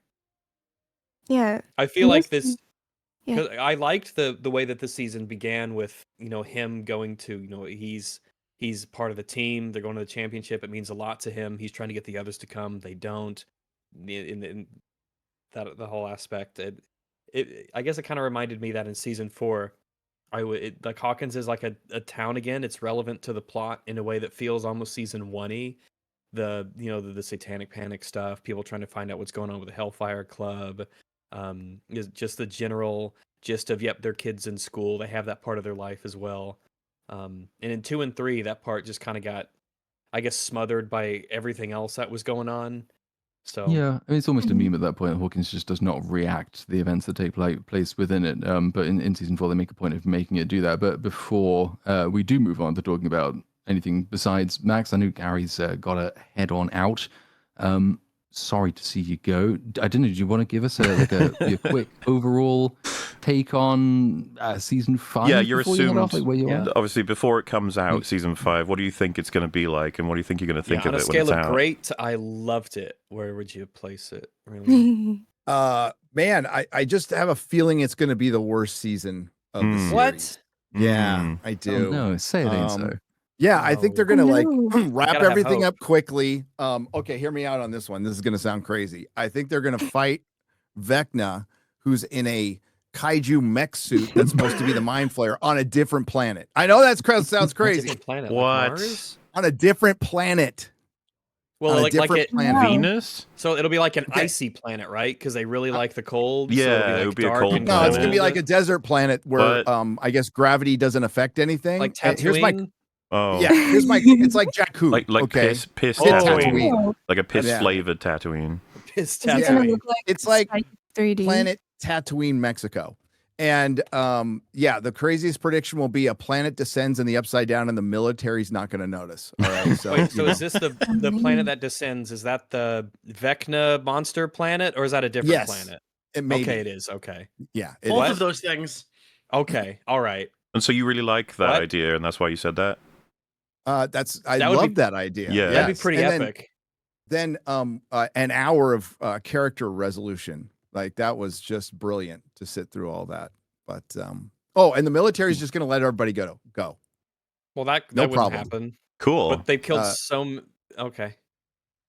Hopper killed 37 servicemen with families and he just gets Oh, let go. 37. I I will a couple- say, yeah, Gary, jeez, a little bit that is a lot. disappointing you could only stay for the preamble, but all right, fine, I guess. if that's, I'm you know. sorry. Well, you know what I have to do? I have to go work on a Stranger Things review. Oh, man.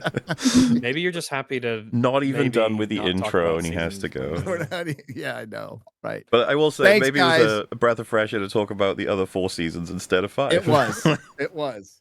Because I was going to Very say, if much anyone so. wants to hear what Gary's got to say on season 5, obviously ahead of it releasing, What he will what he eventually be do saying on it, FNT episodes on it, and he'll be on open bar, maybe. Yeah, I'm Yeah. sure I'll be on an open bar. Maybe you never know. Eventually, he'll do an FNT. FNT episode yesterday, Yeah. and then he'll Yeah. talk about how he feels about it. When we talk about it for 2 hours straight. So there, which is I know like a blink of an eye here on EFAP. So, but it was great talking to everybody. Thanks for having me. Thanks, chat. Thanks for joining fun. us. See you Yeah, later. we'll see you later. See you later. Bye. I guess just in closing, I really liked this sequence, and I was like, Jesus Christ, I guess they got their magic back, because it was enough to push it past a lot of the shit in this season, combined with Eddie. I think so. Yeah. I was just like, I'm into this now, and I'm now invested in them, you know, defeating Vecna as well, because I find him interesting enough as a villain. As well, because the one thing I forgot to mention as well was when it cuts to black and she does a gasp of air, which feels very much like, you know, again, allegory being completely suffocated by your essentially mental illness, right? And then getting a release because you've found a breakthrough of sorts. I was just like, oh, these choices, man. It feels like they had How someone does working on stuff this make that it, you cared. know? And then, of Then course, the- I bring all this then- up because of the reflection. This gets annihilated artistically. Like, you have to not watch season 5 if you want to keep this the way that it is. Even to an extent, you can't watch the rest of season 4. Yes, Yeah. that feels like it's noteworthy. Unfortunately, if this was the Duffer Brothers, their normal terrible instincts as storytellers come back at the end of the season, or if it wasn't them, they came back into the room and decided that it would be a good idea to essentially pussy out of the ending Yeah. that they should have done, which is that Max dies when she goes back in to try and stop Vecna. It fails, and she dies because of it. And then it's tragic. We get because all as of the soon as you worst see that things. She survives. It's like, oh, she's going to be fine. Like, no way there'll be permanent repercussions for this, because this is a show that was made by the Duffer Brothers, so she'll be totally fine in season 5. And It's so good nice. because like, she You've ruined comes almost it. the closest to definitely going to die of any main character. So if they can't follow through with that, then they're not going to follow through Dude, with. they basically break her anybody else. arms and legs and melt her eyeballs. They're like, no, she's fine. No, Don't worry no, about she it. was in a trance, bro. She was in a trance. Her eyes weren't Don't fine. worry She was about in a it. trance.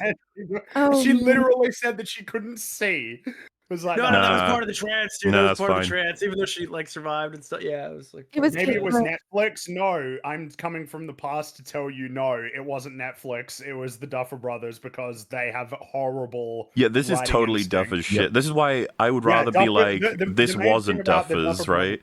If you're gonna pick one or the other, this initial sequence with Max is like, was someone else there that It's day? not, yeah. And The- they do the have main thing they you do need have a to- bunch of writers who go in with them. As Kate Treffry is one of them. She did the play as well, which did not go particularly well. They have a couple of others, and then obviously like occasionally the Duffers will do some just on their own, and then Sean Levy will do some. But then they all sit in the writers' room at the same time. Wouldn't be surprised if a different writer did take the lead on these episodes, though, and the Duffers kind of took the backseat I for it mean, because it is so It's so different. to markedly everything else. different. It's so different, and the reason why it's safe to conclude that Max not dying was the Duffer Brothers is because a main sort of overarching thing to describe their approach to storytelling is cowardice, an unwillingness to commit to Yeah. the sort of logical conclusions or the most potent conclusions for the stories that they've actually written. Every time it's like, no, but we like Max, so we're not going to get rid of her. And it's Yeah. like, yeah, but unfortunately, you wrote Yeah. a story where it'd be a lot more effective if you did. We've seen this before. But they'd be like, no, we don't want to do that. No, so we're not going to. Not only are we not going to, but we're going to even undo any permanent ramifications for it. She's not going to be crippled. She's not going to be blind.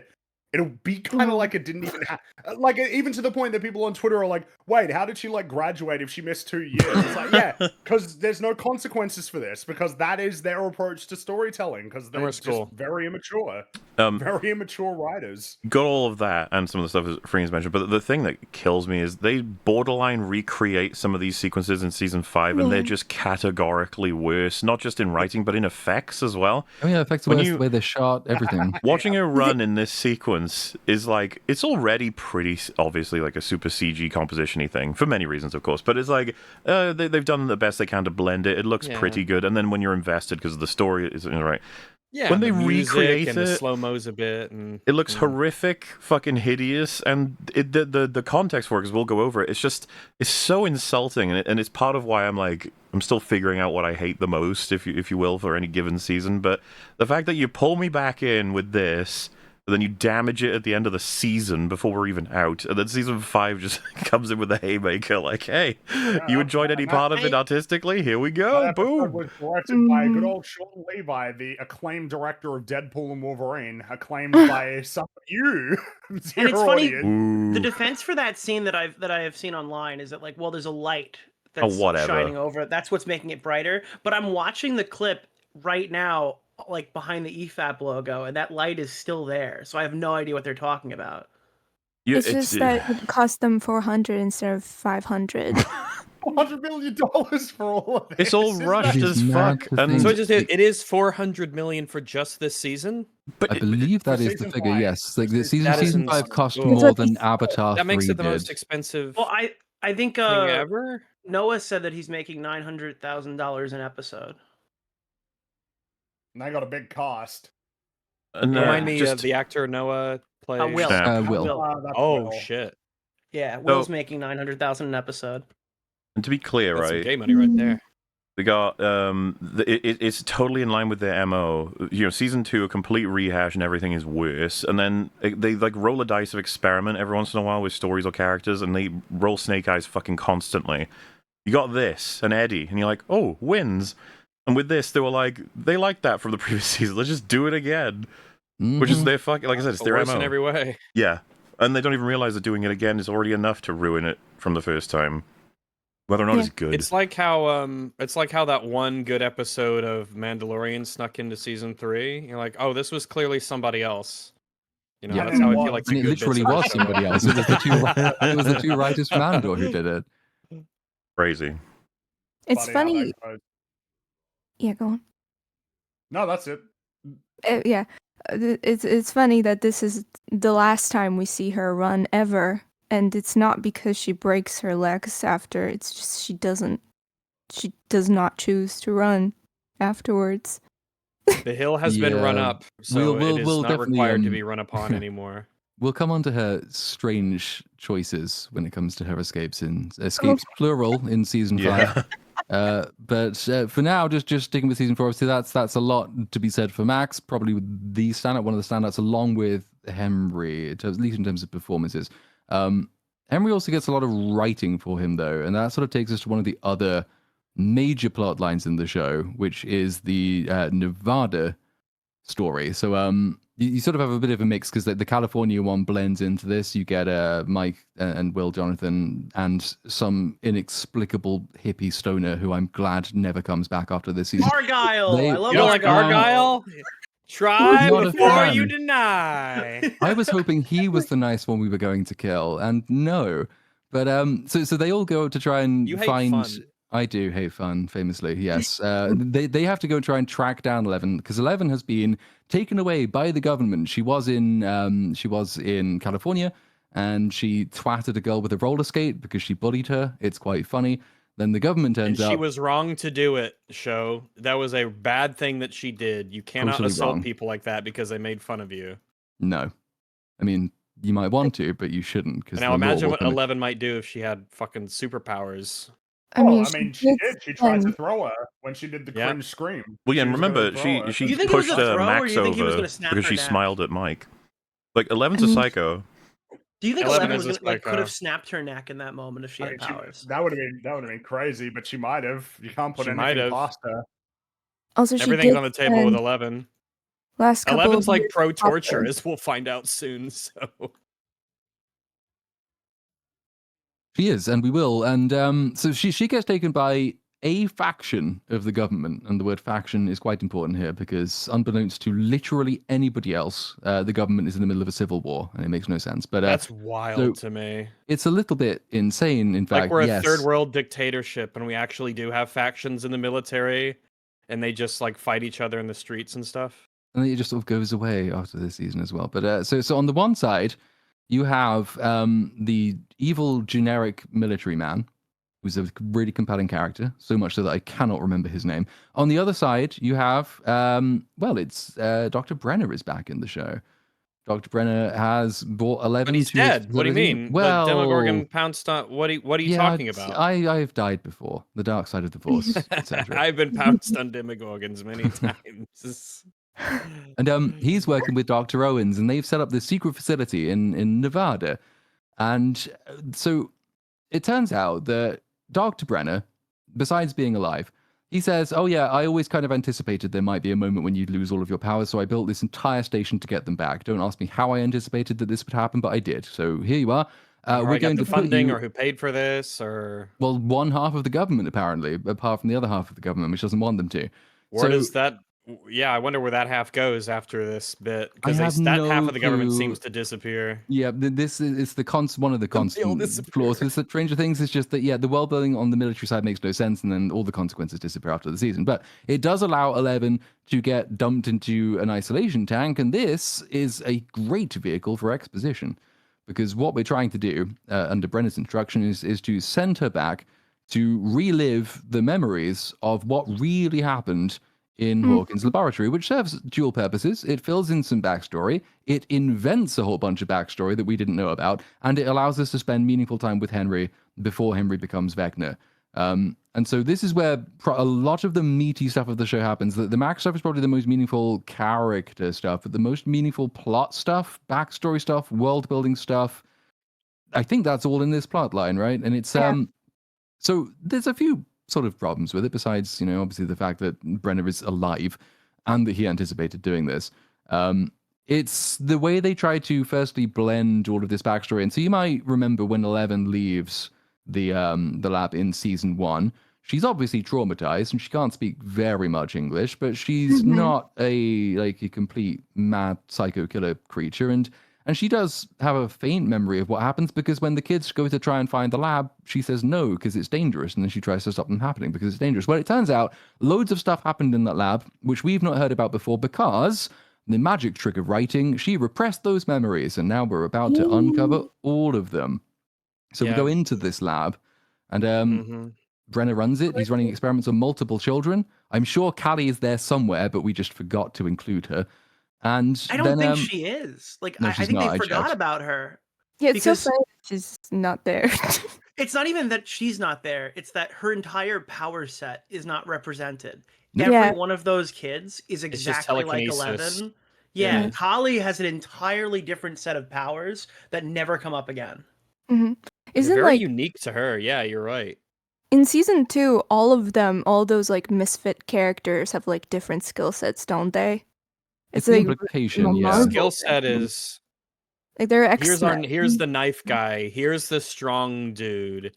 Here's me with my magic hallucination powers, and this is the driver. So Yeah. kind of, I guess. They do have They're not all different powers, but psychics, if You that's what don't you mean. know, they're not all psychics, and yeah. So I did actually check, because there's this line in season 5 where Callie says to Hopper, "In fact, I know 11 better than you do." And it's like, is that actually true though? I don't remember you in season 4. She says, like, we grew up together. And it's like, well, I remember a flashback. You showed me but 6,000 flashbacks, and you missed one that was actually relevant. God we damn have an you! entire plot line going basically from start to finish with 11 in this facility, and she just doesn't appear once because they didn't plan on bringing her back at this point. So, but what does happen is, so she's there, she's under Dr. Brenner. There's a load of other kids. He's sort of training them to use all of their various different powers, and she's obviously quite special. Like, she's the one who seems to be stronger than all of the others. But there's one mysterious character there who is kind of like, I don't know, like the helper, the assistant. Well, we don't find out he's number 1 immediately. In Henry, Henry is there. Henry is also in the lab. And so we get quite a lot of conversations between him and 11. He turns 11 against Brenner, against the rest of the kids. He sort of makes her believe that they're all out to get her, that they're going to try and come and kill her, that he's her friend and co-conspirator. He's tricking her into helping him escape, which he does, because he's got this weird little power chip in his neck, which stops him using his powers. Again, something Brenner could invent without really knowing the use case for, because we also get more backstory for Henry when it turns out that he was, and this kind of dovetails with the investigation, with Nancy. He was a psycho child who, in the 1950s, murdered his entire family and then was I given mean, over high to Brenner. schooler. Yeah. High school child. Well, high You know school that, child, yes. A little device. They should have put it in the mind flare. Might have been a clever idea. Why not put it in a gun and shoot it No. with it? Because, we can shoot darts and shit. We have tracking fobs. Why not just shoot that? But anyway, so he's given to Brenner after murdering basically his entire family, and this power chip is put in him, and then he's sort of kept around for reasons I could never entirely figure out, because season 4 is unclear on that point.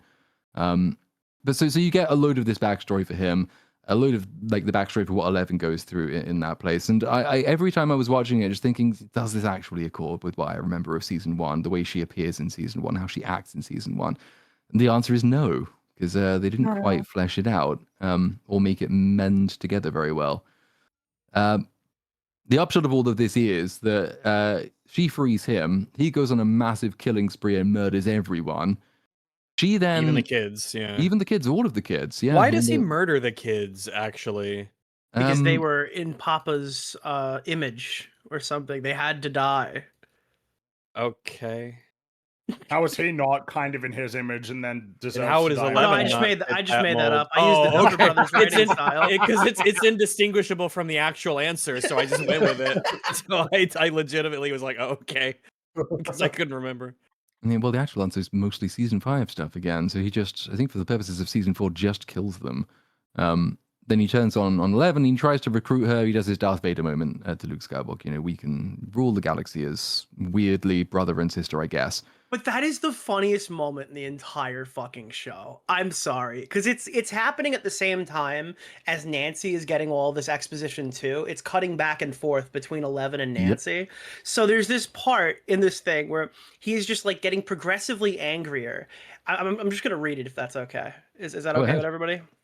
Reading is allowed.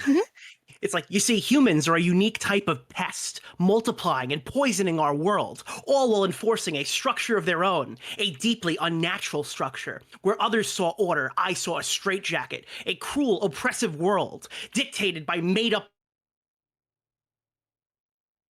rules, weeks, months, years, decades, each less faded copy of the one before. Wake up, eat, work, sleep, reproduce, and die. And then it cuts over to a fucking 8-year-old child who has no education staring up awkwardly at him. It's like this fucking, and I put a picture in the Discord. This is like the longest monologue I've ever seen in my life. She got none of it. She didn't even know what the word friendship means. It's fucking hilarious. But is that just, maybe she just repressed the memories? Maybe she did know all of this before that, and then she repressed the memories and forgot it. Repressed memories solve literally every plot issue. It's a really powerful tool. Yeah. She just looks at it. She's like, "What?" It's the kryptonite to bad writing is amnesia. Yeah, like, and he's not making a joke there in as much as like season 1. She doesn't know what a bunch of words mean, like simple words, and he's giving her like this. friend. Friend is like friends don't lie, and that's how that becomes a thing, is because it has to be explained. And again, really good performance from Jamie Campbell Bower as well. But it's like, you can't be doing he this. Sells the it's obviously meant for the audience, not for her. I think his acting deluded people into thinking that Vecna actually had any motivation or anything going for him in that moment, because like the entire season is leading up to this moment. Like, you keep seeing Vecna, you keep seeing Henry, and you're like, what's this guy's deal? What does he want? Why is this happening? Yeah. And then he gives this speech, and you're just like, what? The curse of good acting is that it can like be an unwitting accomplice to terrible writing. Yes. And he's the actor is the only guy who cares about this working. Imagine though if Brenner was like in that room, like he crawled into the room, and that's why Henry was delivering all of that dialogue. Like, it's to 11, but it's also to Brenner. Well, because he survives this as well. Yeah, he survives that too. Mm-hmm. Henry killed every single person in the compound except for Brenner and 11 because they needed to be alive for the plot. And he even sees him and attacks him full on, like deliberately, not just like as a side swipe. He attacks him properly, and he still survives. Well, Brandon. He'd be the one you'd want to kill more than anyone else. He'd You'd want to make think. triple double sure he was You'd dead. think you'd want but to I guess torture him. not. You know what's even I funnier? think so, yeah. He tries to kill him in the play too, sends Brenner through the fucking ceiling, survives again. Brenner had 3 of these. Well, you remember Brenda's He ran actual out of death fate scene? He points, dies yeah. like 3 times. His health, the person with the most health bars in the show is actually him. The Very problem funny. was that That's there probably one of the weren't kids. any demo bats in that moment, so Brenner could die. Oh yeah, These if are the the bats had best. been there, he'd have been fucked. But That'd be funny they if we come slightly saw later. By him the get way- swarmed by dozens and dozens of demo bats, and then inexplicably in the next scene, he's just back with a little scar on his face. Well, This, it just like, seems like you guys hate 80s movies, man, because these are like 80s tropes. Oh, These are all just the 80s tropes, movies, yeah. man. This True. aggressive and incisive sort of like, this is absolutely who I am, why I'm doing it, and now you know. It doesn't feel coherent at all with season 5 Vecna, who they've turned back into like, he's kind of just working with the Mind Flayer to be evil. Like, oh. Also, I didn't know this scene was so bad, but like the Nancy part of this was like, she gets out of her trance and goes, I saw them kill my mother. I saw them kill Mike. And Yep. it's like, why didn't you show us that part? Well, it's kind of worse than that, because the premise is, and like Henry is kind of revealed to us at this point, the reason he's killing all of these people is because once he kills a certain number of people, like everyone opens a rift, and his eventual plan is to have all these rifts open and collapse the Upside Down into Hawkins. At the point he captures Nancy, he only needs to kill one more person. And so he says, I'm showing you all of this so you can tell 11, and then he lets her go. If he had killed her, his job is done, and it ends, he wins. But he doesn't, because his last designated person to kill is Max. But he's already captured Nancy But instead, so like, it's like, what? Why? His criteria for who he designates is extremely It loose and doesn't broad seem like to he it has would to- apply. I mean, he does the Cerebro thing of searching for the mentally ill, but it seems like you just grab anybody. Yeah, everyone's got some problem in their life. And don't tell me that in this town, quote unquote, small as it is, small relative, there's plenty of kids, it's got a whole school, that you can't find another person or just go to the next town. It's probably just right down the road. You know, the idea that he hasn't, I mean, obviously in season 5, we'll get into it, but he should have won a long Well, time I mean, ago before at our the very protagonist least- even knew there was a thing to lose. At the very least, he can remote stun people whenever he wants. It's like, man, Yeah. pretty good. You should probably use that a lot. You know? I would. Yeah. I'd be like, oh, this is like a free repeatable ability that I could use just like constantly at no cost that will win me the goal. Oh, okay. What's the catch? None? Oh, all right. If you say so, writers. You're the ones who gave me this ability. There's a bunch more sort of attempts to repurpose various things as well. So obviously the end of the big confrontation in the backstory between 11 and Vecna, she basically force pushes him through a dimensional wall, and like he goes into dimension X, He, like, not to the disintegrates. Upside Down. He completely disintegrates. He's rebuilt as the Vecna we see today. So he goes He gets into this, zapped this by the dimension spooky lightning. X, Yeah. yes, and meets the Mind Flayer, and he sees Demogorgons, because Demogorgons at this point, there are some of those in Dimension X. Then they all disappear at some point to go because they're busy for the later bit. But so we've sort of got our first glimpse of Dimension X without any proper explanation as to exactly what it is. I think a lot of people just assumed it was an extension of the Upside Down, but we'll come on to what it really is in season 5. Yeah, that's thrilling stuff. The other thing they tried to repurpose, which again I think causes problems with season 1, is that the sort of during this sort of backstory exposition sequence, it's sort of said that Brenner discovered the existence of these parallel dimensions through 11. And the thing he was always really trying to use her to do from the beginning was to crack the dimensional boundary between these places. Which sort of doesn't really gel very easily with season 1, where like they are obviously just using her to spy on Russians because she's just a psychic weapon, and they accidentally discover the Demogorgon, and only after that does he become interested in what else she might be able to find in there. And then when she touches that, that's what sort of opens the doors and the portals between them. So it's like, I get Which I what they're thought was trying really to do. cool. I originally, when I was watching like episode 1 and everything, I thought, oh, like the opening of the portal was very, very specifically linked to just the fact that, oh, in our attempt to try and harness psychic power to use against the Russians, we open up this spooky gate to this hell dimension and stuff like that. And I thought, oh, that's enough. That right there is already a neat enough idea that you don't have to go into these crazy levels of memory dimensions and stuff like that. That in and of itself is just kind of neat. Like, what has science done if we tap into the mind and like Event Horizon kind of stuff, Yeah. engines Well, and see, because whatnot. like season one understood the idea that like the villainy part is probably best represented in the human characters, but the horror is kind of inseparable from the mystery. So this idea that an understandable human nefarious motive, like, well, we've created this psychic child, we can use it to spy on Russians, but inadvertently tapping into something much bigger and more dark and more mysterious. That sort of elevates the mystery and the horror side of things and puts the Yeah. humans at a disadvantage to that. So like they're the proximate villain, but they're not the big bad threat that's really out there, and they didn't expect it or anticipate it coming. Whereas, and it's a problem Stranger Things has whenever it tries to go back like this and retcon a bunch of stuff into perfect contiguity. Is that it always ends up making it like comically, cartoonishly evil on the part of the humans, which is less interesting than the mystery. And then it still manages to drop the ball on loads of occasions, so it just doesn't properly add up anyway. But now we're supposed to believe that, yeah, Brenner did much of this stuff that he did by accident deliberately from the beginning, because apparently that makes for a more compelling story. I don't agree Well, that that's the case, but a good scientist slash government B plot element or characters would be really neat, because that would be our way to explore what they learn about the upside down, the hell dimension. What's the price of spying on the Russians? Is this worth it? Should we just close it up for good? Well, what if the Russians are doing the same thing? That kind of stuff could be interesting. Would make for a very different plot line from what the kids are doing and everything going on in Hawkins. But that's if it was yeah, written well. and it's just that there's almost the seeds of it there, because you do have Dr. Owens, and Dr. Owens is sincerely a very nice man, and he continues to be a very nice man all the way through this beat and this entire season. In fact, like he's the one who Until he tries to disappears, take yeah. 11 side until, yeah. So the bad side of the military attack the bad side of the scientists and capture the good scientist, but the bad scientist escapes with 11 into a desert, but then he gets shot by a helicopter and lies down, and he says, "Everything I did to protect you, and please tell me you accept that." And she doesn't say yes, but she doesn't say no. You're supposed to be left with a kind of bit of ambiguity there, which season 5 will destroy, because I don't think, fuck it, no, we'll get to the pregnant people later, but I don't think that can be construed as trying to protect 11. So you've got all these many different worldy complications. The idea of the military civil war itself is just frankly bizarre. I don't know Stupid. how it functions. There's they're just stupid, factions yeah. in the U.S. It's government that like openly attack and shoot and kill one open another. warfare against each other.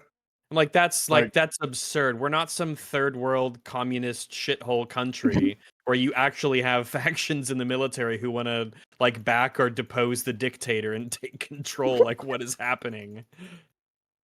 And you never know who's actually in power here. Because is it the bad people or is it the good people? And you sort of get the Or the impression it's the president who bad doesn't people. exist? Or the president who's never mentioned and doesn't exist. Yeah, I mean, is Ronald Reagan signing off on the plan to go and kidnap and murder small children? I can believe it, but I don't know. It's just a bizarre little subplot which season 5 realizes it You know can't what you've kind of take any highlighted direction.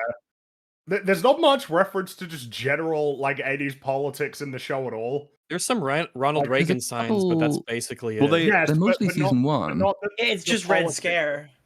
Yeah, well, I guess that's what I mean. Other than just, oh yeah, I guess the Cold War was kind of happening. There's no like current day happenings of politics influencing the story in any major way. Like social Well, issues and I'm or sure taxes. they want it's like surface level, yeah. they It's want like, what the continuations of memes from the this 80s. universe, right? Spin-offs Well, or whatever, to just be built on the reality that we have in our history, as though the events of Stranger Things change nothing about the entire timeline of Earth. It's just like, yeah, okay, sure, 100%. Which they keep trying to. I mean, if the fucking resets every season. I forgot to mention the end of season 3 has that whole. Oh yeah, it's everyone just died in a mall fire. That's what happened, and everyone just believes that Yeah, it goes no along one with it, noticed despite the everyone massive dying monster. all over the Yeah. place.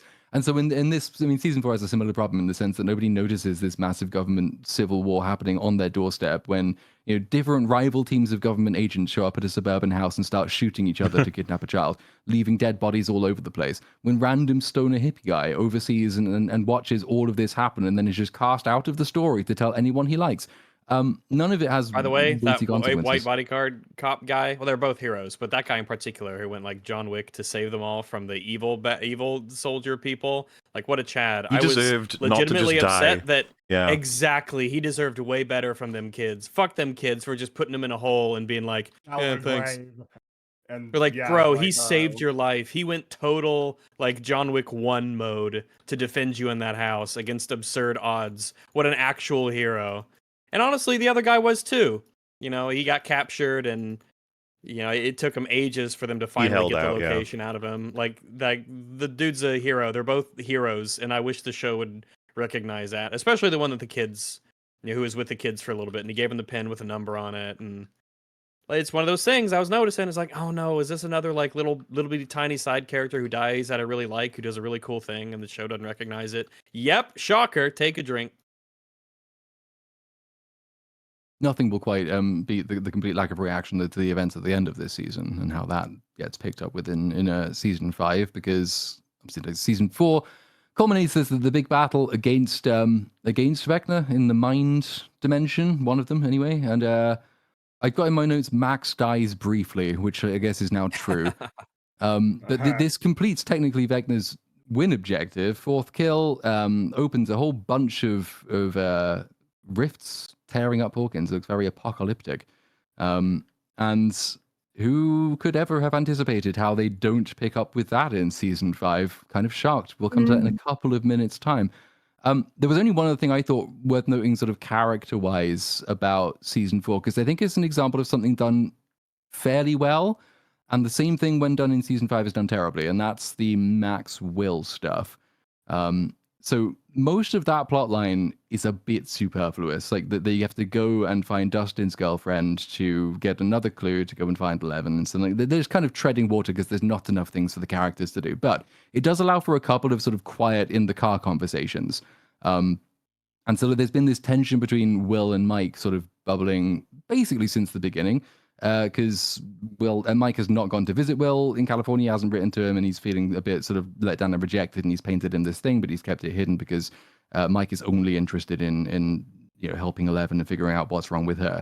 And it all comes to this head in the car sequence on the way to Nevada, when in a way I kind of liked. I thought it was kind of a pretty good self-sacrificial moment where Will sort of channels his feelings covertly and uses them to boost Mike's self-esteem, make him feel more encouraged, gives him the picture, tells him he's the heart of the party, and it's like, I know that isn't true, but it's nice that somebody thinks that it is true.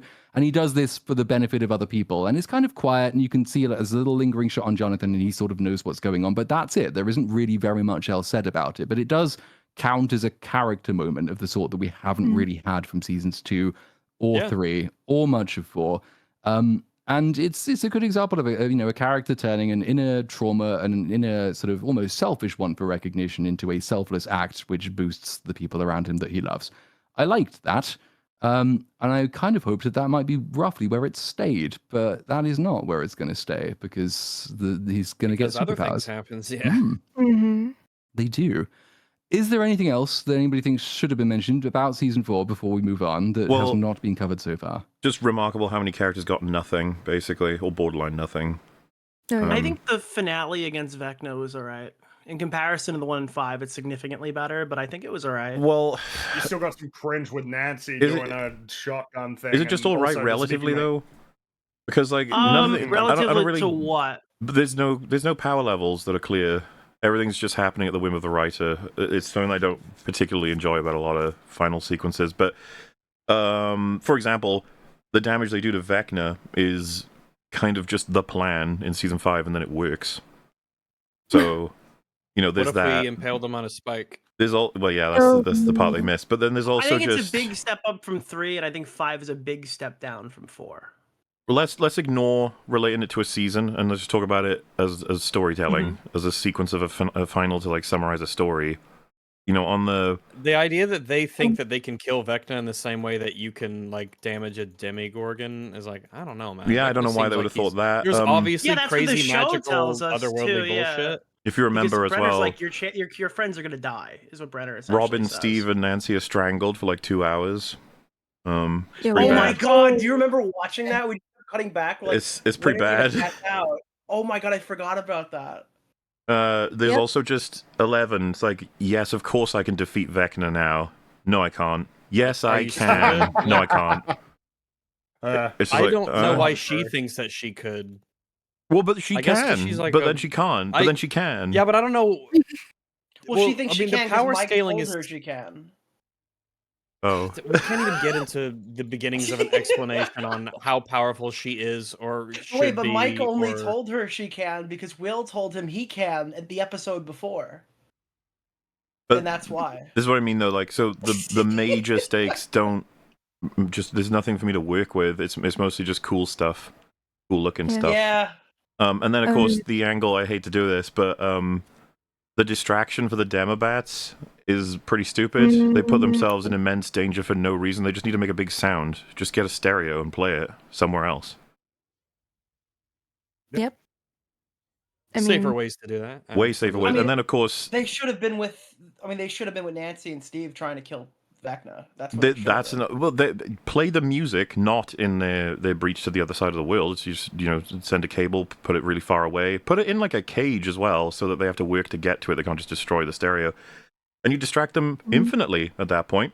Then you run to the house with them and help them out and stuff, and say, yeah, you can do it as a team. But then of course the Demobats get to them, and Eddie decides if we go through this portal back, the Demobats will inevitably... There's two interpretations for this. One is that he thinks the Demobats are about to return to the house, or that they'll get Dustin, ultimately.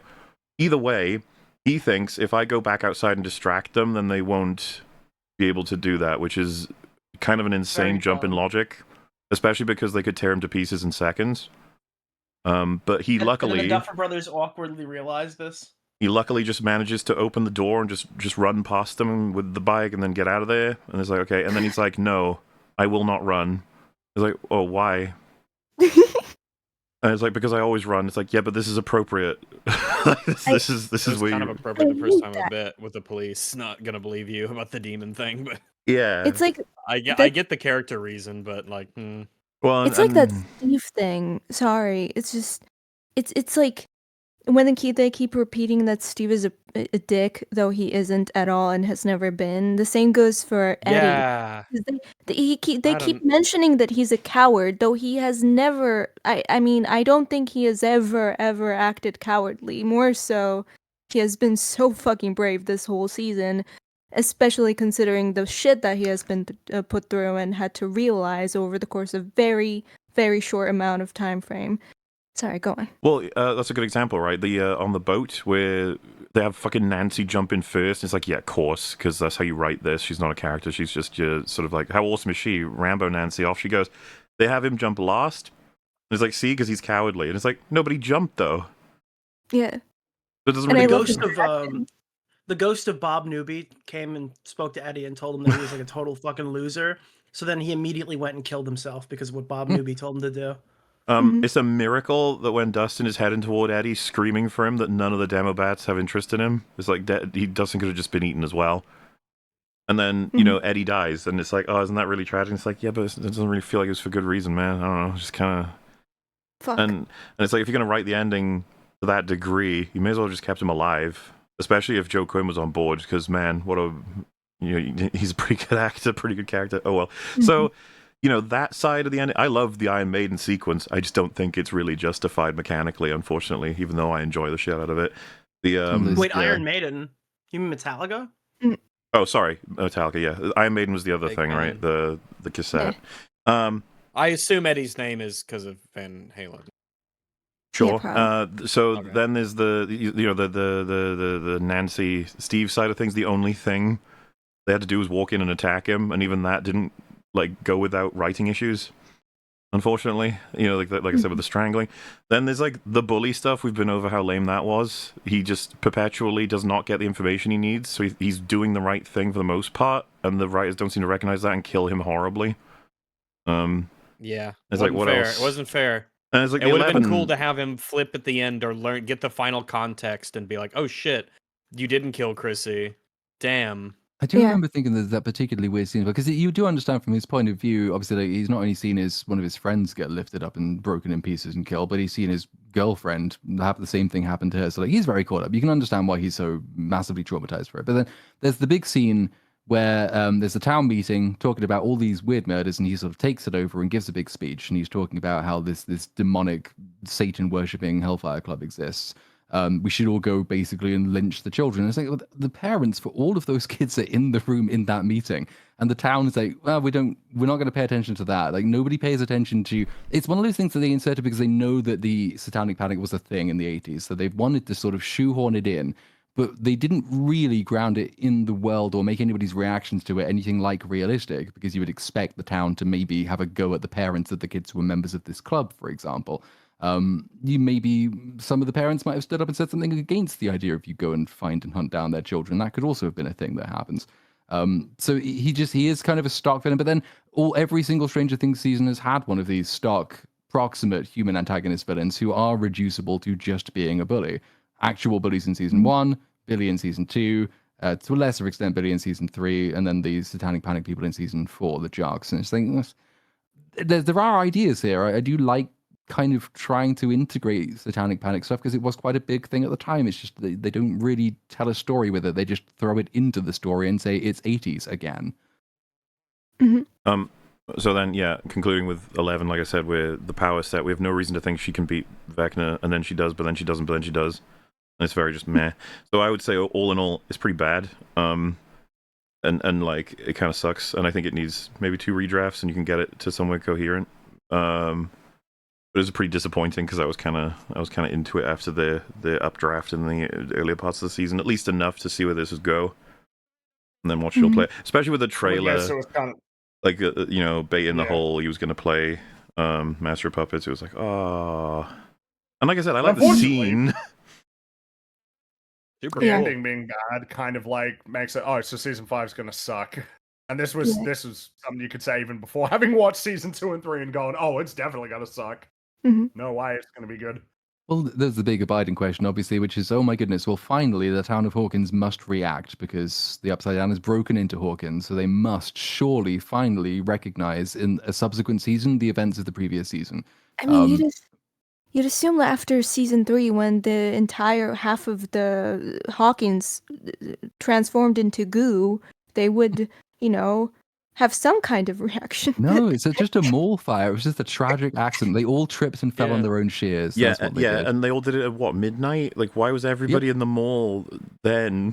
What about the 2 journalists who got murdered in a hospital on the other side of town, and their bodies and all that destruction in the hospital? I'm pretty sure you can't attribute that to a mall fire, but you can, because it's that easy to cover up things in Hawkins. They believe whatever the government tells you. I was going to mention. I was just going to say, because we're almost sort of over with it, but like, Nick, you seemed in favor of it. Is there something we're missing about like what works about it, do you think, or is it kind of, No, I probably would have fought for it more if they didn't completely mutilate it in season 5. Like, there's not really much positive I can say. You'd fight on the side of potential. This firmly slots in, I think, my second best season pick for Stranger Things, but there's a huge gap between 1 and 4. Yeah.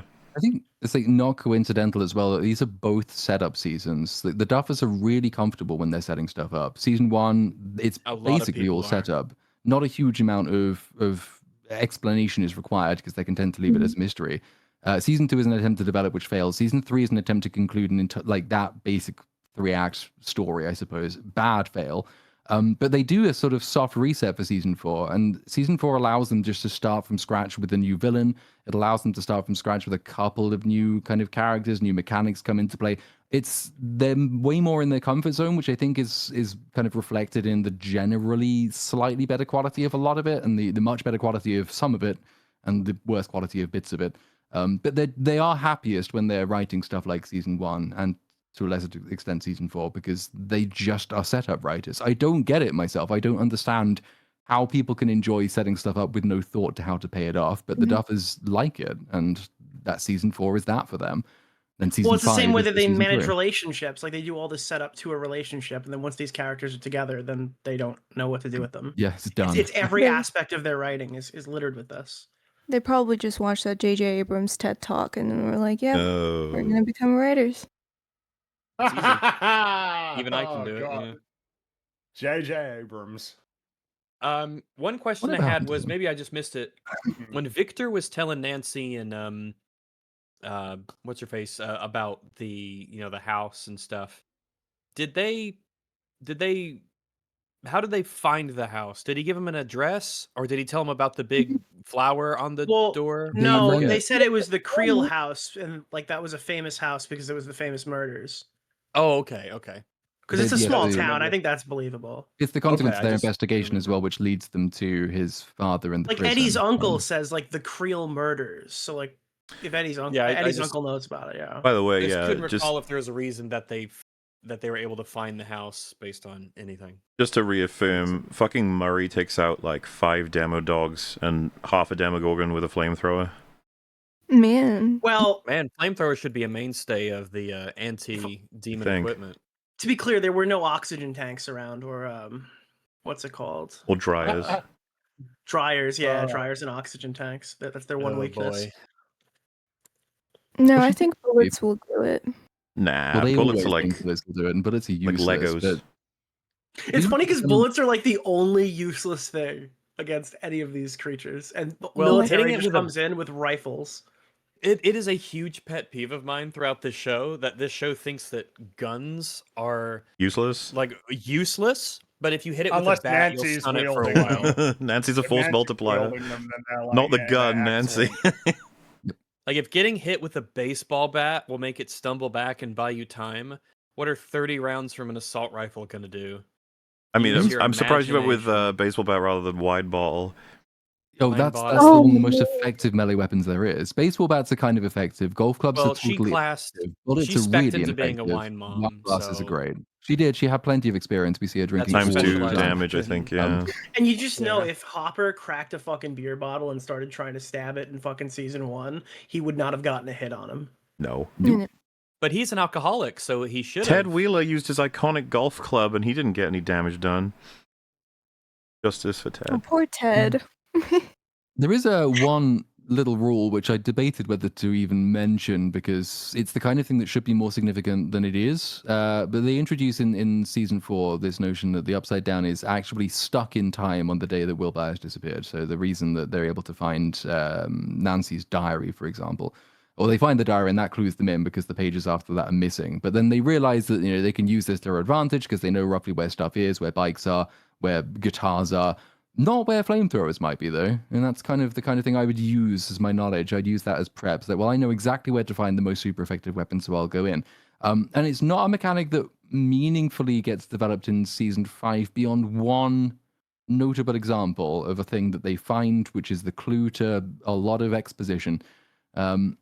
They do mention it, though, so I figured I'd mention it just for completeness sake. It's just one of those strange things, because then it asks a bunch of questions about, well, okay, how did the lights work in season 1, and how did this work in season 2? It's like, probably the kind of thing you could have done without, I think. But hey, at least they pretended to have a rule for all of a few seconds.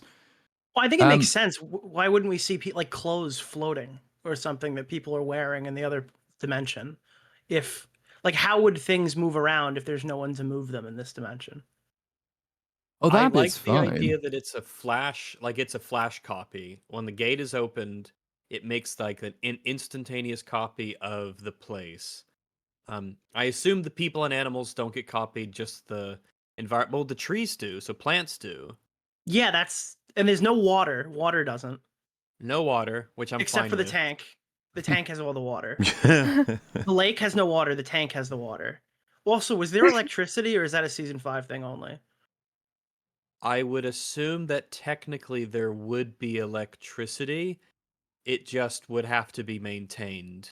I don't remember. So I, without I people thought that the maintaining it in the electricity upside only down, came would- from the army dudes piping it in through the big hole. I don't. I But think, I don't think that there's the no- army dudes would go and put electricity through the whole town, only to their thing. Oh yeah, Like, no, how not the does whole town. the tank at the end in the finale? How does that have power? I don't know. Oh, Murray turns it on, but maybe it's got its own power generator from the lab. I guess that you could reason that it's got an independent power generator. I can't think of any other instance where something Maybe in the there's a upside Duffer down Brothers tweet that has explains electric. everything. Hopefully, Maybe, yeah. yeah. Duffer Brother said that Yeah. actually what this means is that it's got a nuke under the basement or something, and we learned about that off screen. So, and that's plausible. There's no other opportunity. I mean, the main interaction with electricity is that they can see the sort of imprint of electricity from the outer world in the upside down, which is how they communicate with the lights and things like that. But otherwise, everything is set in place, but only relevant once in season 5, which we are basically onto. But there is a quick little coda we can do because Stranger Things also had a play. The play released before season 5 did. A play, you say? I had no idea, but play? someone here has actually seen the play. Oh, we and have a can tell us thespian Twice. out of the how theater. tremendously important its story is. So, Mr. Diorio, would you like to fill us in on all of this important information that we've missed? Sure, I actually did a write-up and sent it to Mahler at one point, when I saw You it the did. second time. But yeah, there's one in Europe. I don't know where it is. Is it London? And I know it's definitely in New York because that's where I've seen it. But essentially, the play is a prequel to season one, and involves like Henry Creel. So it goes over his backstory, which ultimately becomes important in season five. The notable thing, though, is that it wasn't written by the Duffer Brothers. They just took from it and then put that stuff into season five. So Well, just quick on that one. So Mhm. they Kate Trefry wrote it. She's a consistent writer on Stranger Things, the TV show. They seconded her over to do the play. They were apparently, according to them and her, very involved in the writing process. There's a bit in the behind the scenes. The behind the scenes is kind of funny for how useless it is, but there's two revealing moments. The first is she's talking to the guy who's actually got to stage this play, and she says, "Oh, we've just had word from the Duffers that this major reveal, the main thing that this play is about up until this point, yeah, we can't use that now because the Duffers have changed their mind. They want it for season five. We have to rewrite the Oh, entire man. thing." After which, Oh. everyone's attitude in the production toward the cameraman changes dramatically. Because up until that point, they're really friendly with him, first name basis, they let him on and everything. This goes wrong, and after that, like the entire behind the scenes is him going around trying to film people who tell him to fuck off because they're really stressed and having a shit time. Oh, But you man. can blame the Duffers for some of it. What the fuck? So Jeez. here's what happens, I guess, in the plot. It starts off, it's the government again. They're trying to do another like a test. It's actually Brenner's father. He's Captain Brenner of a ship. And it was trying to investigate this new technology that would help them win the war. I don't know which one. Is it World War II at this point? Or Well, what time is it set? Might be Or World Korea. War II. Korea.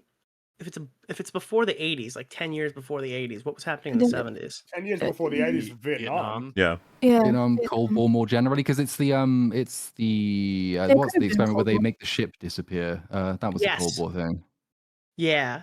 So they accidentally opened a portal to Dimension X. So it's like the orange one. And then a Demogorgon pops out, which looked pretty cool in real life. And it ripped the hell out of like it slaughtered everyone except for Dr. Brenner's father, who's a vegetable. And then it like transports back. So Henry Creel, like it cuts to Henry Creel. He like goes into the caves in Oklahoma, and he's corrupted there by the mind flare, very similar to what you'll see in season five. And as a result of this and getting him powers, he ends up blinding a classmate. So his parents move him to Hawkins for a fresh start. The dad thinks his son is getting better, but wants him to get rid of his little radio that he seems to really like, and he's very parasocial. The mom realizes, well, Henry probably didn't stab that kid in the eyes or something. There might be a deeply unsettling issue with the kid. Meanwhile, by day, Henry is hanging out with Bob Newby's sister, Patty, who's never mentioned in the entire show, but Patty Newby is actually the love interest for Henry Creel throughout. And what the play does is the only characters that we really see from the school are the parents of all the kids that we see regularly. So you'll have like the Harringtons, you'll find Joyce is in there with Lonnie. You'll get a lot of like Hopper and his dad and why he went into the military and stuff like that. But they share a moment in front of a bunch of people, and Joyce cast them to be the leads in the play. So by night, Henry is like killing Dustin's mom's cat and mutilating it. And by day, he's having a love story with Patty Newby. He ends up killing, I think, 8 other pets, which gets Hopper to want to like prove to his father that he has value. So he starts investigating with Bob Newby and Joyce to try to find out who's the cat killer, right? So Bob Newby and Patty's father is also the principal. He finds out that his daughter is dating the drunk veteran's son, and they're currently alone in Henry's dad's gigantic house, the one from season 4. What they're actually greeted with is Henry helping Patty in the attic with his powers to try to find his mom. And then when Principal Newby gets up there, he demands Patty leave now, like get out of this guy's house. It's like, what the fuck are you doing? And then Henry is like losing control in this moment, so he agrees. He's like, yeah, get her out of here, get her out of here. And despite this, Henry loses control, lashes out, and sends Principal Newby through the floor, like annihilating him. He survives, but he's whisked away into the hospital. Like through a gate, like how Henry got. No, I mean like blasted him through the floor. Oh, okay. Yeah, no, he just like hits the ground. So Patty's dad said, "Save the boy. He tried to save me," implying Henry's actually a good guy and he met the mind flare. Henry's mom now gets nervous. She finds and contacts Dr. Brenner, who takes him in willingly to help him. But it's clear that Brenner only wants Henry specifically to get access to the mind flare because he's aware of it through his dad, like his vegetable dad. Kind of similar to how Eleven's mom is like a vegetable. That's kind of the state that Brenner's dad is in. So he's like trying to get Henry to like give in, like become like let the mind flare in, take over. And then Henry keeps using Patty to keep him grounded.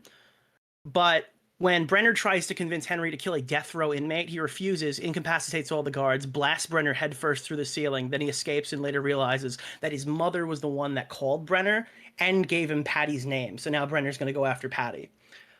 This precedes the clip that we see in the play and the show, where Henry goes to murder his mother and his sister while framing his dad. I thought at this point they were probably going to try to give like a redemption arc for Henry, but there's really no reason he would mutilate his sister's body, so that wouldn't have worked. We don't ever find out why he kills his sister. He escapes from here and goes back to the school where he tries to run away with Patty. This is the play scene from the last episode. Like, you know, the one where it's like, oh, Max goes, oh, I know a way. Oh, yeah. They run into the play, which was supposed to be Oklahoma, that she changed to something else. I forgot exactly what it was. They get intercepted by Brenner, who tells Patty, hey, you know this guy just killed his entire family, right? And then he tells Henry, again, submit to the mind flare and kill Patty. Henry freaks out, destroys the entire catwalk they're standing on, which is probably why the lights were flashing in the flashback, either giving Patty a spinal injury or breaking her leg. The B plot that I've neglected to talk about because it's really only important now is as Henry was helping Patty find her mom, the rest of them, like Bob, Joyce, and Hopper, are like tracking them all down. So like they're all working together. There's no indication that ever happened in the actual show. It cuts back to Henry now close to season 4 flashback. Henry being told the government wanted to kill him, but Brenner thinks he's there to like help raise the kids for good. Like that could be a good thing that he could do. And I think that's the majority of it here. They have Eddie's dad in this, but Eddie's dad like leaves his son, so he's never actually in the show, but he was like a theater kid. All the parents are just the same characters as the kids in the show and the adults in the show, but just like I don't know, exaggerated. Do you Yeah. think that that's an aspect of it being a theatrical production, or is that like a choice in the writing to have their personalities be that way? I think eventually they'll probably make this into a season of the show because they don't need any actual actors to do it, and then I think we'll find out, but it might be a theatrical thing. Okay. There's an epilogue as well, right, where it ties back to the present. Because if I'm right, I've got the plot summary. So like Henry sort of He does goes- meet 11. Actually, you could see that on Twitter if you really wanted to, because the week after I went recently, they had the actual actor for Vecna come and do that part. But it's just like, oh, hello, 11, and that's kind of the whole scene. But so how old was Henry supposed to be in that play? Because isn't he very little in the show? Yeah, he's a high school freshman in the play, and then Oh. that translates over to the show. They But like retcon that in between. Okay, well. And he does actually kill his family, escape, go to school, get caught by Brenner and taken in, rather than get taken in right after mutilating his family. Because he goes to coma, in the show. Yeah. Wow. Yeah, which is interesting because, you know, it implies, well, did it never occur to any of the parents that maybe this evil man called Henry might be the Henry they were all at school with and that they investigated murders connected to while they were all at school? And the answer to that is, yeah, they did. We just didn't get to see it because this is how the Duffers write television. And it's also like having, you know, sort of the earlier conversation about, is Hawkins the only place where portals can be made? And, you know, if you shut the Upside Down from Hawkins, is that over forever? But this one sounds like no, because the play sort of kicks off with in the middle of another the ocean, means of, in the middle of the ocean. So there are other means of doing it. Anything that the season 5 tells you is absolutely, definitely final and for good forever. It's not. It's just that the show wants you to believe that it is, because it didn't really account very easily with the play. Though they did consult with the writing and they helped with the writing. I don't know that the play helps very much. But it's kind of important, and I sort of thought we'd do the coda because there's a couple of scenes, one in particular in season 5, where you think, wait, what the fuck is what? What is this? What is this play thing? And why are we in a mine shaft with a The random play is kid? cool as like a non-canon thing that you can go see Yeah. if you're like a big fan of the series. And the Duffer Brothers were like, "Oh, this contradicts everything we've said so far. It contradicts everything about Vecna's backstory that we told in season 4 and his age and everything we did with it." But yeah, fuck it, it's canon. Nice. Yeah. Because I remember I was so confused during season 5. Some of the scenes, I didn't know any of this. I didn't do research on it, so it was just like, what was that? Okay, whatever, it's gone. It's always the problem with trying to tell a story across multiple mediums, and it's why you ideally shouldn't do it. I mean, if Marvel struggles to make its TV and its movies line up together, and The Matrix struggled to have a movie and a video game line up together, then trying to make a TV series and a play line up together, it's just inadvisable. And the more important stuff you have in the play, which the fewest people statistically will see, the more you're going to cause yourself massive problems if you hinge any particular event in your TV show on it, because most people will say, the fuck is that about? But, I mean, season 5 tries to do a bit of explanation. Well, it just proves the Duffer Brothers are fucking liars. They're like, yeah, we wrote Yeah.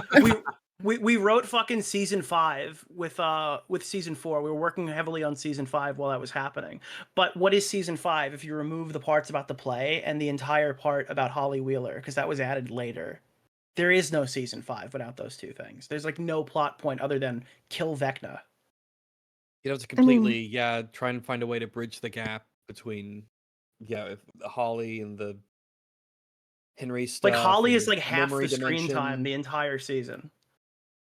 That's I just, crazy.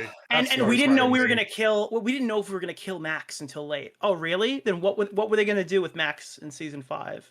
Like with She's if Max integral to died, how getting does Holly season out. 5 work? Unfortunately, the problem is there's no way that you can't do a fake out, like, well, not even a fake out, but you can't like not commit to the logical conclusion of her story in season 4 and then just kill her in season 5. That's not going to happen. And you guys are not interesting storytellers, so you would never do anything unconventional. Like it really, like, they suck, man. Like they are They so do suck. crap, and like they're not crap in the way. Say what you will about, someone like Ryan Johnson. He has We like will. some ambition as a storyteller. He wants to fuck around and do interesting things. He's not very good at it. And say what you will about someone like J.J. Abrams. At least he knows that what kind of slop he's making. Now does Like Zack he Snyder. knows that he's making slop for general audiences. But like the Duffer Brothers are just like uniquely like incompetent as storytellers. They just like they don't know what they're doing. They have no clue. yeah. Now do Zack Snyder. They have introduced way too many what to characters come and up with components. what my defense or praise of him would be. Go on. He is as ambitious as he could possibly be as a storyteller. He truly does think that like what he's trying to do is like profound. Compared to, it's just that what he thinks is profound is like what a 14-year-old thinks would 12-year-old, be like a profound story, Whereas again with the Duffer Brothers, the fact that they're so clearly beholden to like what people on Reddit say about their show is like pitiful. Is actually pitiful. It's feeble. They are slaves to other people's opinions of what they make. Regardless of whether they comport with any attitude or perspective that they have, an overriding perspective on how stories should be. And they themselves are also like not willing to essentially follow through on the stories that they create. Okay, last one. Dave Filoni. With the, I mean, I was gonna say like he's harmless, but he's not. He's done horrific damage. Yeah, I wish he was harmless. What is the? Yeah, no. Well, the thing is that I don't know. Maybe I would say that Dave Filoni is similar to how I feel about the Duffer Brothers, and I just have so little respect for his approach to storytelling. It's just that his is a different kind, which is get the action figures and smash them together. I guess you could say with like Dave Filoni, at least he knows his audience, whereas the Duffer Brothers, Yes, whereas judging by the they response don't. to this, no. They clearly don't. Their audience We'll hates see what they about made happen that. now. I feel like Filoni is set for a disaster, much like the Duffers are. That's probably or were. true. That's probably true. Now that we have Andor as just the thing you can point to as this excellent Star Wars show, Yeah. when Ahsoka comes out, I think people are just going to be like, man, that's like crazy how Star Wars was like a real story there for a while, and now we're just back to We're shit. right back. Yeah, right back. How about D&D, but another kind? Well, I He's not as I didn't familiar. watch. I mean, it seems like they got bored Oh, of doing Game of Thrones, and then they were like, "Ah, fuck it, let's wrap it up as quickly as we can." Yeah, we'll go off and do a Star Wars movie. How The did only that reason turn I out? say that when it comes to the Duffer Brothers is that basically after watching season 2 and 3, and then obviously the fact that that is going to negatively impact how I viewed season 4, along with the fact that season 4 didn't have a great ending in the first place, it's just like, well, yeah, we're going to be in for some like slop. And very predictable slop because their formulas become so apparent that people are on Twitter memeing about it, right? The whole round table sort of coming up with their plans and how they always use like a stupid sort of analogy or a stupid prop that's completely unnecessary and they keep goodness. mixing each other's Exposition. sentences. Oh my Yeah, god. mad, it's- especially in this exposition season. scenes. It is particularly bad in this season, but I mean, hence the point being that like there's I suppose the point I'm making is that entering into season 5, there's no reason to expect them to do anything ambitious as storytellers because they are not ambitious storytellers. Well, and just to be Yeah. clear again, pre-recorded, we're going to have to speculate a lot. I'll be using trailer footage throughout. Anything you see, Yes. this is all just promotional material, so we'll do what we can. You should watch Dark instead of season 5. You should watch anything instead of season 5. Anything at all. Yes, anything one, else. Kind of, does it improve your mood or depress your mood if I say that over the course of making the previous 4 seasons, and particularly toward the end of those 4 seasons, the Duffer Brothers formed a very close working relationship with the Russo brothers, and they turned to them for advice on lots of important matters Oh, about how to God. film stuff, about how to get the big set pieces done quickly and Like, efficiently. while they were working on things, visiting them while they were on the electric state, I guess while they were while they were working on that, and it's like, man, you're making a really awesome movie with 11 here and Star-Lord. You got any advice for us? I was like, well, you should. And of course, they have such great ideas themselves. As seen in Endgame. But is so our 4.5 hour intro is over. Damn. Yes, it is. I mean, we are finally onto the thing we are here to discuss, which is Stranger Things Season 5. I guess one last time from... in fact, I forgot what we did last time, so we'll just go left to right. One word to describe Season 5. Fringy. Go. Shit. Good choice. Smaller. Corpse. Mm-hmm. Nick. Fuck. Nutser. I don't know. I'll add. I don't know. It's kind of like Fringies, but I'll say bullshit. As Joyce. as That's a different Nancy word. would put That's it. a different thing. Mhm. Rags. Man, this is catastrophic. It's gay. Gay. It's true. It's Gay I'm changing my astrophic. word to gay. It's a gay catastrophe. Yeah, I can't top that one. So it's just an abomination. We'll go for that. And I suppose we could just get in, right? Episode 1. You might be wondering how they account for the events of season 4. We're not quite there yet because first of all, we have to recontextualize events from way, way back in season 1, episode 1, because we are doing a flashback with many inverted commas around the flashback because it's de-aged young Will. This is what happened when he was taken by the Demogorgon. That More we like a didn't see. retcon. 'cause- Yeah, it could be a retcon because it definitely didn't happen. Yeah. Yeah, I So, was like- surprised to see him get killed falling off that tree. Wild, Distance yeah. you could not possibly survive. Yeah. Well, if it wasn't we'll for an never actual see it. fluke of physics that is not possible, with the limb gets caught on the backpack, he would be dead, I suppose. Well, it just clipped through. That happens in the Upside Down because it's a wacky place. Well, I guess it is a with all wacky the- place. The With only all way it the- could have been more unbelievable is if he like fucking it was like a cartoon where the like the tree was like rubber and he like bounced back up in the air like a slingshot when he landed on the branch.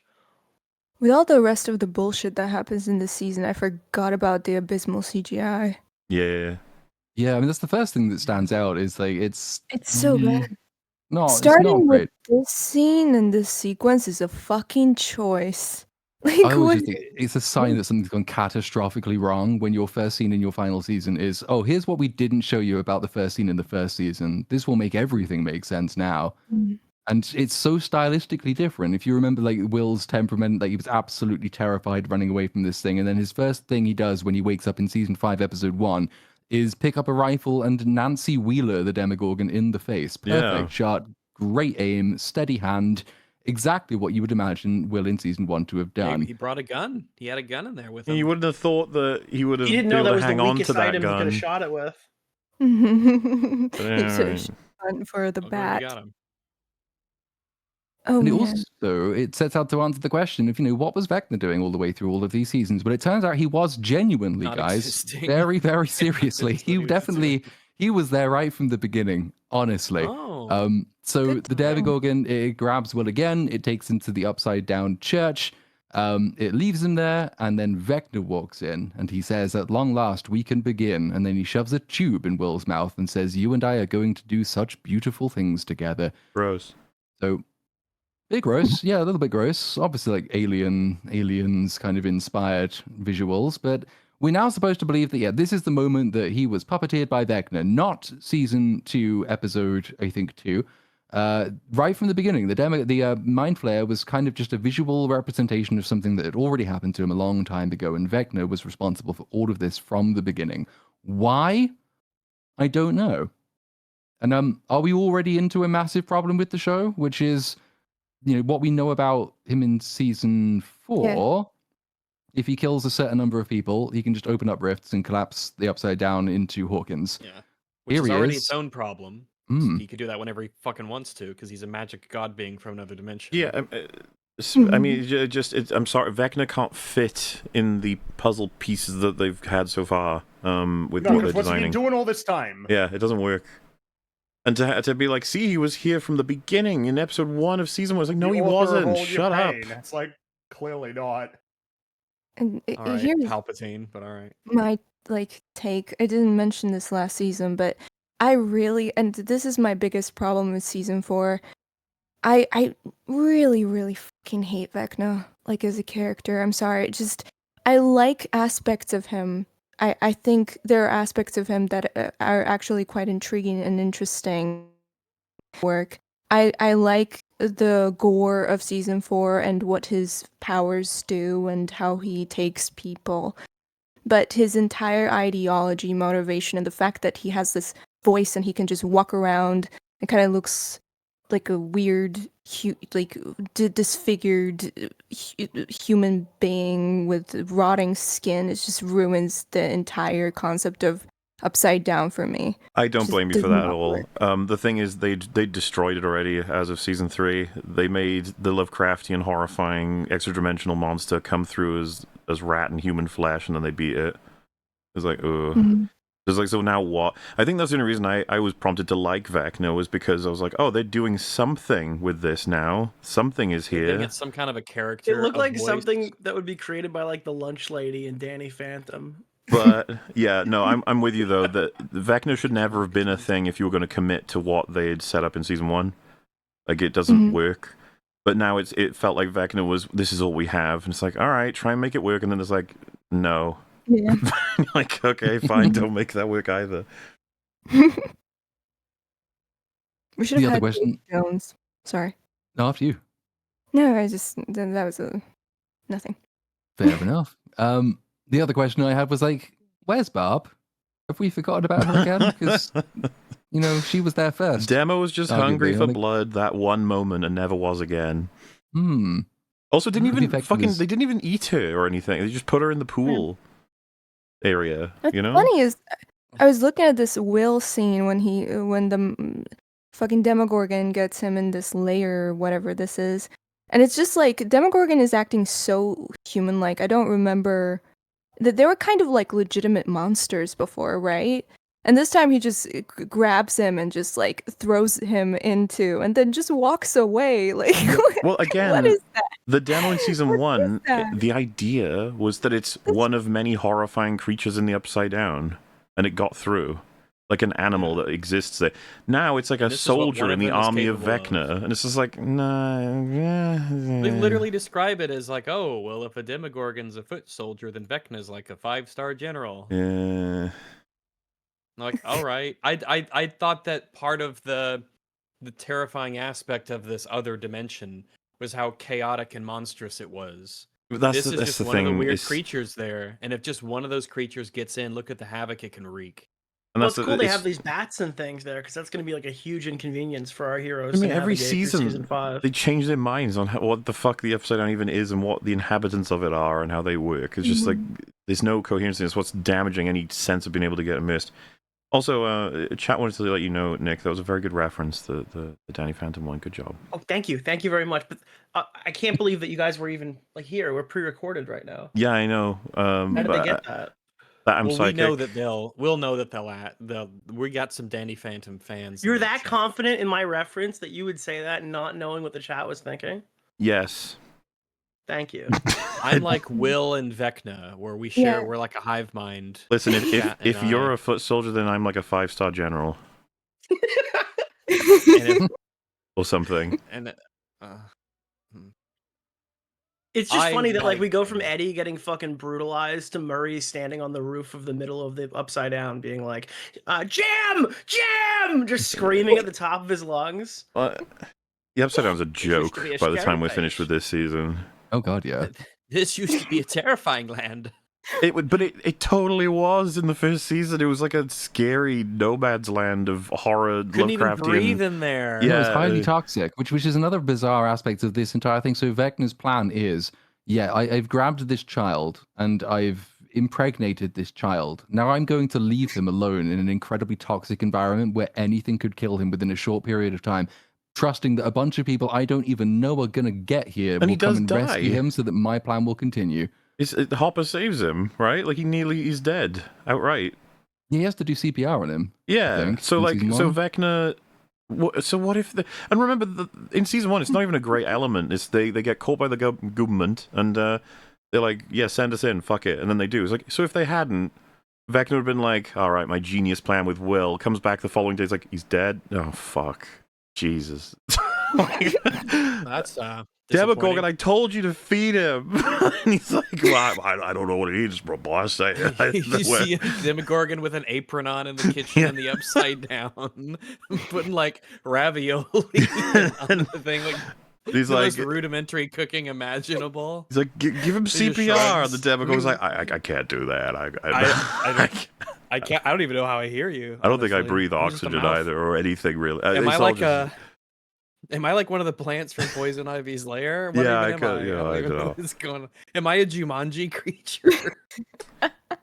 So, yeah, it doesn't make any fucking sense continuously. Every time they add anything, it's just like, no, it can't be it because of this. No, that can't be it because of this. But I assume you're trying to lay out Vecna's plan from start to finish, and it's going to break at every single, like, notch, Every essentially. single one, to the point where it would have actually been better if they just hadn't included this scene. Yeah. Because then we could have just made something up that was better.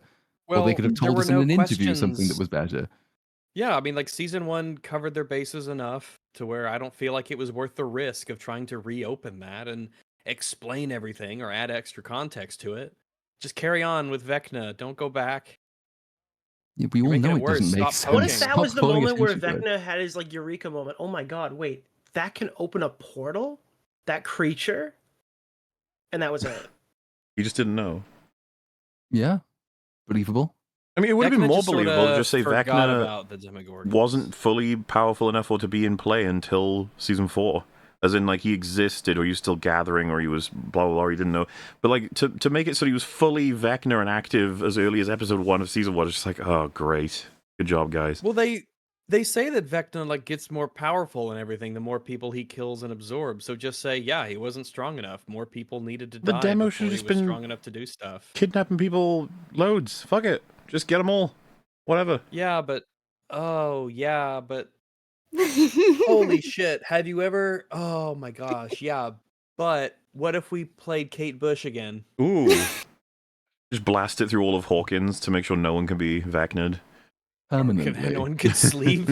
Unironically, something they should be doing anyway in the hospital, given what they know, but they don't do that for reasons we shall come on to, I suppose. Yep. Just occasionally stick it on for nostalgic reasons. But we can move away from Vecna for the moment anyway, because we're now 18 months after the end of season 4. The entire Byers family, they're all living with the Wheelers.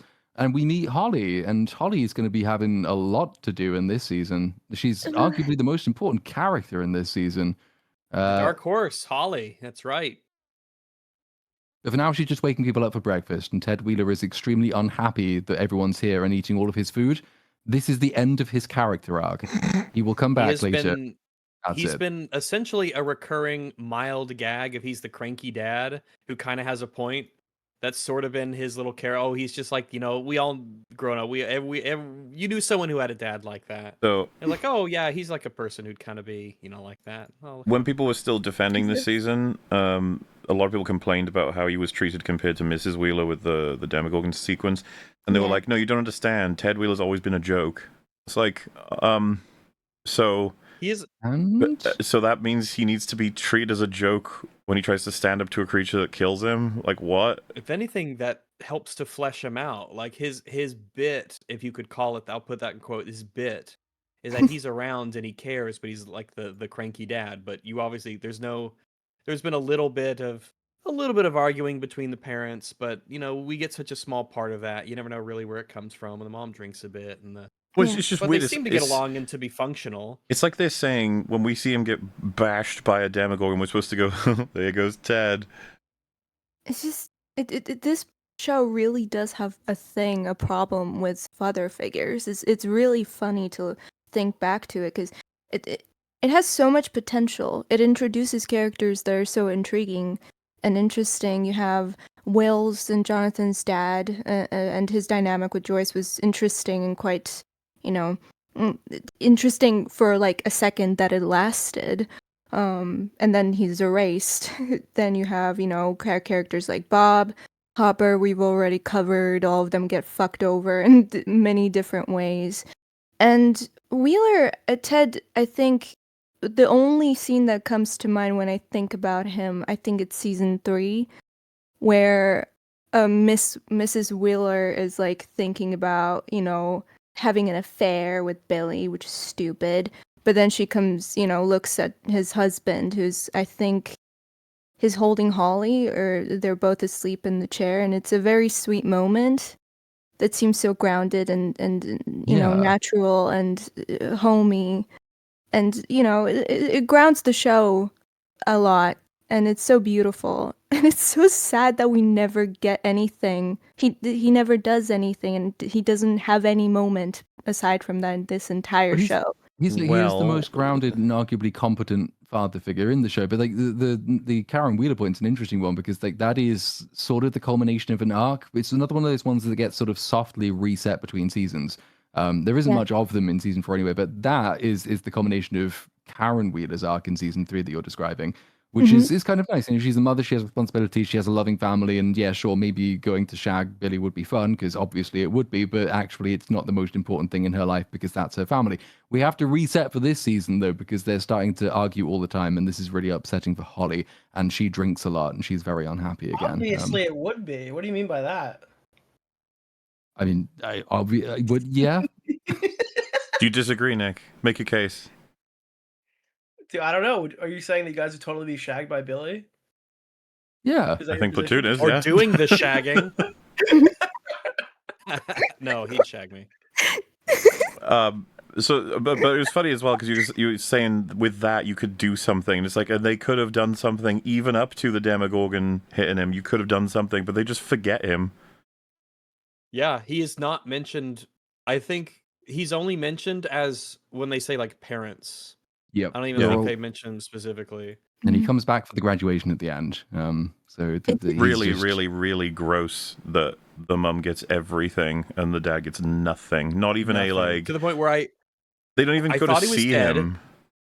Yeah, I thought he was dead because you see what happens, and then I was like, okay, well, he dies. I'm like that's kind of sucks, but okay. And then there's a line about how he's in the hospital, like, oh, there are backspace. He nearly mortally wounded. It's like, okay, like I didn't know he was dead or not, because That then they forget moment, about him, yeah. and then like, is he dead? At Is he that not? moment, Is it he? became extremely obvious that no one of value would die. Yeah, If that was they could it was not starting to get commit worrying. to Ted Wheeler, there's nothing. Wait, Dude, you that's say what, they that? couldn't even kill somebody off of the beginning. I told you that Ted, and I told you that what's her name? What's the mother's name? Karen. Karen and Ted are the only two people I could see dying. Like a week Well, before but do you remember the show came out. there's someone else that when you saw they didn't even kill them, you were like, oh, we're fucked. It's the army guy. Oh my What god, about the army dude! guy? Dude, we were sitting there, we're watching it, and the fucking army guy pops up. His head's half blown off, the other half's fucking melted. I'm like, they couldn't even kill him. Him? He's in Army the guy. hospital and he's like, I'm still here. And you're like, what the fuck? Oh goodness. You can't kill me, Duffer Brothers. Isn't- I'm invincible. That is slightly more believable than Palpatine surviving the Death Star exploding. Somehow Twice. Ted Wheeler returned. It's didn't they film an entire commercial or marketing thing, something like that? I remember for this season with Ted.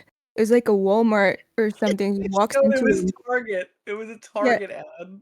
Yeah, it's like, and the funny thing is that that sort of commercial is probably longer in terms of his screen time than he gets in this entire season. Almost certainly. He It's gets like a couple. I think the longest stretch of dialogue he says is when he's watching TV. I think it's in season 4, and they're talking about the satanic hellfire people. Yeah. Or no, they're talking about the gates, like the big gates under the town, and they say that it on the news broadcast they say it's like a pit to hell, and he says to his wife, "Oh, they say it's a pit to hell. News is no different from the tabloids these days," and she says, "Yep." And I think that's the biggest stretch of dialogue that he gets. But she obviously looks really worried because she's the favorite of those two, and he just is oblivious because that's his character. Except that in this, we actually find out exactly how worried everyone in town is about these massive gates to hell, which is not at all because the military gates to has hell? just paved over them. They have just slapped metal sheets over these huge dimensional rifts, and everyone was fine with that. The kids go tobogganing on them. It's kind of insane that this is how we are resetting things for this season. Compare nothing like that good the American final steel shot of can't season cover. 4 and the opening of season 5, and it's just a joke. I just sat there laughing at it. It's impossible. After the ending of season 4, when you see this apocalypse, it's like the end of what's it, the God of War game, right? Where there's the tornadoes everywhere. You get the big black plumes coming up from the ground. You see the destroyed buildings. The entire sky is like deep, bright blood red, and they're looking on the hill, and there's the flowers that have all the ash that has just like molded them and burned them up. Well, and it ends, And and then you're it like, says, "What the fuck? 18 Unbelievable!" months later. It's obvious what they're doing at the end of season 4, which is the Upside Down is infecting the real world. The real world's becoming the Upside Down. That's what's totally fucking And that's a happening. ticking clock of what we have to. Yeah, and And Hawkins it's is like, the "Ha-ha, source. No, that's not happening. Yeah, and That's then not Hey guys, happening." I'm really quirky Robin. So we've been under quarantine for quite a while. This is the radio station. You've seen it in all the marketing. We'll never use it again. It's Well, so no, she'll bullshit. use it again. They use it for 2 exposition scenes here at the beginning of this season and at the end Right at of the this end. season to let you know that everything's a-okay. That's it. It's the most it's the most awful exposition I think I might have ever seen. It's so bad. They It's totally this almost is like a they thought that season. initially when they thought it up, they're like, "Oh, we have to try to like do some comms while the military is listening, and we can't talk on like a secure line or like or the radio, so we have to use like music, almost how they use it in The Last of Us." It's so Hey, Nick, this image probably gave Bylers a lot of hope, huh? Did you see that? Like, they were like, look, they're in couples. It's gotta be. But no, this was such a like, oh, wouldn't it be so cool to set this up? By the way, the thing that comes to mind immediately is the Resident Evil movie that sets up the giant war with Yeah, basically the White House. on the White House, all the main characters against an army of all kinds of everything ever. And then when it came time to make the movie, they were like, oh, we can't do that. That's way too much. We can't Actually, do they're that. all like Portal dead or behind them. disappeared. A portal's gonna open up right behind 11, where Eddie and Barb are gonna walk out. Da, Wouldn't be da, the- I mean, da. On your left. boy, you say about like lucky, fortunate portal locations, like, oh, we're gonna be getting some of that. But I just can't get over how much they've just lied to themselves and they've quit out on the when it would be so much more interesting that like a significant portion of Earth starts to actually get infected by this alternate dimension and it's all sourced at Hawkins. So Yeah, especially in the It's Cold War. toxic and Dude, that one guy's crops are Well, they totally set that fucked up. now, I imagine. Remember in season 4 when Anton was had that little talk with Yuri by Katinka, right? The helicopter, and he was like, "What happened? What Yes, happened to you, Katinka Yuri? fly, Katinka fly. What happened to you, Yuri? You used to be like this war hero, and then you got into gambling and booze. Like, what went on? Like, don't you realize that this is an evil over there in America that will transcend borders? Once it eats up America, it'll eat up the motherland." And they dropped that as a thing that Anton's worried about. By the way, don't worry about Anton. He doesn't exist anymore. He's another one of those characters. yeah, And so you'd think that if this was an infection spreading, there'd almost be like, oh shit, after everything that's happened, do we have to cooperate with the Soviets to come up with a solution to this before the whole world is Nope, don't worry about it. Good old American concrete and steel. This image Like- is so fucking funny, dude. This is so fucking funny. I mean, look at the image. this image is This insane. I It's saw insane. this. Like, no, I'm running fucking away. I'm never looking back at this fucking town ever again. What is this? Sorry, Hawkins. No, It was this good while it town looks like- lasted. This town looks We like gotta- 18 months It's- later. It is It's hell like on earth. Pompeii. It You is know, it, like that's like, but that's yeah. the that's the whole idea of like, oh, season 5 could be banger depending on how they do this. Yeah. But instead, it's like, nah, in between, off screen, they just put some steel plates down, and now it's just like a normal town, except the military's around. And wow, look at that. That's crazy. It's like, man, literally nobody watching the end of season 4 would ever think what actually happens was going to happen. Nope. Yeah, and then they would never see another Demogorgon for 18 months. That just never happened. As soon as all those No. portals opened, nothing The came gates are through. bigger and wider and more close than ever. Because they can just break out whenever they want. It just takes one to just like thunk on it for a few moments, and they just pop out. Well, yeah, I mean, That's it. Vecna Maybe this is fucks like a off. fucking hot take. Vecna's a fucking loser. Vecna got annihilated by a bunch of teenagers with a shotgun, okay? And then he ran away for 18 months as soon as his plan was fucking done. I just want to Like, illustrate. yeah, he's written so poorly the entire time, it's almost believable the way that he gets mutilated at the end. So, just for just- people who haven't seen the show, this image right here turns into this between seasons. They sealed it up, and now everything's fine. And the only concern Hawkins people have is like a cult in a high school, right? That's the only. And even that's only a lingering concern because they just wanted to reference it for the sake of continuity, as though they hadn't Yes. already totally fucked that by paving over hell. They thought, no, we better absolutely establish continuity with the fucking. We paved over hell and put up a parking lot. It's Nice. insane. I saw this. Oh god, this is going to be such a long season. Oh. Yeah, they No. deflate you immediately with this imagery. Bullshit. Yeah. Yep. Absolute bullshit. And like Robin on the radio is explaining all of this in kind of exposition. She's like, oh yeah, the military, they paved it over. The entire town's quarantined off. They won't let anybody in or out. And they've They got a show special... kids literally sliding down the big evil fucking hole. Yeah, she said, no, Isn't it don't do that. The military doesn't like you doing that. And how did the military express this? Oh, they just chase those damn kids off. Hey kids, get off that hell pit. You might think that the military would want to get all of the civilians out of this hellscape area so they can study it in isolation, you know? Well, especially since the quarantine is bullshit. People just keep going into the upside Well, down and breathing in all the Yeah, dude, particles. and It's the Murray! reverse. Murray, he constantly can just bring them all the And shit. he- Well, that's what I'm through saying, the they made military. up- in and out all the time. They made up the quarantine thing to keep everyone here, like the writers or whatever, and it's just like, you guys are fucking shit at this. It's like, get rid of all the civilians, bring in loads of military, and they now live in the houses, and they've used the excuse like, you can't come in your quarantine, but you have to get our characters have to find a way to, deal with this problem potentially.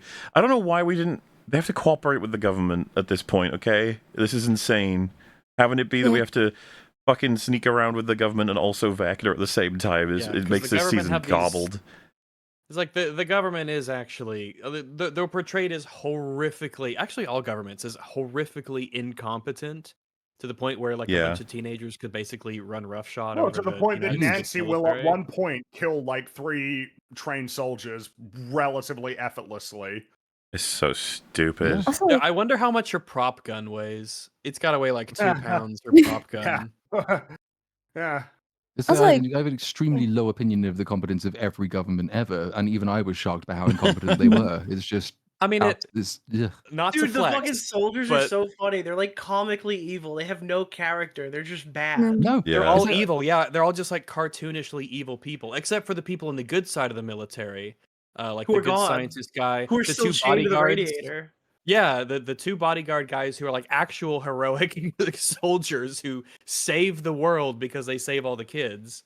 It is, I mean, it is odd, especially not obviously this is pre-recorded, but if a global political event were to occur right after the show releases, the show portraying the United States military as extremely incompetent and ineffective that can't get anything done, and then the U.S. were to say, I don't know, like in a matter of moments without losing, any casualties, capture, a dictator of some South American country, they bring it back, and like I don't know, it would just be a little bit of a contrast, a little bit of a odd juxtaposition there. It's not even just like know? being unable to achieve a goal that they set out there. I don't know how to put this. They are out of character in a governmental sense. Like they don't. The thing, right? So we've got a portal to hell in Hawkins. Let's send, I don't know, 100 personnel plus. And it's like, I think this requires Instead of turning it into Fort Knox, turn it again. You get every civilian out, and you move in probably like 5,000 personnel, and you have like an insane production of massive research, just everything you could facility. imagine. Yeah, like it would be insane. Like the It's amount a of portal control. to hell. Yeah, What do you Mhm. think we're gonna do? We're gonna They say actually everyone do fuck try off. We have to though. study this portal to hell. but no, They we've actually got do we've try got to have literal these high people in the school middle. bully scene soon after. That is coming up right now, actually. Yeah, Oh, the they- Avengers. It's insane. It's such a while joke. Robin's doing her radio thing, the radio breaks, so they have to ask Dustin for help. Dustin doesn't want to help because Dustin is sulking because he's very salty about what happened to Eddie. So he goes into school. He's wearing his I was going to say his Helldiver shirt. That is not what I Helldivers. the hell. No, the Hellfire. Helldivers part of this Hellfire, episode. This that's is the the one. last episode. Is the Helldivers episode? All right. Yeah. He goes to his Hellfire shirt, and then so he gets attacked by the bullies from the last season, which is kind of the last time they're ever relevant in the show, really. Well, there's one more scene. But then he gets bailed out by Lucas, who is now aura farming with newly terrible hair. Oh yeah. And he gets supported by Mike isn't and great. Will. It's just It's as way to Nick come said, back it's to- Avengers, and it's really cringe. They all just spawn in the same place. And they're like, here's a scene. Remember when my sister kicked you so hard in the nuts? Yeah, dude, stop. Please. First off, Please. if you're a guy talking to another guy, you're not going to say, I'm going to kick you in the balls so hard. Because that's not Well, what dude, you you also do. don't say, remember when It my is- sister beat you up? You're like, wait, I'm beating you up. Like, you know what I mean? The power levels here. Does that make fun of you in a way? I'm going to kick you in the balls so hard as another dude. Like, no, that's a breach of ethics, my dude. You don't kick another man in the balls. Everyone knows that. And It's an instead of establishing emergency thing. virtually nothing, it's just that Dustin's going to be a bit sulky for an episode and a half. Everybody else is on side, and the only kind of substantive conversation is that Mike says, "Hey, remember everyone, stopping Vecna is our top priority." Which is, again, Oh. it kind of brings Dustin's attitude into a huge light of, what the fuck are you doing, man? It's the end of the world. But we are leaning Dustin- very hard on the trauma of Eddie's death. That's what his entire character is going to be for the first half of this show. Yeah, because they saw like Max worked really well with the audiences, so they gotta Mhm. do it again. Yeah. Fuck me. Yeah, can't be having new things. Well, at least not good new things, anyway. So they're back in the plot. Welcome back to Hawkins. School's still in session, despite hell being underneath them. We then jump away and via a transition which shows us this missing poster for 11. Because it turns out the military, they are hunting for 11. And Oh, Lord. problems start arising quite rapidly here. They are hunting for a girl. They have the entire town in lockdown. There are military all over the place. And the last season established that they know her friends and family. And they've had almost 2 years in a small town and they can't fucking find her. So there's like a fake out where they're chasing Oh, some random man. woman through the woods while 11 is What training. was and they grab the this? random woman and say, "Oh shit, it's the wrong one. She's just wearing the same terrible running gear." What do they call her? She's like a burner or something like that. They give her a Burnout, I think. It is. burnout. Yeah, it's like a term, and I was like, what, you have a Burnout? term for this? Like, for Yeah, that being- never came up There's- again. I don't know what the fuck Yeah, that are was. there Who is are there this regularly random young women running that look through like the woods 11. Well, I thought that At this the- was something that Hopper was doing to Yeah. throw the military, but no, it's just some random fucking woman. Hopper finds random women and says, "Listen, I need you to run through the I woods need you for to the look military like and chase run you." away. That's more 11. believable than this and woman then just she's- doing this on her own.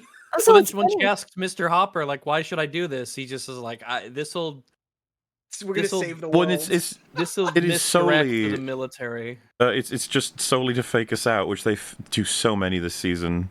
They love it.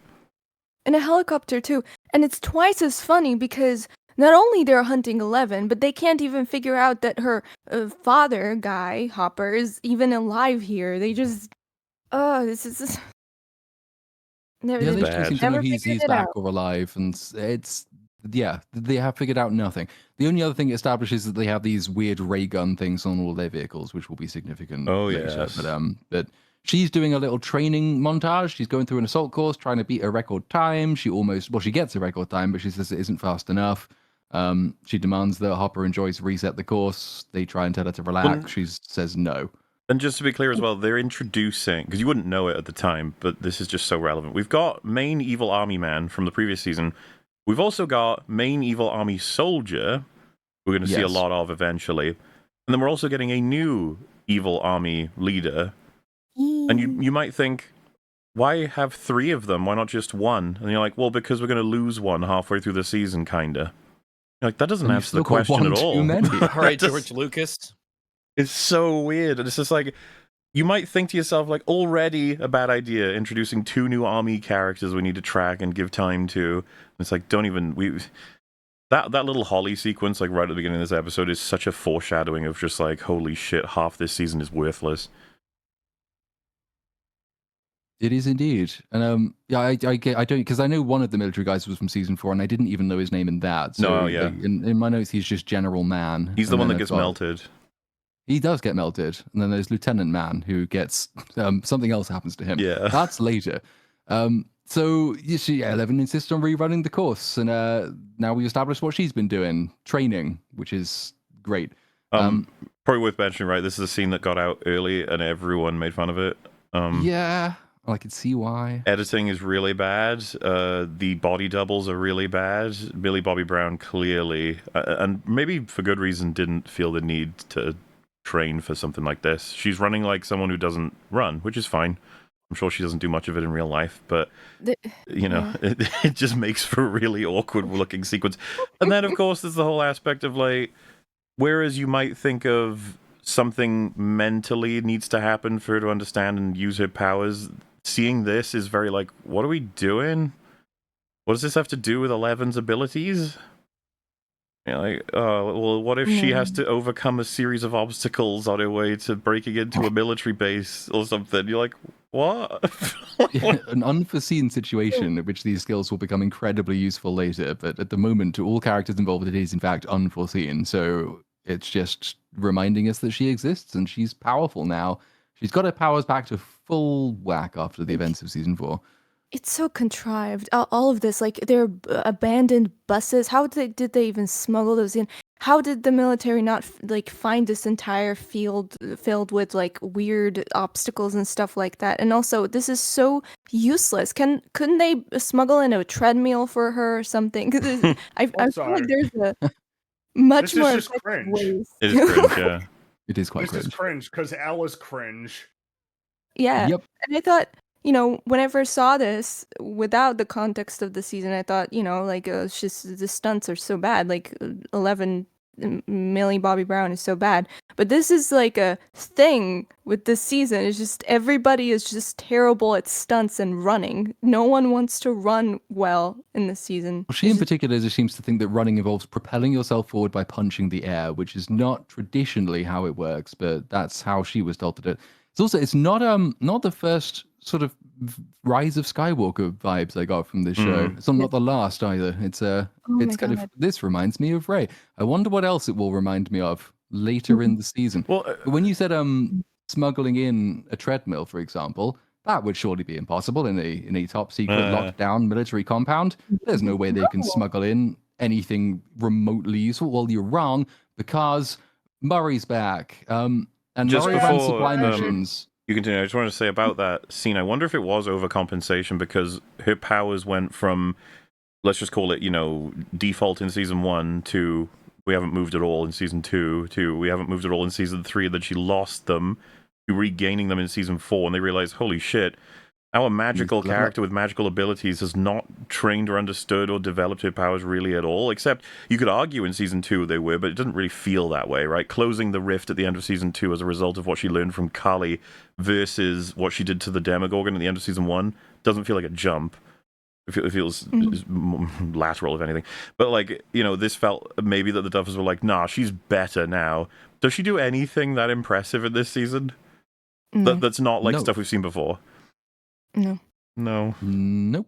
Well, she jumps quite high once. Yeah, 11 can jump now. She can jump, and she does use that in the iconic final battle. Power jump. It's yeah, as you mentioned, Muller. It's just, I mean, her character up until now, and especially in season 1, I just don't understand. This is entirely so redundant. Her physically training when her main sort of power and purpose in this, or up until this point in this entire show, is her mind. And instead of focusing on that and training that to the most extent to, she can be quite powerful, and I'm sure there's a way to get better, as we saw in season 1. Shouldn't it be she should be using Cerebro basically all the time to spy on the military, to see what they're doing, what they're figuring out, and then to learn what their plans are and how to counter them? The remote viewing is one of those powers you give to a character, and you just have to always account for it. And you could be like, she's gotten, you could have all the time. She's gotten so focused and used to it, she doesn't have nosebleeds while doing it anymore or something. She's gotten, and she's even started to visualize the rooms they're in better and all this sort of, that would be the development, not this stupid, cringy training course. But it's She's made, the last, It's made worse in this season because there is an entire, quite lengthy plot point where they're all trying to come up with ways to track someone moving through the Upside Down. I wonder if they have a character who is known to be able to do that, so that would defeat the need for them to have tracking fobs and all that shit. Can't think of anyone, though. If only they had a character who's done that in every other season. Oh, you're referring to Bob Newby. He died in season 2. Oh, shit, yeah, I knew we needed him. Yeah. Damn it. She's alive. We could ask his sister. Yeah. We could.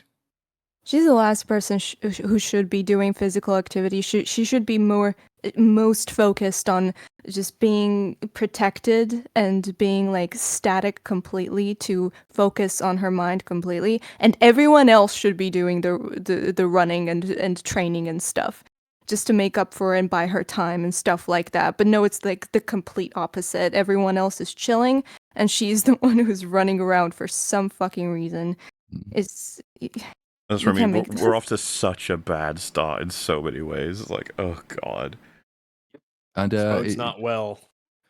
It doesn't get any better in the next scene. So Murray turns up. Now, you might remember Murray as being in season 2, introduced as a well-known former investigative reporter who closes that season as the one who evicts people from Hawkins' lab. So, of course, they have no idea what he looks like, and he now drives grenades through the military fucking cordon. He is such a filler character. Whatever role they need is like, here comes Murray doing that thing you need. Mm-hmm. Hello, I've got things for you.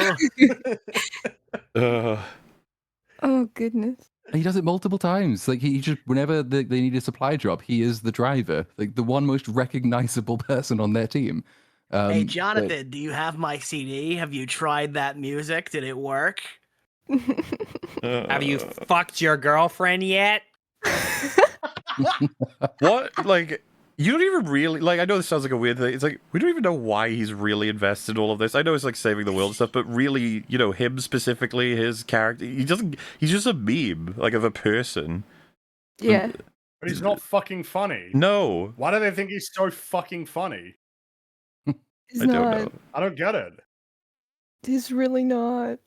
He's not, and he just gets, he's just like it. He's just himself all the way through in the least appropriate moment. There's a really funny bit, though, where later when someone does seemingly die, and he's the one to say, oh, I'm so sorry that this person I've never met before, Yes. who means something to you, I Man, guess. that was crazy how he just fucking forgot that she existed. Also, Like, why was that a lingering couple for of so minutes long? back. He's like, "Hey guys, who's gonna give me a high five after that one, guys?" That was a Oh, weird she scene, died. man. Yeah, like just leaving him hanging for so long, he has to figure all of it out. It's like, oh, you're sad still after I've said things, which means someone may have died and something serious is happening. Is that what's Oh, happening? wait, hold on. Where is that other person that I knew existed? Where But dude, is there's so she? much funny shit that happened with Kali. Like Kali is there for Will's coming out scene. Kali has no idea who Will is. Who is this gay guy? Well, it's like, what's this over? The She's guy like, next do to you me guys too. like? He's like, I don't like girls. Like, is this about me? And she's like, do you I guys don't do this either. The often? show's making me not like girls either. So yeah. It's so funny that she's brought into the show for like a day and she has to be a part of the coming out scene. It's just like, what? It's so Is this why weird. you brought me back? Is this the reason? Do you guys often do this before the big fight? Who's gay this time? Before we go, is anyone else gay? Someone just lifts their hand. They kind of do the, I'm wavering. Oh. So as we see on screen here, what they're doing here, climbing up the thing, they have to go fix a broken radio tower to get their radio thing working again. And this is an opportunity to reintroduce the Jonathan, Steve, Nancy love triangle. Much love. It's such an immediate like, no, Duff is. I feel like Walter White. No, you can do No. anything with the Said right time. before this, No. But you said right before this verbally, like, I hope they don't do this bullshit about like competing for Nancy again. And I'm like, oh, you're gonna love this Because scene, dude. Nancy, it's so awesome that she breaks all He's of a their black hole. minds. Yep. Yeah. I can't wait to see which of them wins her at the end. It's going to be such Also, a great oh, man. payoff. Horrible Fucking green 10 years of screen work. up as they climb Yeah. up the tower. This whole Really? location, every time they're at this location, even if there's not a green screen, I smell it. It's really Well, you Spy should smell it. Kids-ish. There often is. Yeah, looks horrible. It's like this is, by the way, guys, $60 million per episode. So every minute of runtime is about $1 million. This looks Oh, so to have that kind of money to throw away on garbage To have like more this. money It's, than basically anybody has ever had for a television show. Like, you just need to keep an eye on them when you're watching it. The outline of these characters going green every once in a while, and it's so horrendous. And it's not even Oh. the worst looking part of the show. Oh goodness. It's just a Yep, thin green look at that. line around them, especially when it gets the hair is always really hard for computers to deal with. The hair's the giveaway. Yeah. Look at that. Don't know why they. It's the kind of thing where it's just like, Duffers, have you not learned at this point? Don't write this shit if you can't make it. But then I'm asking Really? way too much of them. How many cars could you buy for like every second of this horrible green screen? How much did they spend? How many Honda Civics could you buy? How many rainforests died in order for them to render all of this for free? How many Yeah. silk songs priced at $20 worth with this? What a Oh, I saw wacky that. thing. I saw that, by the way. I caught up with the Joseph Anderson Oh, silk yeah? song thing. That shit was wild. I did Like, feel when actually we were listening, I was wild. like, oh, Rags would have loved to have been here. He would have fucking been so bad You're at. gonna have to send me that video later for reasons. Well, the did you hear the Stardew Valley part? Yeah, Didn't have boss I remember fights. the part about how the Stardew Valley didn't have boss fights and Vampire Survivors had the Shovelware aesthetic of graphics. shovelware graphics, and I'm like, actually, fuck off! You are insane. Yeah. What a crazy thing to say. Speaking of crazy things, just before they climb up the ladder, there's a little bit which is funny in hindsight. So they have to go into the radio tower, and there's a big dial in there so they can crank the power down. There's an arrow on this dial, and in this scene, it is grey. And there's an important scene later where a color change happens, which is really significant. Do you to the want me plot. to? I think we all know what you're referencing. Well, me and Nick certainly know what you're referencing, and I can play it if you want. I've got it ready. The Yeah, Please play it. I can't play it for everyone here, but I can play it for the stream. In Yeah. fact, I don't think I need sound, so because it has subtitle, or rather, it's like described. But basically, we've talked about this a little bit already. Chat. There's a lot of people who are invested in this show to the point where they think it'll all be great, even up to the last episode. They're like, it'll be great, it'll be great, it'll be great, it'll be great, it'll be great. And so they convince themselves, like, how can it still be great? Nick, you made reference to this. It's like the here's how we can still get it with the fucking crazy man meme whiteboard thing. Pepe Silva, I think it is. Always Sunny. So it's like, you know, here's how. And this video got around as basically like, look, guys, I've been paying attention.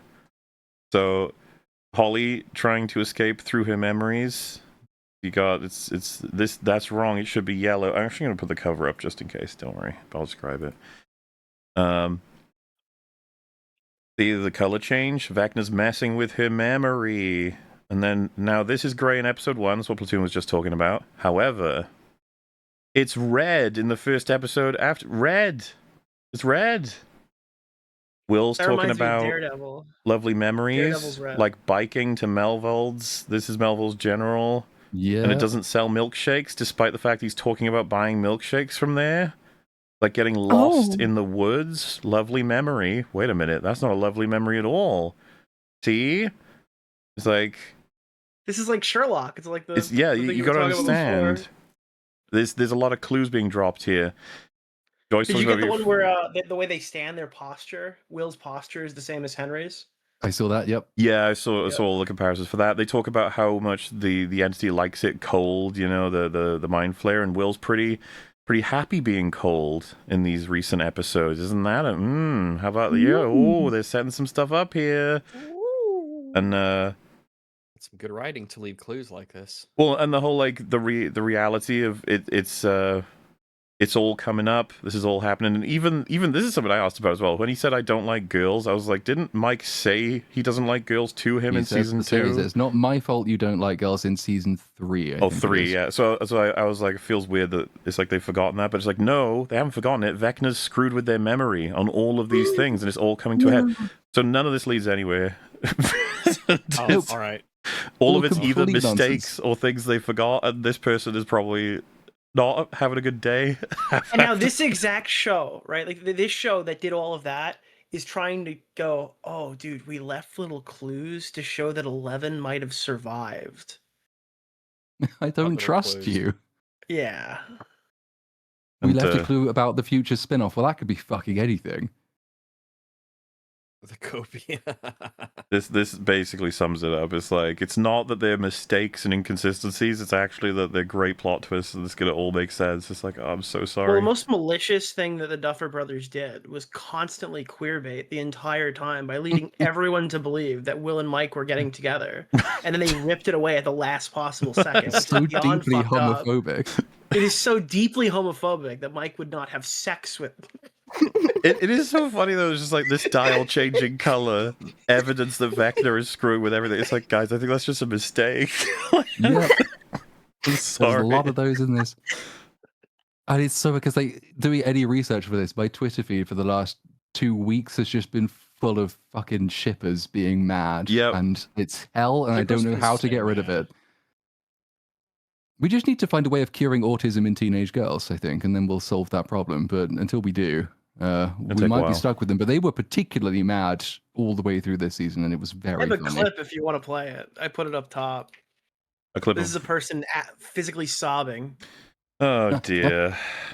I can, yeah, I mean, I'll play, obviously I can play it for a chat, but you guys won't hear it. Yeah. Yeah. Do we want to hear it? Well, No, if we you don't. probably not, no. I'll give chat. I'll listen to it with you. If multiple will, it's like the Power Stone. We nullify its effects if we all want. Jesus, okay, we'll sync. You ready? I am so What ready. the? So this is what Nick was just alluding to. This is a fan reacting to the fact that they did not confirm Mike and Will being a couple in the season Nice finale. belt.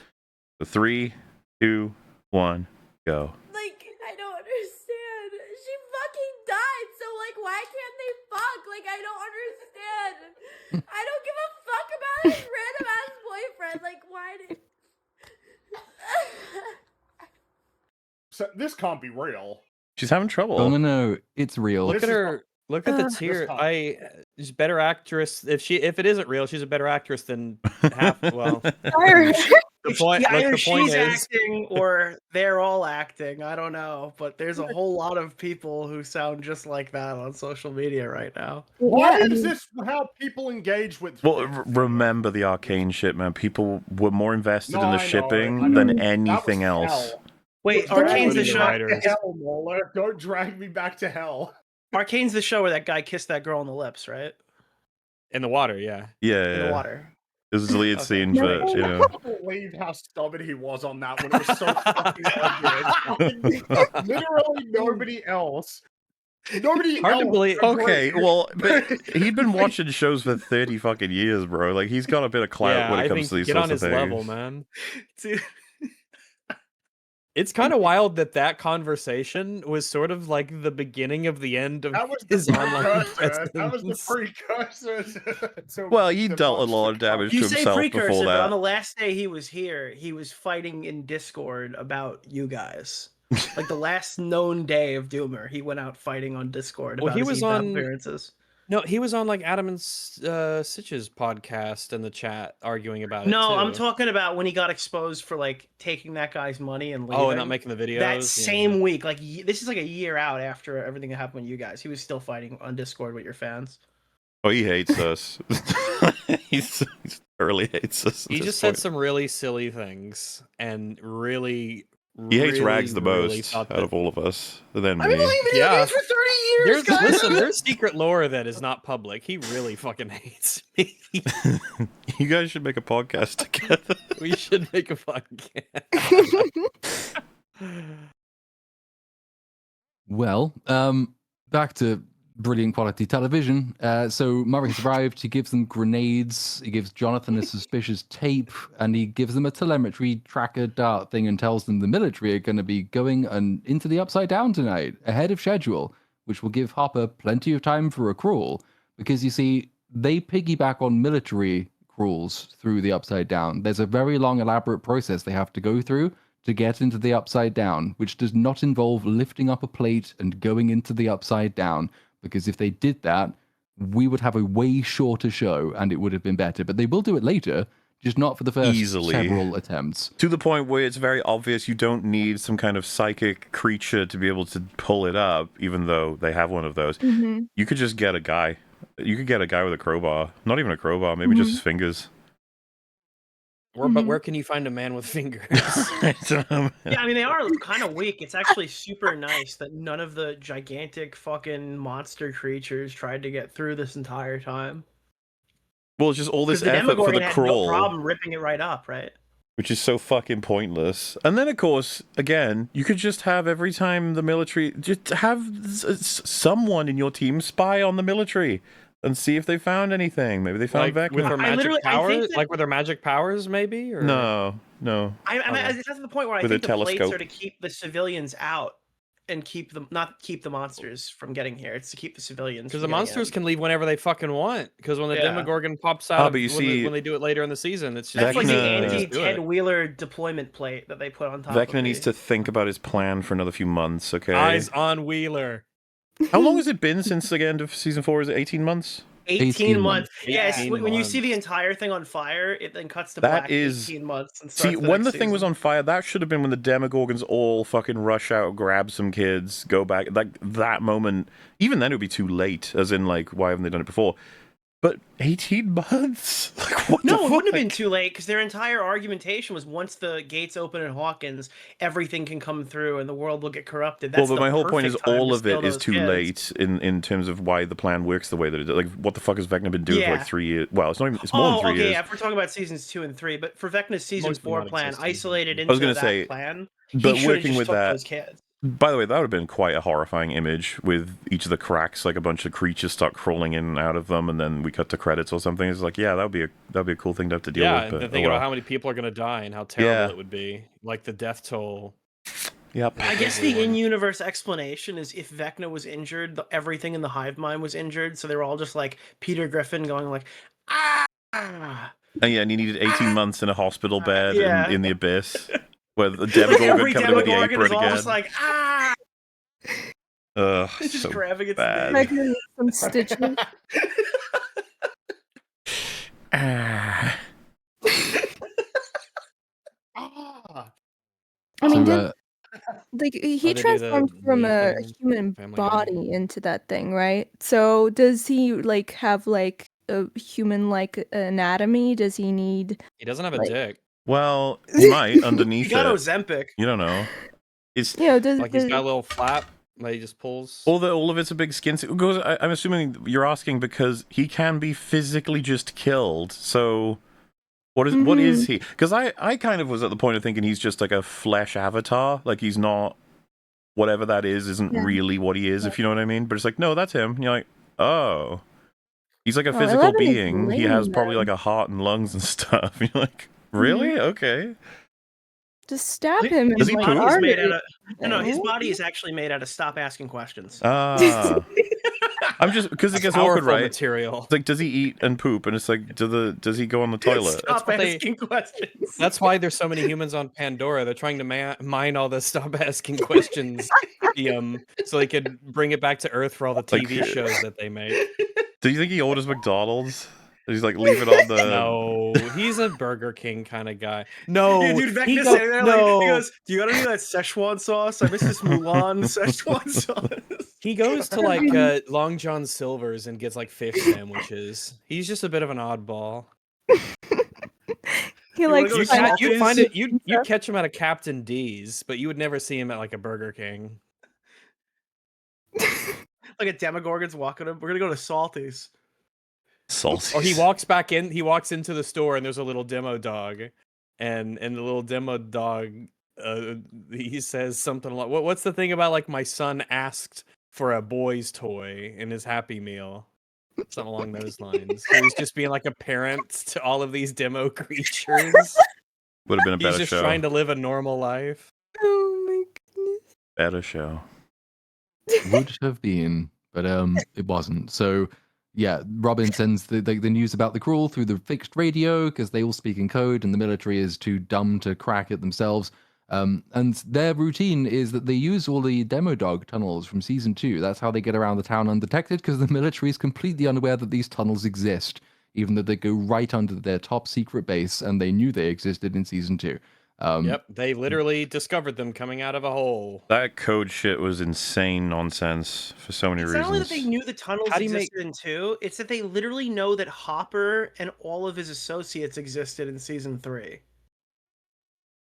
The same, I'm pretty sure it's the same military that comes to save the day. Well, is I the one assume the that's shooting military them. shares information with itself, so I think it's not an Yeah, that would be unreasonable- like, yeah. And again, if Hopper is calling the military from Russia, they should have that log too. They would know he's alive. Mhm. Yeah, maybe this is the other half of the military though, because there are 2 of them. Maybe this is the Maybe the there's more than retarded 2 now. half. The Oh, other there could be kind. more. There's yeah. Or if there's ooh. 4. Well, we never see that side of the military in uniform ever, do we? Maybe we do. Maybe we No, don't. we do. I think that the big final battle in season 4, you see both sides of the military are wearing uniform. I think. Mhm. Could be wrong. Are they? I thought they all look like doctors. Or like, No, because there's some armed guards. Oh, The yeah. doctors are there and they all get massacred, but there are some armed military guards. I'm pretty sure. Like the first wave, and they get wiped out easily because they suck. Yeah. because they're the bad military that are stupid and they die. I just don't understand why won't our main characters just collaborate with them? Because like, I guess the argument is that in universe, I guess that they don't trust them after everything.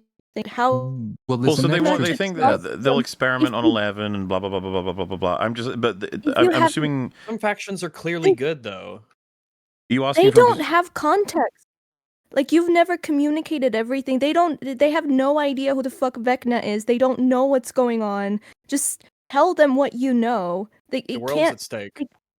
it's just what Also, from like a writer's point of view, I assume the Duffers thought things would be too easy if we have all the good guys with all the government working against Vecna, even though that just makes us Wow. stupid as writers. But Sounds like a writing think thing you they- have to they- take care of because that's part of the writing well, job. I would just argue, like, no, we got like, you could make the Mind Flayer and Vecna Mhm. and Demogorgons, Demobats, Demodogs as hard as you want to defeat, really. Like, Yes.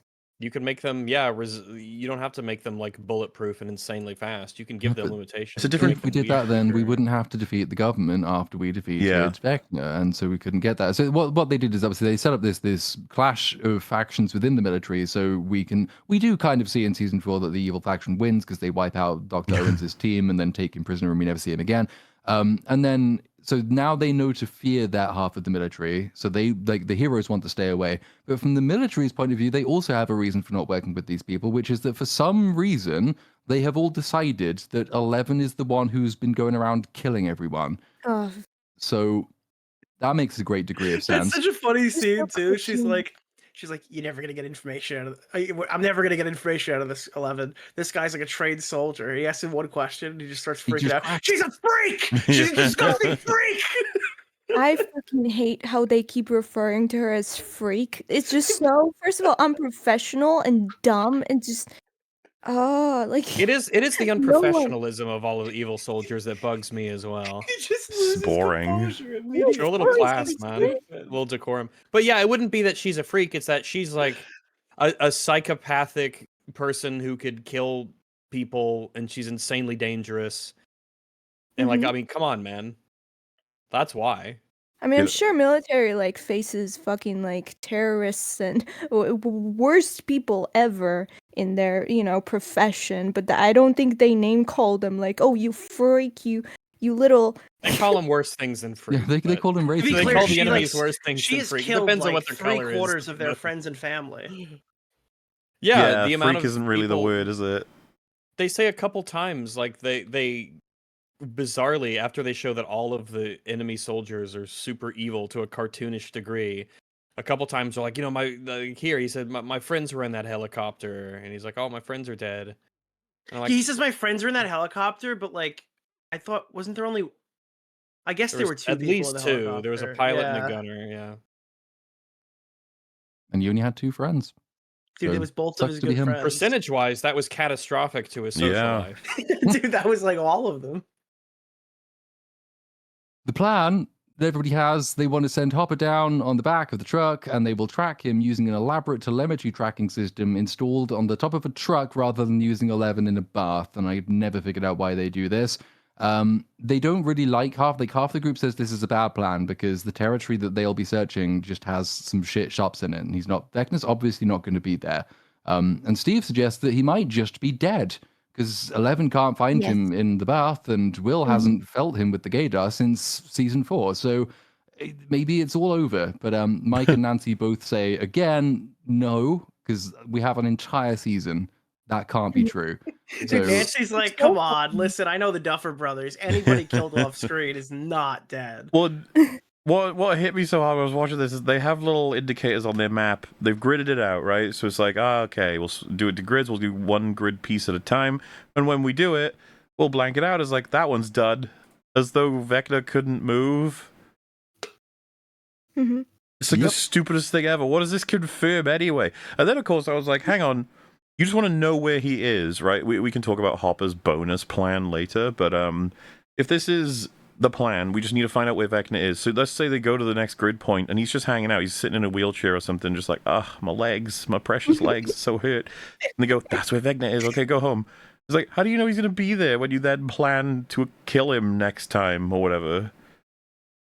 Oh, Mhm. by the way, I because we were talking when we were first watching, we're like, why did they not just go to Vecna's house? They didn't check there. Yeah, the Creel That seems like a house. pretty They go to Vecna's But you know house. why? It sounds so silly, but it's a legitimate question. Why didn't they No, just go to Vecna's But I house? figured it out.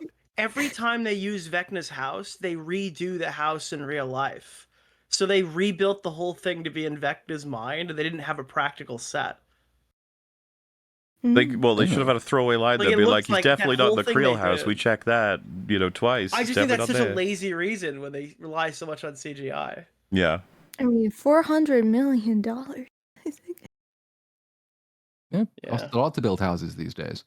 I mean, that would make this basically the most expensive show ever, right? Because if we Which don't is- count the Rings of Power acquisition stuff, Yeah. was the actual season to make 400 million? no. That's insane. I And think that's this what we is- know of. And Andor was fucking expensive, but it wasn't 400 It million, wasn't this was it? expensive, no. Like, I'm sure it's 300 each And it's season, more I think. episodes as well, so and that's another relevant thing is how expensive is it per Oh, relative to the dude, yeah. runtime. I completely forgot because someone just reminded me in chat. His house is on the border of one of the breaches. They can go check it by poking their head in if they want to. You'd be Mhm. like, "Hello, okay, he's not there." Is it? You think they make use of that strategy generally? You'd We can just go think. and peek in through these fucking plates that the military stuck there, but no, because it's not time for us to do that. So we then cut. Well, there's a little scene where Will says, "No, I've not felt Vecna for years at this point," and but then he does get a weird sort of pre-Vecna feeling. He looks up to the sky and it starts spinning. And he says, "That's probably nothing." The editing As, is so Will bad. would say it's probably nothing after his previous experiences. Yes, it looks awful. But Why does it look like $400 million. just- Jesus Christ. They had the camera guy stand on a That's chair and aim it down and just start spinning, and it was just like, "Oh, bro." But don't Oh, worry about it. It's Great fine. reaction shot when I end up doing a video, though. That's going to be in there loads of times. Yeah. But this is to provide us a little transition because we cut to Holly. Remember Holly? Terrifically important character for the How can I last 4 forget? seasons. She is spinning on a merry-go-round, and then Fat Derek, who is an asshole, decides love to spin him, it. but But he's also a probably my legend. favorite person in Best this Yeah. show. character Favorite of the character. season. I got a Yes. sticker of his that says "suck a fat one." I put it on the wall. So he buddies her, and then he spins it really fast, and broadly speaking, he runs off. Yeah. Then the kids go inside, but Holly, she waves at somebody off screen, and then she goes for a chat with somebody off screen, which the teacher notices, and she follows her, and then she sees her speaking to an invisible person. Ooh, mysterious. I wonder who this could possibly be. Well, we have Maybe to I'm ask our some- dying mother to make sure, but I have a Just to be Of clear, course. at I this have a little point, bit of an inkling. I'm totally ready to believe that they're just going to invent another villain. Everything's it's on the not- table at this point. It wasn't beyond the realms of possibility. I assume they wouldn't because they just didn't have the time, but then this is the Duffer Brothers, so they could have done that. I just assumed it was Vecna, and I assumed everyone would assume it was Vecna, and I assumed incorrectly. Yeah, I can't believe that Mike found out that his sister was talking to an imaginary friend and didn't go, guys, we've got something. No, this just didn't register. Will's ability to tell other people about the crazy shit he experiences is it's not always immediate. He often kind of takes his time a little bit. I remember in season 2 when he starts having a bunch of visions and stuff. It takes him a while to kind of let everybody else know. Like, I don't know, man. Well, it's not written poorly, Rags. He's actually working for Vecna right now, and I'm sure when the end of the season comes, they'll pay that Just off. didn't even he just didn't even know. Which Yeah, means he it just would be a didn't take it reason why he over. would but it's they're gonna He do sabotaged beautiful things together. So then we jump over to the military, and we Oh, before we meet- get Oh, there, did we man. talk about the casting? Like, Of what do we who? think about the casting of Holly? Like the new casting? I think she's fine. outacted most of the older kids in Yeah. the show most of the time. It's one of the better performances. But It's again, definitely- like, how old is she meant to be? Like, how old is this character supposed to be at this point? I mean, logically, she should be like 4. I But- can Yeah, 'cause, justify it by saying she's within the range, the acceptable range of all of the other overaged kids. If she I looked her guess, own yeah, if age, you the put other it that way, characters Yeah, right, are worse. because you've got like relatively. 24-year-olds that are playing like 15-year-olds. It's just it's like Yeah. a B movie from the 80s. Like, if you need her to have lines, she can't actually look like an 8-year-old. And if she was the only person who was sort of casted accurately for their age, it would actually make it worse because it would become even more It conspicuous. would be distracting. Yeah. Yeah. I want to say she's 10 in the show now. I could be wrong though. Well, I think she's benefited by the fact that most people don't even remember Holly anyway. No. Oh, I mean, because she no one wasn't a expected- character to it. Yeah, most people forgot she almost got taken by a Demogorgon in season 1. Speaking of casting, by the way, Yes, Linda speaking of Hamilton. casting, yeah, wearing Dr. Brenner's Dude, wig. she's in this. She's Dr. in this Brennan's show. wig. It's insane. She's a nothing person. She may as You well kept not saying be like they're here. not going to just cast her for nothing. They literally don't even resolve her plot. She They don't disappears care. like the rest of the military, but we'll get there. Barely has character, but yet has got many scenes. Dude, they gave her Brenner's hair. It's They- crazy. The fact Didn't Linda Hamilton like come out of what is it called? Didn't she Retirement? come out of retirement for this? Did she? That's I a think shame. something like that. I mean, she does have the look and demeanor of someone who's only in it for the payday, but I don't know if she's still working. It It's bugs me frustrating because too because the military black guy was like, listen, the fucking disgusting experiments that are being done by that freak Dr. Brenner, and he immediately goes to working for her, like Linda Hamilton in the next yeah, season. it should just be him. I don't know why she's here, other than the fact that they love to have their references. Like Paul Reiser, he was in Aliens. You remember him? Dude, we didn't even mention Carrie Elwes was in season 3. He was the mayor, but there's no reason to That's mention right. him. He's like a goober, and then does he get killed or captured, or arrested? I don't He know. gets punched he gets arrested, at the And then very he gets, end. he gets exposed for corruption, and then I was thinking, okay, corrupted by whom? And it's the Russians, but they can't tell the town it's the Russians. So now it's just he's just vaguely connected to corruption, and he was arrested, and that's the end. Yeah, and then it kind of works against their cover-up, really, but there we are. Then Yeah, Hamilton she looks is really like, old, but then like throws around people that are like half oh, her it's so age. bad. And Yeah. so it's like, Yeah, you it's know really her, and it's like, okay, but like, you're gonna do anything with her? And I guess what we've learned is these actors need to be told ahead of time. If you want character, you have to ask for it.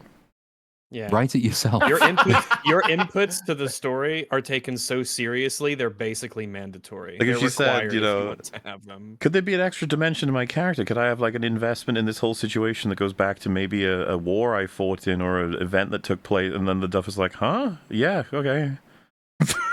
Yeah, sure. Oh, thanks. Write it down. Shoot an email. See if we can work it in. See, my theory was that they really did want Dr. Brenner back, but they couldn't because they'd killed him. They'd already done There's a few like Killed him again. I know, but they killed Dude, him they on planned this screen whole thing time. out, and they're like, "Holy fuck, we need Brenner back." Yeah. But there's a few Linda shots in Hamilton this where said, like "I'll be on it your pans TV show. around We and gotta it's kill like that fucker." that would be impactful if that was Brenner, but it isn't. So Yeah. it's not. And like and I had people in response say, no, the fact that she's just a cardboard cutout, that's the point. Like it just proves that any random person would replace Brenner. So you could have made that point with Brenner. Like he could have said that, or anyone could have. You could have had a character say it, but instead we just get Linda Hamilton being Linda Hamilton and grumpy. Isn't it funny that the only thing keeping them from bringing Brenner back is that like he was at odds with the faction of the military that's there?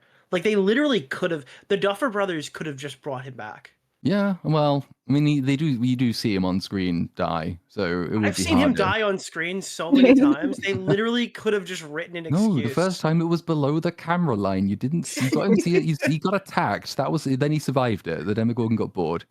11. I faked my death to get the military off my tail. We must finish our training. Come and give me your blood so I can inject these pregnant women. That was my brother. He just, you see him walk at the end of the season. He's like, "Fine, I'll do it myself," and he starts injecting himself with Henry's blood. Becomes Super Brenner. This becomes Wesker from Resident Evil. I'm Super Brenner. He's like Red Hulk. He's on the Captain America. When he gets to be like, turns into Red he gets to be Hulk. mech sized or whatever, and he fights the giant spider. Meanwhile, 11 and Vecna fight their personal battle on a smaller stage. That would have been so good, but never mind. Giant Super Brenner versus the Mind Flayer. We could have had that. Brenner Oh wait, angry. the comment section Brenner- is a good one. Imagine they used Kali, like they had a gun to her head, and faked Brenner's death to pull him out to use him in the military for this season. I would have called it a And that would've- retcon, but fine. Instead of all this stupid But shit. it would be better. It Yeah. would honestly be better for Kali that it actually like provides a reason as to why she's here. Yeah. Other than like there are lots of pregnant women in the Upside Down dying. Oh my Mm. god. Yeah. Oh I god, mean, we'll get there. Linda Hamilton has Kali enslaved here, so it could be Brenner who could have had her this entire time. Yep, And also, someone who like, has an actual relationship with her, someone who's Yeah. known her seemingly since the time they were together in the lab when they were all little kids, and there actually would have been connections where now there are none.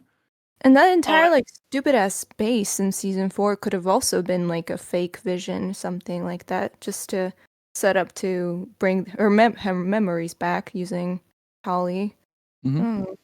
Also, we have not nearly complained enough about all of the casting of this show that is clearly just like member aliens. That's what I just said. Member Terminate. Oh, Oh did you my say god, that? Biden. It's got a Biden No, moment. no, he didn't It's say a we curse. haven't I totally complained missed about that. it. He said we haven't complained about I'm it not enough. cursed. I am the curse. He said We it need to like do I more hadn't of said it. it at all. I'm offended. I We thought need you to do liked me. more. I was remembering you saying it when we were watching it the first time, and I just completely toned it out just now, I guess. It's only been 6 hours. You got plenty of energy left. Thanks Yeah. God, it has. It has. We're on episode 1. Fuck. Okay. I should. Progress Right. must be I might made. end up ordering a pizza. We'll see what happens. So, she says, we need to find the girl. It's the only line she's ever going to say. They usually pointed out later in the season. Why does she just keep saying, find the girl? Well, that's because you didn't write her any other lines, so why are you complaining?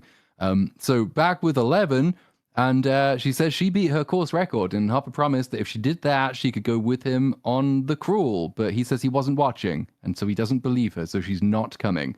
Because we're going back to the whole thing about they don't trust or respect each other enough, and we have to provide resolution to that for the 3rd time, I think. So that's great.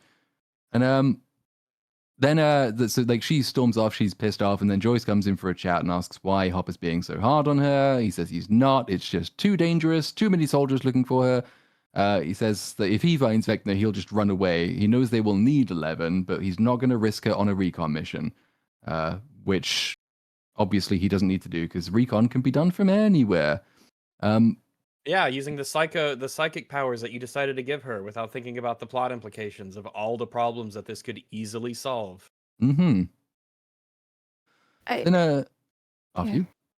No, I just wanted to mention, like, I don't know what the fuck is going on. I mean, I have some guesses what was going on with David Harbour this season, but damn, he's just shoehorning it. It's so bad. His, like, He's regressed again. 'Cause his, of what we got of Yeah. season 4, making him a bit better again. He's back to Red Yeah. Guardian Hopper. Which is a shame because it wasn't just character thing. It was like physically, like he lost the weight. He was looking Yeah. good. mhm. And then to see him like this, I'm like, oh, that's a shame. His acting, I mean, not only he's just writing, I don't know what's going on with his acting. He's just abysmal here. He just does not care anymore, I think. I don't know what's going on. Well, He's everyone's really kind of abysmal in this season. Like Yes. Winona Ryder doesn't sound right. I think that most of the characters, with the Yeah. exception of like Lucas, have horrific For sure. lines. Yeah, he's better. He's one of the better performers, and Dustin's pretty reliable as well. Yeah, we didn't Yeah. really credit him in season 4, but that was where I kind of realized, oh no, he's the best actor from the kids that Yeah, grew I up. guess Dustin's I quite guess- good, yeah. Actors like David really like hit me because it's just like no matter the dialogue over the course of like seasons, you saw these kids grow up to be different kinds of actors. Some of them are not that great, and but they're like legitimate actors here. I mean, David and Winona.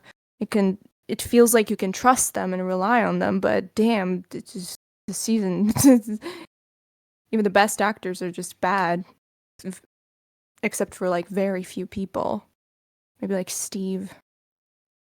Steve's usually good. Dustin's quite good, I think, acting wise in this. So there's a few, but yeah, David Harbour, there's all that obviously conversation about potential controversies behind the scene for this season as well.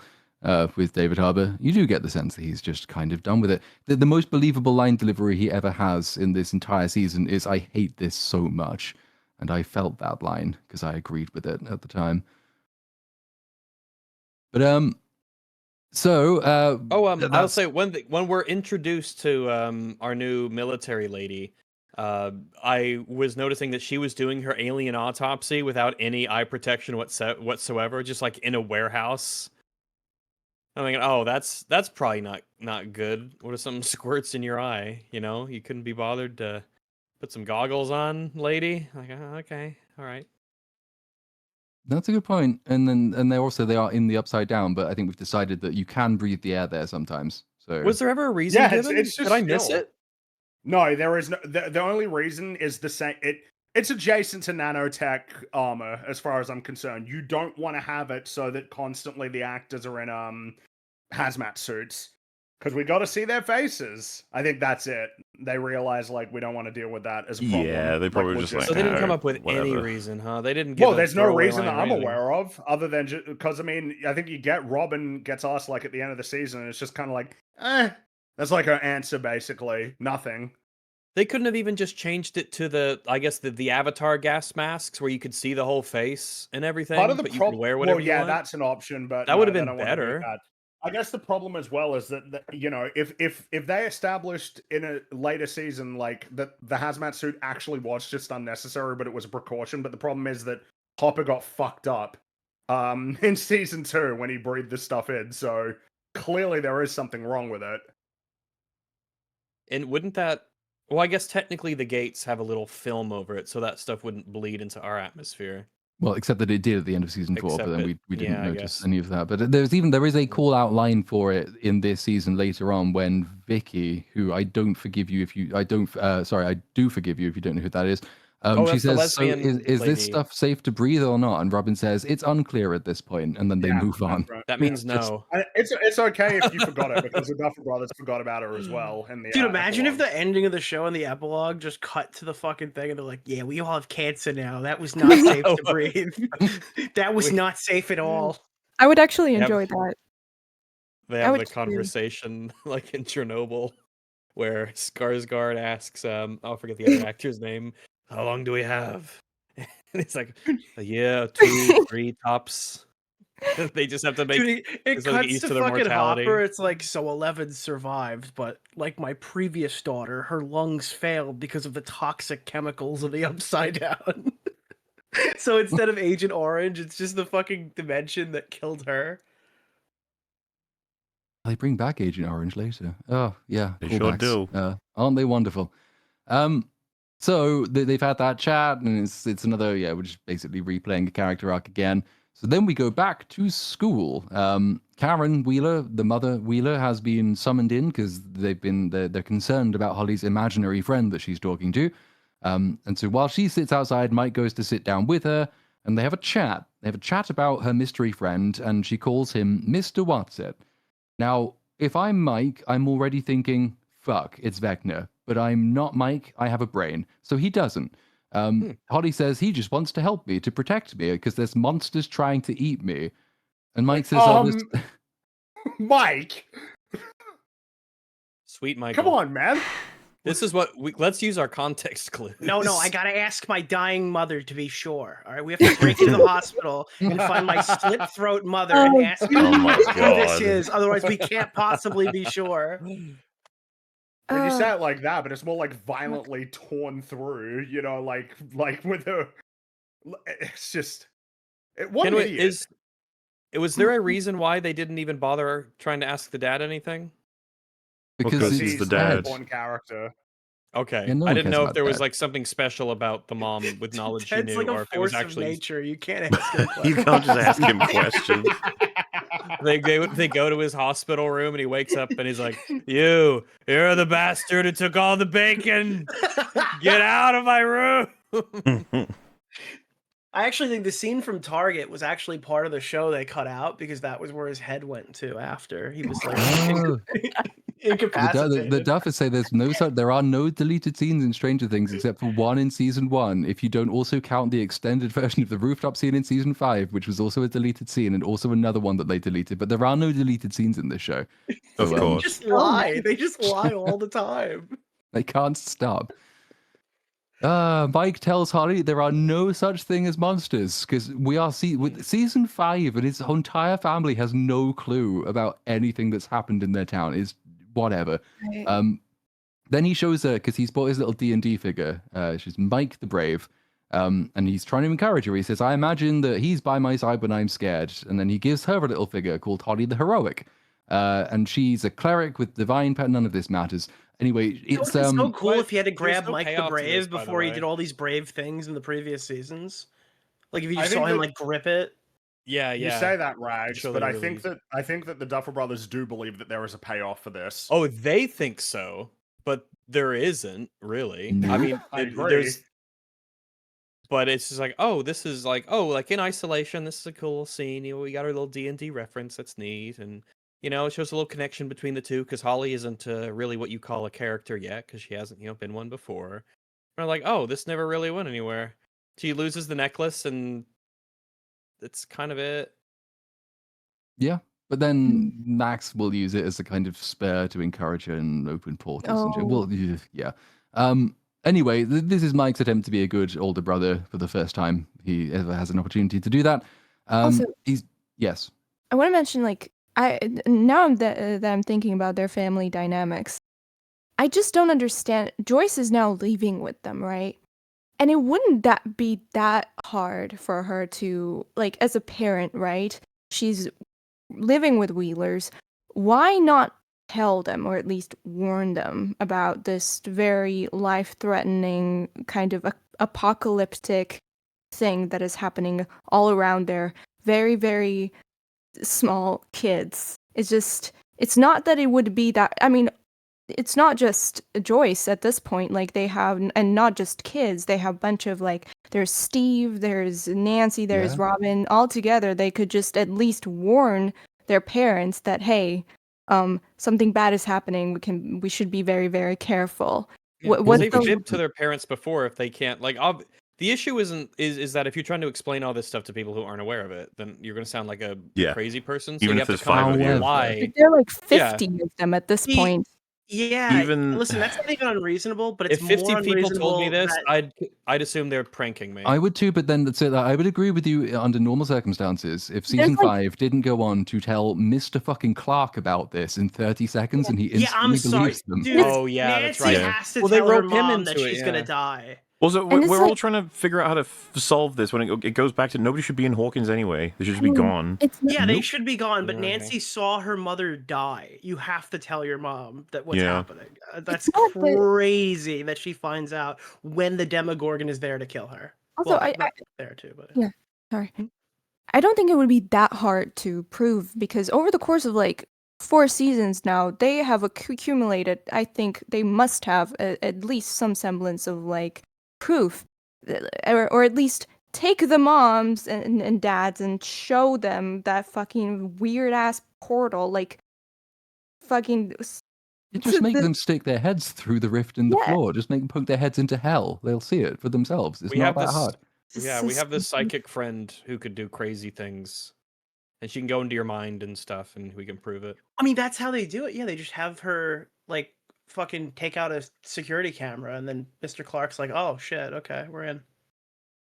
Okay, nice. Sorry, that was a little nitpicky, or not nitpicky, but Not kind of- really. It's kind of yeah. It is massively important considering that not telling their parents nearly gets them both killed. Yeah, it's been, yeah, it's no. been You'd fucking think that you'd years at try this if point. you love your parents. Even if would. it doesn't work, it's like you gotta try. We gotta come up with something. We gotta come It's up a with bit a lie. I mean, to tell and by the way, Darwinism the at this point, earthquake is like though. the perfect way to do it.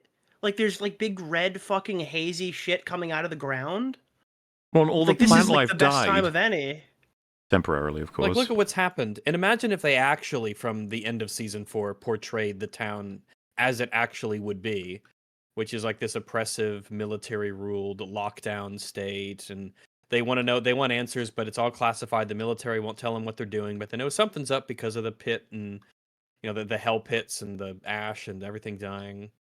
You know, like the real life equivalent of that would be Chernobyl. Like it would literally be that.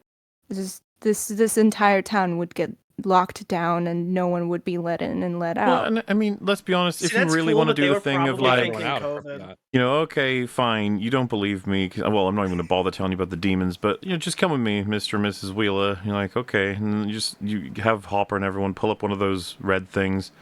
Like, see this here, this crazy red goo. You might think it's lava or something weird like that, but no. And give me a sec, and they have a rope and they let someone down into it. Then you come back up and you're like, see, I'm fine. There's a whole world under there filled with demons. You might think of it as hell. Basically, we need to Certainly hell go. adjacent, you And know. Ted down on a rope. Yeah, just I don't- dangling. Yes, exactly. To be I honest, want you to could see tie what him Ted up has to say about and all of lower him this. into It's it. also Yeah. like it took longer than like a day for them to establish perimeter and then put up the entire fucking thing that covered the ground, right? They could have done this like the first week. Hey, we barely survived. There was Yeah, that Well, wasn't remember, there look they- into it? They get a Demogorgon corpse at one point this season. Just show Ted and Karen that. They You know, but can earlier. at that point. No, but that's what I'm saying. Like, it's possible they could have done the. It would have been a better start for the season. Just the not this stupid crawl shit, but trying to capture a Demogorgon so that they could put a tracker in it to see where it goes when it goes back up. You know, that would have been more interesting to me anyway. But they But could there have. were no Demogorgons for 18 Shut up. months off screen. Like, stupid. But no, they could have convinced everybody anything they want and get them the fuck out of there. Murray could have smuggled the Wheelers out. Oh, would have been wonderful, but no. You gotta get the scenes. No, dude, they were making this script during COVID, and they're like, "Oh, we'll quarantine it." But we're not going to do any quarantine stuff. But we'll just say that it's quarantine, and that will be that. Job's done. It sure will. Tell, don't show. It sure will. But as you will see on your screen now, we now move to the next scene. We go to hospital. Lucas is sitting by Max's bed, running up that hill for the first of many times, because Kate Bush is eating well for the rest of her All life. right. Has any show abused a single song or piece of music more than this series has abused? There's probably some examples we're forgetting. There's gotta be. Gotta be. I mean, I would say like it's a bad example because it's not a single song, right? Arcane season 2, it's abusive many, in general. many songs. Yeah. Yeah, that's just mentally abusive. And then there's I think the abusive in form terms of that's a like one song that's used in loads of pieces of media for the same like reason. Well, a show that uses a piece of music over and over and over and over and over. No, I know. I just I don't know of one off the top of my head, but there's probably something. Yeah, I don't know. I can't think of until I can think of a better example, or anybody else can. This can win. This can sit on the throne. title for, shittest overuse of song, which I used to quite like. But so Will then leaves Lucas and he goes off to grab a Coke, but he spots Robin, and Robin is here visiting Vicky, and Vicky is a terrific character from season 4 who I think has a speaking line. And she is a nurse. She is a lesbian ginger nurse, and she is Robin's girlfriend, which we find out definitively in this scene, though I think we knew it at the end of season 4. Robin invites her for dinner at Enzo's, because remember Enzo's? That's season 3, I think. They start making out, and Will is just spying on them through a door. He's doing a Jonathan. He's doing it runs in the family. They are just slightly creepy people. He's startled by this sudden outbreak of lesbianism, and he drops his Coke, and then he runs away. And Robin goes after him. She sees him running away, but that's fine for now because I would never drop my Coke. Discovering lesbians. I've never really understood that. A lot of blunder. the time they do that to make a scene progress, but it's like, would your grip not I've never done increase that. rather than decrease?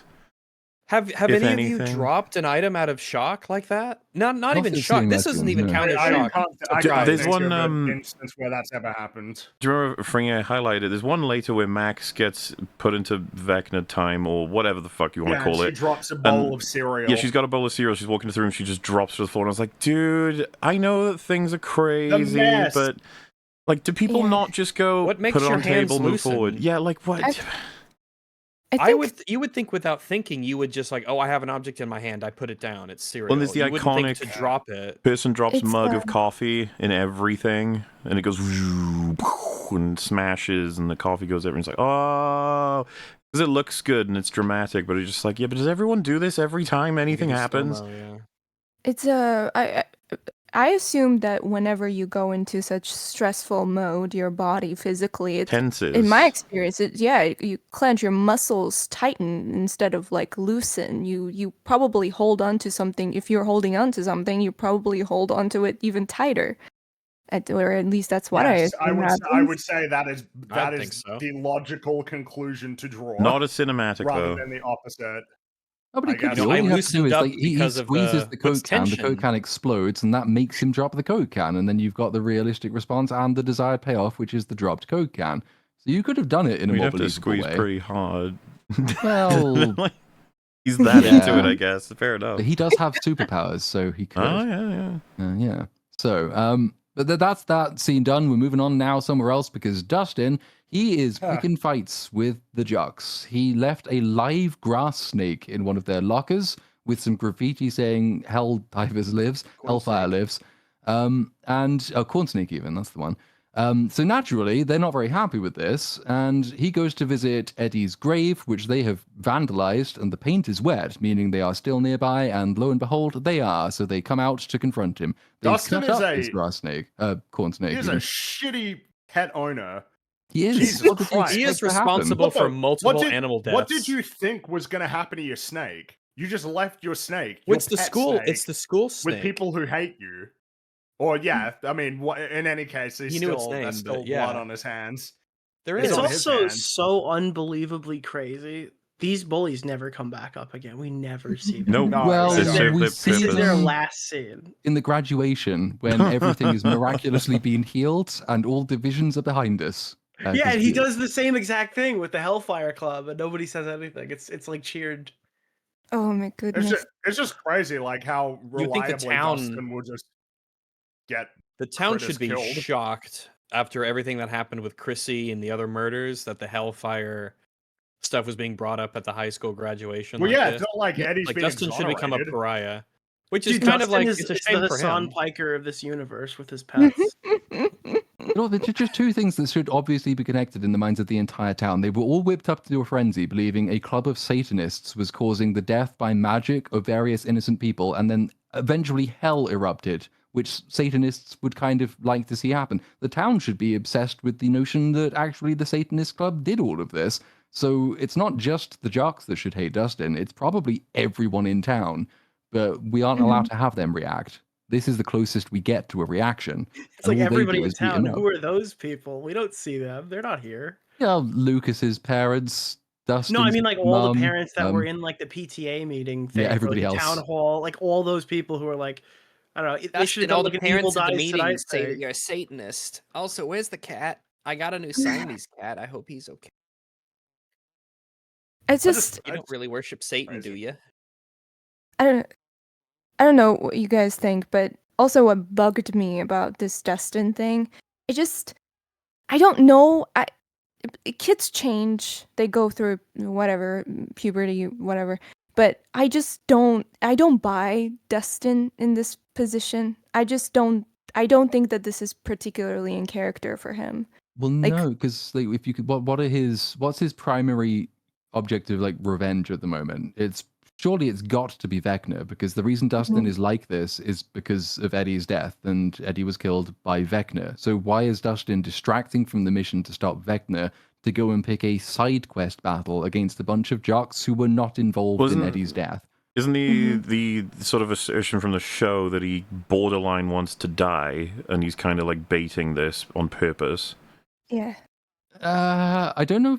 I wouldn't go as far as borderline wants to die in this case. I think like he wants violence and retribution, but I didn't get the sense because like later on in like every fight he has with Steve, for example, it's not because he's nihilistic and wants an end to himself. It's because he still has these sort of hidden traumas and attachments to life as it used to be. So I just read it as like he just wants violence. He wants to And fight. I he just- wants to fight, yeah. I just don't buy that Dustin, out of all kids, would become this like depressive kind of like I don't know. I just don't buy it.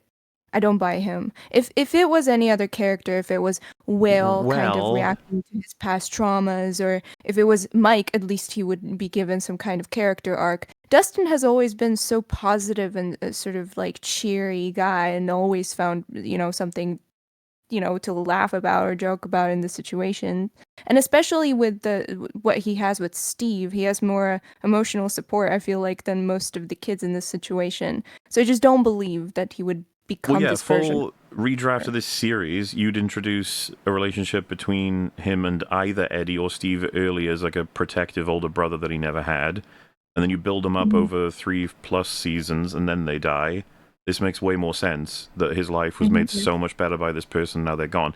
The problem is, as much as we like Eddie, like he kind of just appears, and you tell us just how much he means to Dustin. They have some good scenes together. Yeah, But like for now sure. it's become, because that's the thing with Max, she gets benefited by like that is her brother, and there's 2 Yeah. seasons, so we know all of the stuff. But like with Dustin here, it's like it's as you said earlier, it's like they're trying to do the repeat with a different flavor, but it's like this doesn't quite work. It would make more sense if it was Steve, but they don't have the balls to kill Steve.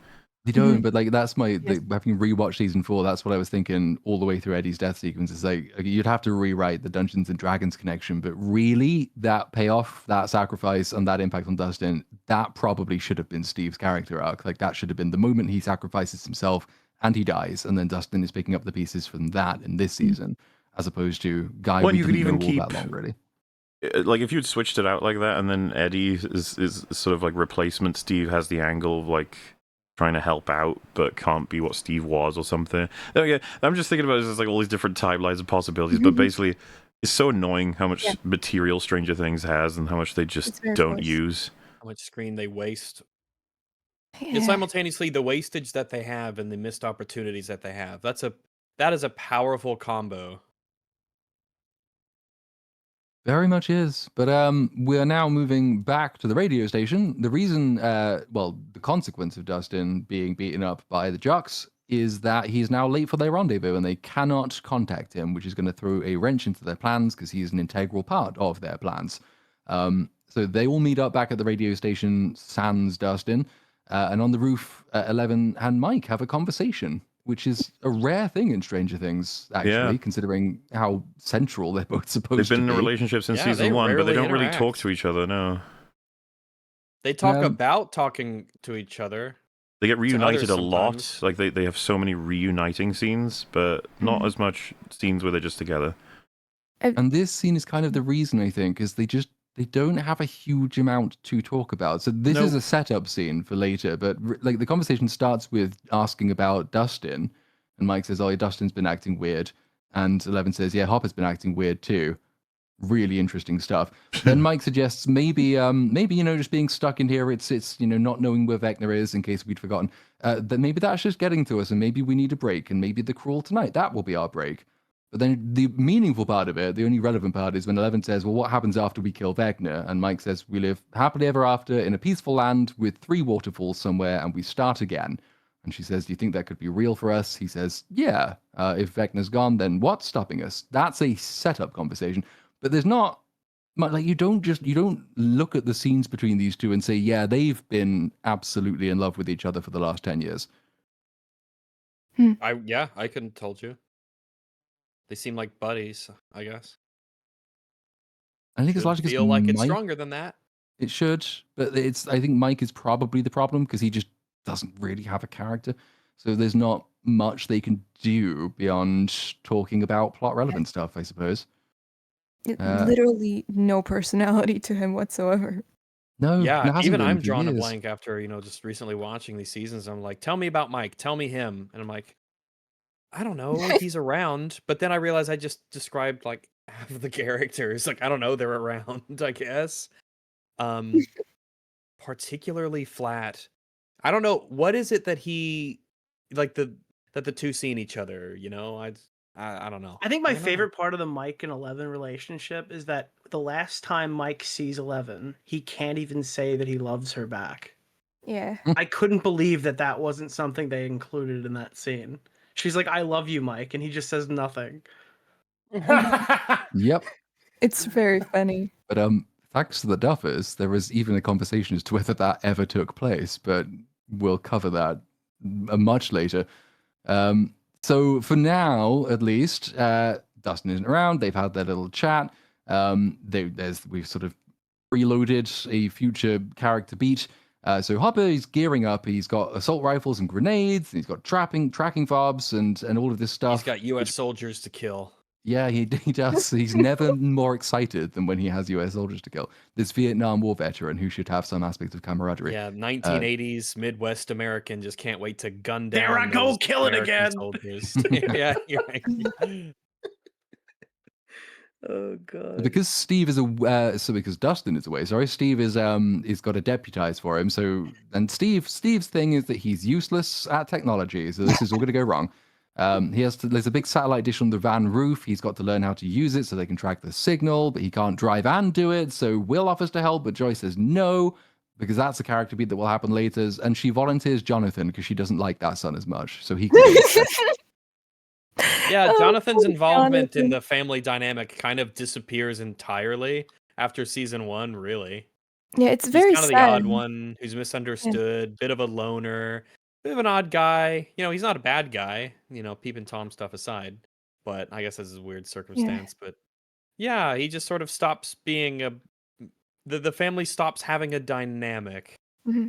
I mean, Jonathan at his strongest as a character in terms of writing was when he was sort of coupled up with Joyce in season 1. Yeah. And their entire dynamic and their dialogues are fantastic.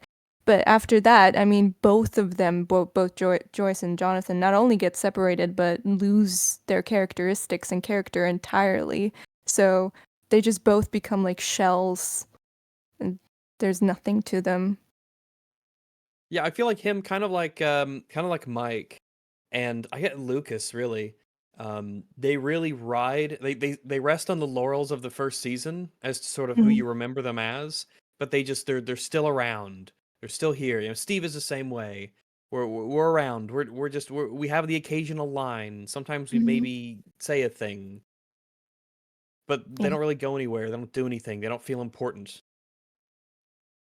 They The don't Duffer Brothers did something revolutionary. They realized they finally had all of their characters in one place. So what they did was they implemented Holly Wheeler and gave none of them dialogue. And don't forget Derek. Oh, And and Derek, Derek. Yeah, delightful. we can forgive them for that. He's cool. Yes. We like Derek.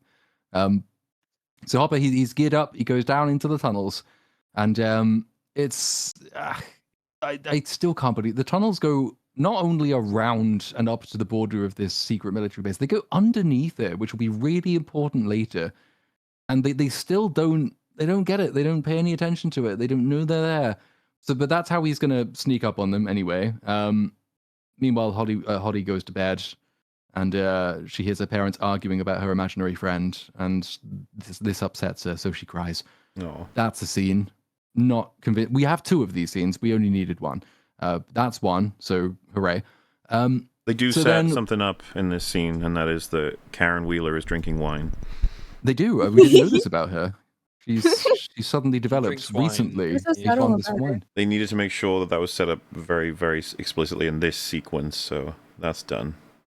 We need to Stuff. explain how the wine bottle got there. Yeah. We don't need to explain all the Instead other of just we're in a consequential shit in the kitchen, show. this was where the wine bottles live, so I would assume one might be nearby. Maybe this is a weird thing to say, but I think Duffer Brothers are weirdly like obsessed with Karen Wheeler's actress or something. That they're crushing on her because they keep putting They got every favorites. season.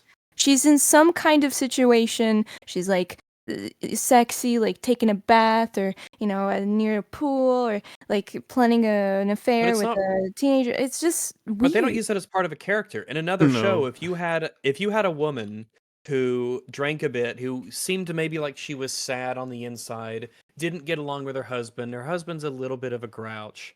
Nothing like crazy unreasonable, but he's a bit cranky, and she dresses up beautifully. She goes to the pool and lounges around with the other girls. She's a bit vain, then maybe you'd think, oh, they're setting up the idea that she's worried about growing old or becoming too matronly. She, her youthful days are behind her. She feels like maybe she's stuck with this sort of familial situation where she doesn't know where to go next. It's not that she doesn't love her family, but she feels like she's sort of in a rut, so to speak. And maybe like she the temptations of Billy and whatnot, they almost break her, and she's looking for something more, or at least ways to add excitement and spice to her life.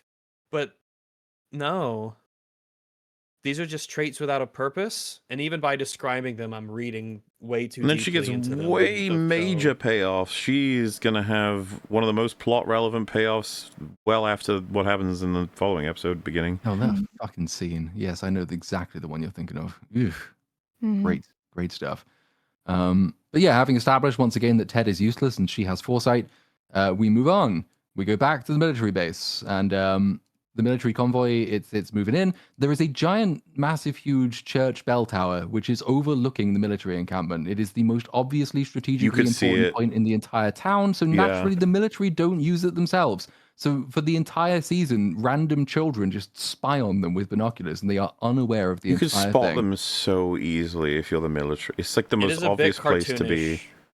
When you show They the don't hide perspective very of well. the They're just kids. sitting in the windows, like, Yeah. yep, here we are. Any Like casual they were glance spying up on the there and they're Russians spotted. at the mall in season 3. It's Yeah. like the same obviously you would be seen kind of angle.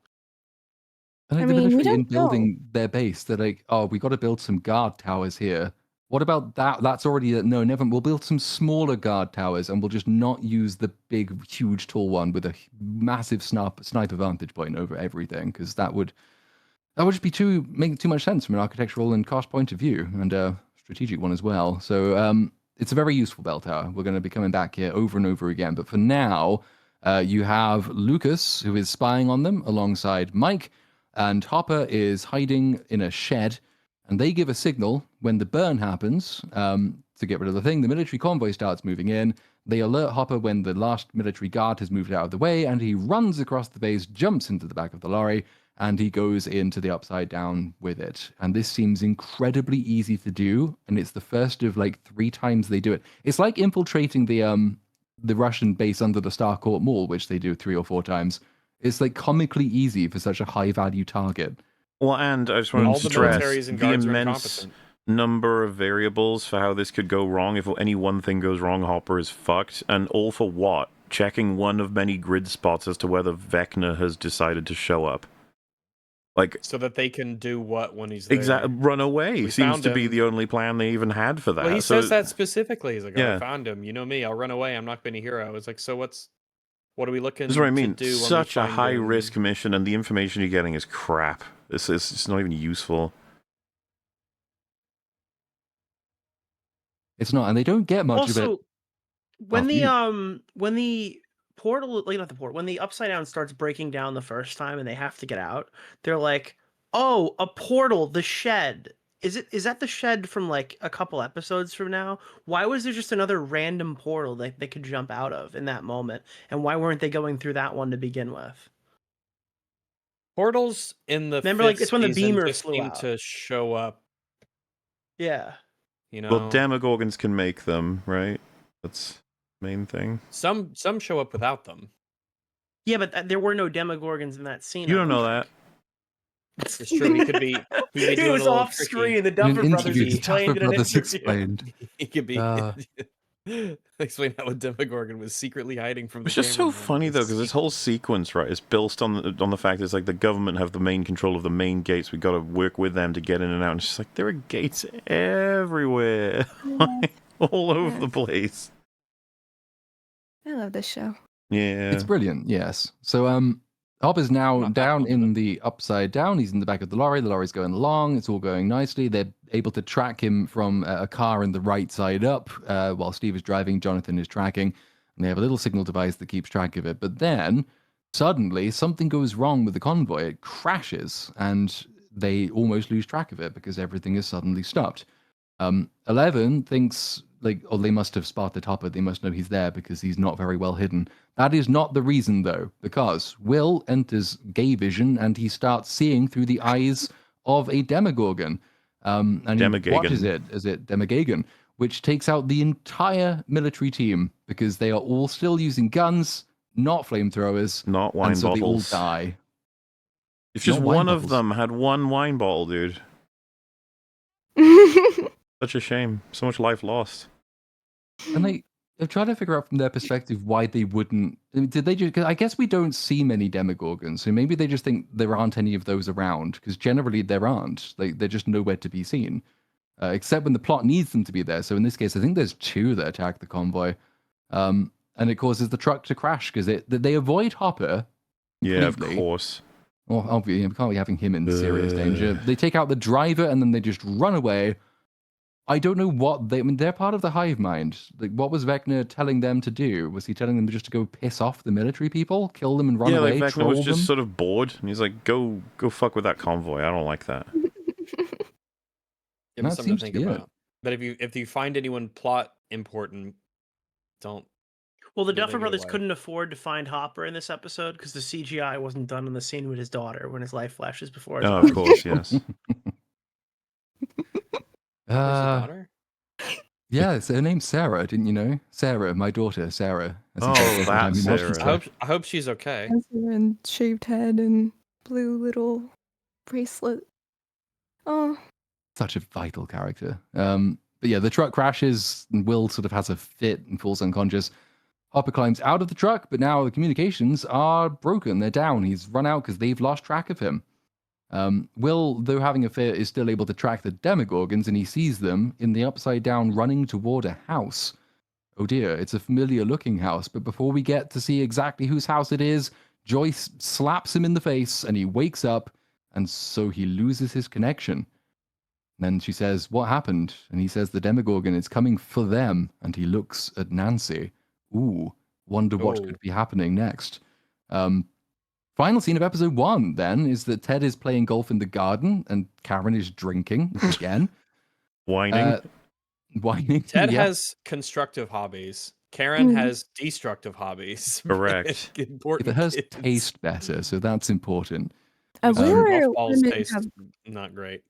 Wheeler women have problem with alcohol. I've noticed. Mm-hmm. They do, yeah, because Nancy drinks a lot, but that used to be a plot and character point because that was like, I don't want to be like my mother, but she had all the traits of her mother. But then they forgot that that's a thing. So Hey, now it means Mr. nothing. Duffer Brothers, was your dad not around and your mom an alcoholic? Oh, Just no. wondering. Is We that should Google it. possible? Mm. It's a theory. Feminism. So, yes, we'll get much of that later. It's brilliant. So Ted's playing golf, Karen is drinking, then she goes upstairs to run herself a bath while her daughter is still crying silently in her room. She's a wonderful mother.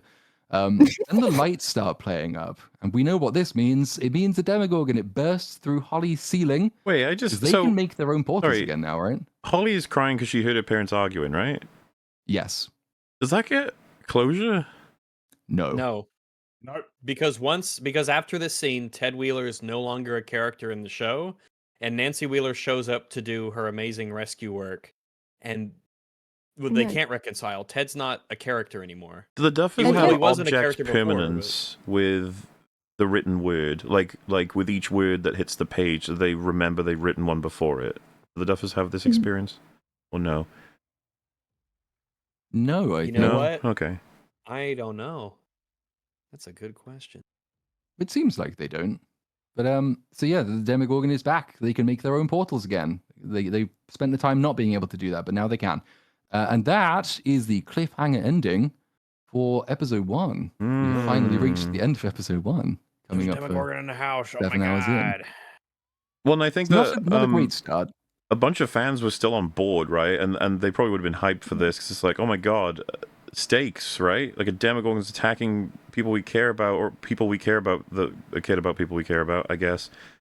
But for people like for us, for example, just be like, oh yeah, I guess this was inevitable. You probably shouldn't be in Hawkins, and now your family are gonna get killed because you guys are stupid. You Couldn't probably get away even, from them, you know. those portals. Oh well. And As it's if just the families wouldn't leave anyway if they could to get away from the scary portals.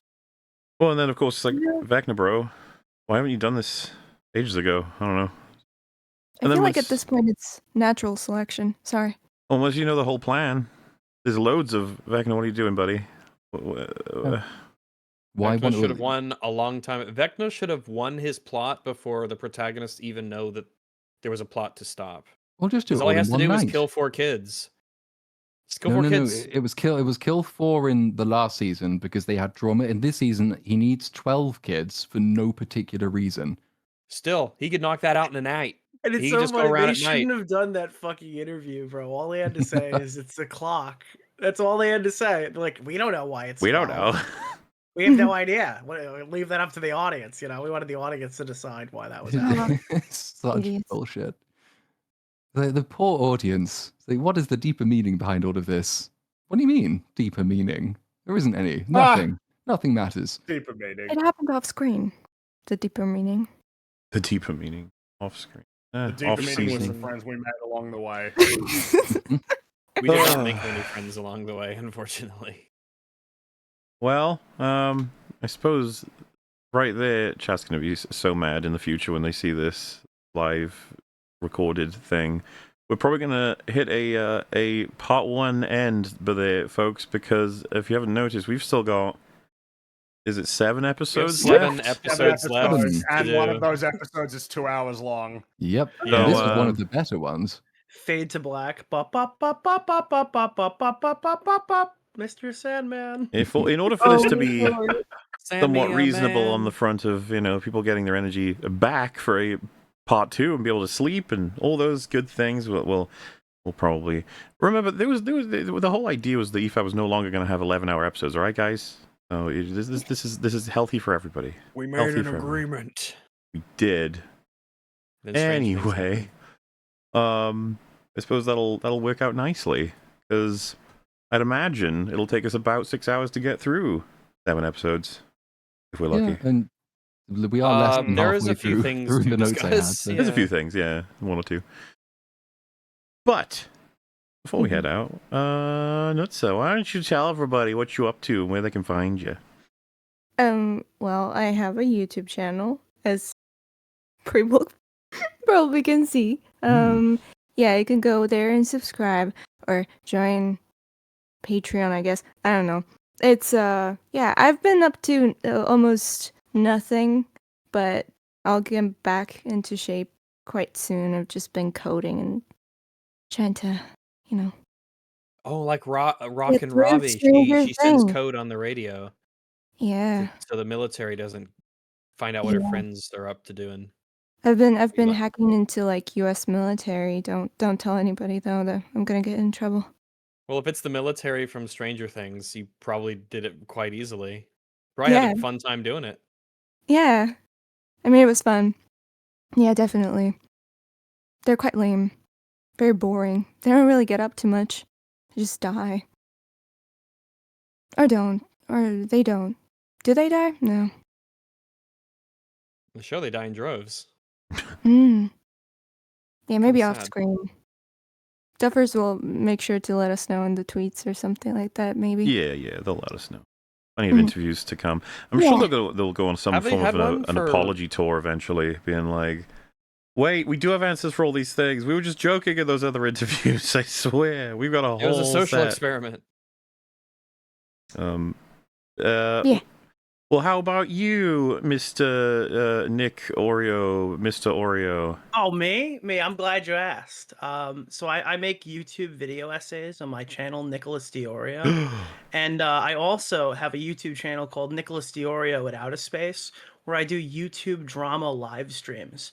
But I also stream to twitch.tv occasionally, and that's also called Nicholas you? Diorio. Ooh. Yeah, then I got this other channel called Nicholas Diorio Plus, where I post slop videos sometimes. I'm gonna be starting a new channel for food content called Nicholas Eats Diorio, and you can go on there and you can watch all of that stuff. I've got a show called Diorio Vision that I do all about my journey using smart glasses. I think I'm gonna be doing Sound of Diorio, where I review music. I'm running out of these things. I'm running. I thought you were going to make Ooh, this that's reference exciting. more overt. Be like, I'm going to review Lion King at some point. Oh, God. Yes, you check out all kinds of stuff. You can find him everywhere. He's on the YouTube doing the things, and we thank both of you for joining us for this Wait a minute, wonderful Waller. adventure. I just noticed the chat has hated me for the entire 6 hours I was What? here. I can't watch movies with you anymore. No, This is a don't recording. listen There to is no them. chat. I'm going on another podcast after this. I'm going to talk about how you guys have been awful to me. Never forgetty. Little snake. Well, and hopefully Oh, we can fucker. have both of yous back for part 2. We'll try and figure that out. Don't you worry. But yes, thank you for joining us. But before we go, Fringy, Rags, Platoon, anything you guys want to mention? Yeah, I suppose. I'm I just mean, working. it's a new year. It's 2026, Anno Domini. We don't do that Woo. current era cuck shit here on the EFAP podcast. Who's Domini? So Domini, he was. Wait, wasn't she a superhero in Deadpool? Oh my 2? That's goodness, Domino. slippery rags. Yeah, that's okay. Domini? Keep going, Rags. It's okay. It's Slide. okay. I forgive you. So yeah, I figured, it's a new year, bit of a checkpoint in all of our lives, and so I'm gonna try and be a lot more active this year with my channel and streams and stuff. So soon I'll have some stuff out, and I'll hopefully I'll see you around on all my stuff. Don't want to say anything specific yet before I get things underway and settled, but yeah, there you go. I'll just be working on stuff. It's not a new Awesome. year. This was recorded in December. But it will be a new year when it It's releases. 20 Soon to be a new year. It will be, I suppose. Well, I yeah. assume this was for when this goes ruined the out, fucking though. joke because we only covered the first episode, which was out in November. Damn it, Wait, where but did won't the we? show We'll go? release this recording. Wait, next do you think year, people will right? figure out this isn't live? Not now. We've confirmed it's recorded now. Damn it. We would try to trick him into thinking it was live. Ugh, ruined it. Fuck. Oh no. Yeah, for me, I will be turning some of these stupidly long amount of notes into a video, or maybe multiple videos. It was going to be one really long Stranger Things video, and now it's likely to That's be not a Gone too long. several short ones and also a really long one because I still want to do the really long one. But season 5 is pissing me off that I might just do short little videos on each episode. I don't know yet. And then Avatar, that's also in the works. There's so much shit. All of it has to be covered. It is amazing, by the Avatar way, how finally no made one Avatar has been completely culturally subsumed by What are you everything talking else about? It happening. finally made $1 billion. Yeah, everyone's talking The about third it. movie's coming out. Everyone's talking Oh. about it. That's right. It made $1 billion after 3 weeks. I So- actually and saw you're a like, post. I "Well, don't know if I that's- sent you it, Free, where it was like people talking about that one character is proof that it has Yeah. cultural footprint, and people were like, the fact you said that one character, also one character. Also, let's not kid ourselves. You'll forget Like- about her. You've already forgotten about her. So I mean, the bad. Stranger Things discourse has completely Obviously, yeah, it's dominated. inundated. Avatar's gone. Yeah, because Stranger Avatar Things stuff. is way more popular. And to be honest, way more ultimately. interesting to talk about. There, I said it. Yep. True. In a sense. I sure. agree. Yes, it is. Yeah, I People- do agree. It's not even close. The only context I've seen it referenced is like bunch of horny, like fetishy people being very weird, or at least Wait, Well, for the movie Avatar or is Stranger weird. Things? Both. Avatar. Both. Both. Okay. I just wanted. I didn't know. But you know, it's Avatar was an interestingly freaky one. This one, yeah, it awakened all the wrong things in people. Yep. Well, yeah, cool. What are you doing, Mola? What are you What am I doing? Tomorrow, me and Mel are going to play the Battlefront 2 Classic campaign. We're going to devise some kind of shot-taking game based on probably dying, because we can do Every a lot time of you that. capture a command post, Oh, Jesus. you have to take a shot. I don't know about Every that. time you that lose would the be command dire. post, you- Well, then we just stop capturing them. Like, Yeah. well, guess I'll just lose. And if you were doing that right, you'd have a stroke, so I you would shouldn't be die. recommending it to anybody else. Jeez. I lead others to a treasure I cannot possess. So there's that, and then we're gonna figure out if we're doing another game of some kind, because Mel will be leaving Friday, so we got another like 5 days to do things, ish, a bit more than that. You should stream Fortnite one day. Yeah, obviously. Yeah, and you could play as your favorite. Oh, do we have any Stranger Things characters in Fortnite? I'm think literally Will's in dancing there. as Will right now with SpongeBob. There you go. I can't Oh show my it 'cause if I God. show it, that'll fuck up the screen. But Or you could play as Oh my Nancy. goodness. I should play as Ransbo. What do we say? Rancy? Nambo. Nanbo. There you she's go. not in this. She's in Dead by Daylight. Ooh, we That's a should game stream I Dead by actually do Daylight play. when it comes out. Yeah, I'll play as Vecna. That could be fun. I've like never actually. I've played it, but I've never actually played it well. I'm not surprised by that. It's got a difficulty curve of anyway. Yeah. So that's that. Probably gonna head out now. Fun on the bud. Thank you so much. Likely to get part 2 next week at some point. Maybe, who knows? But for now, but thanks for joining us. Bye bye. Bye. See you bye, later, everybody. everybody. See you Bye, later. bye.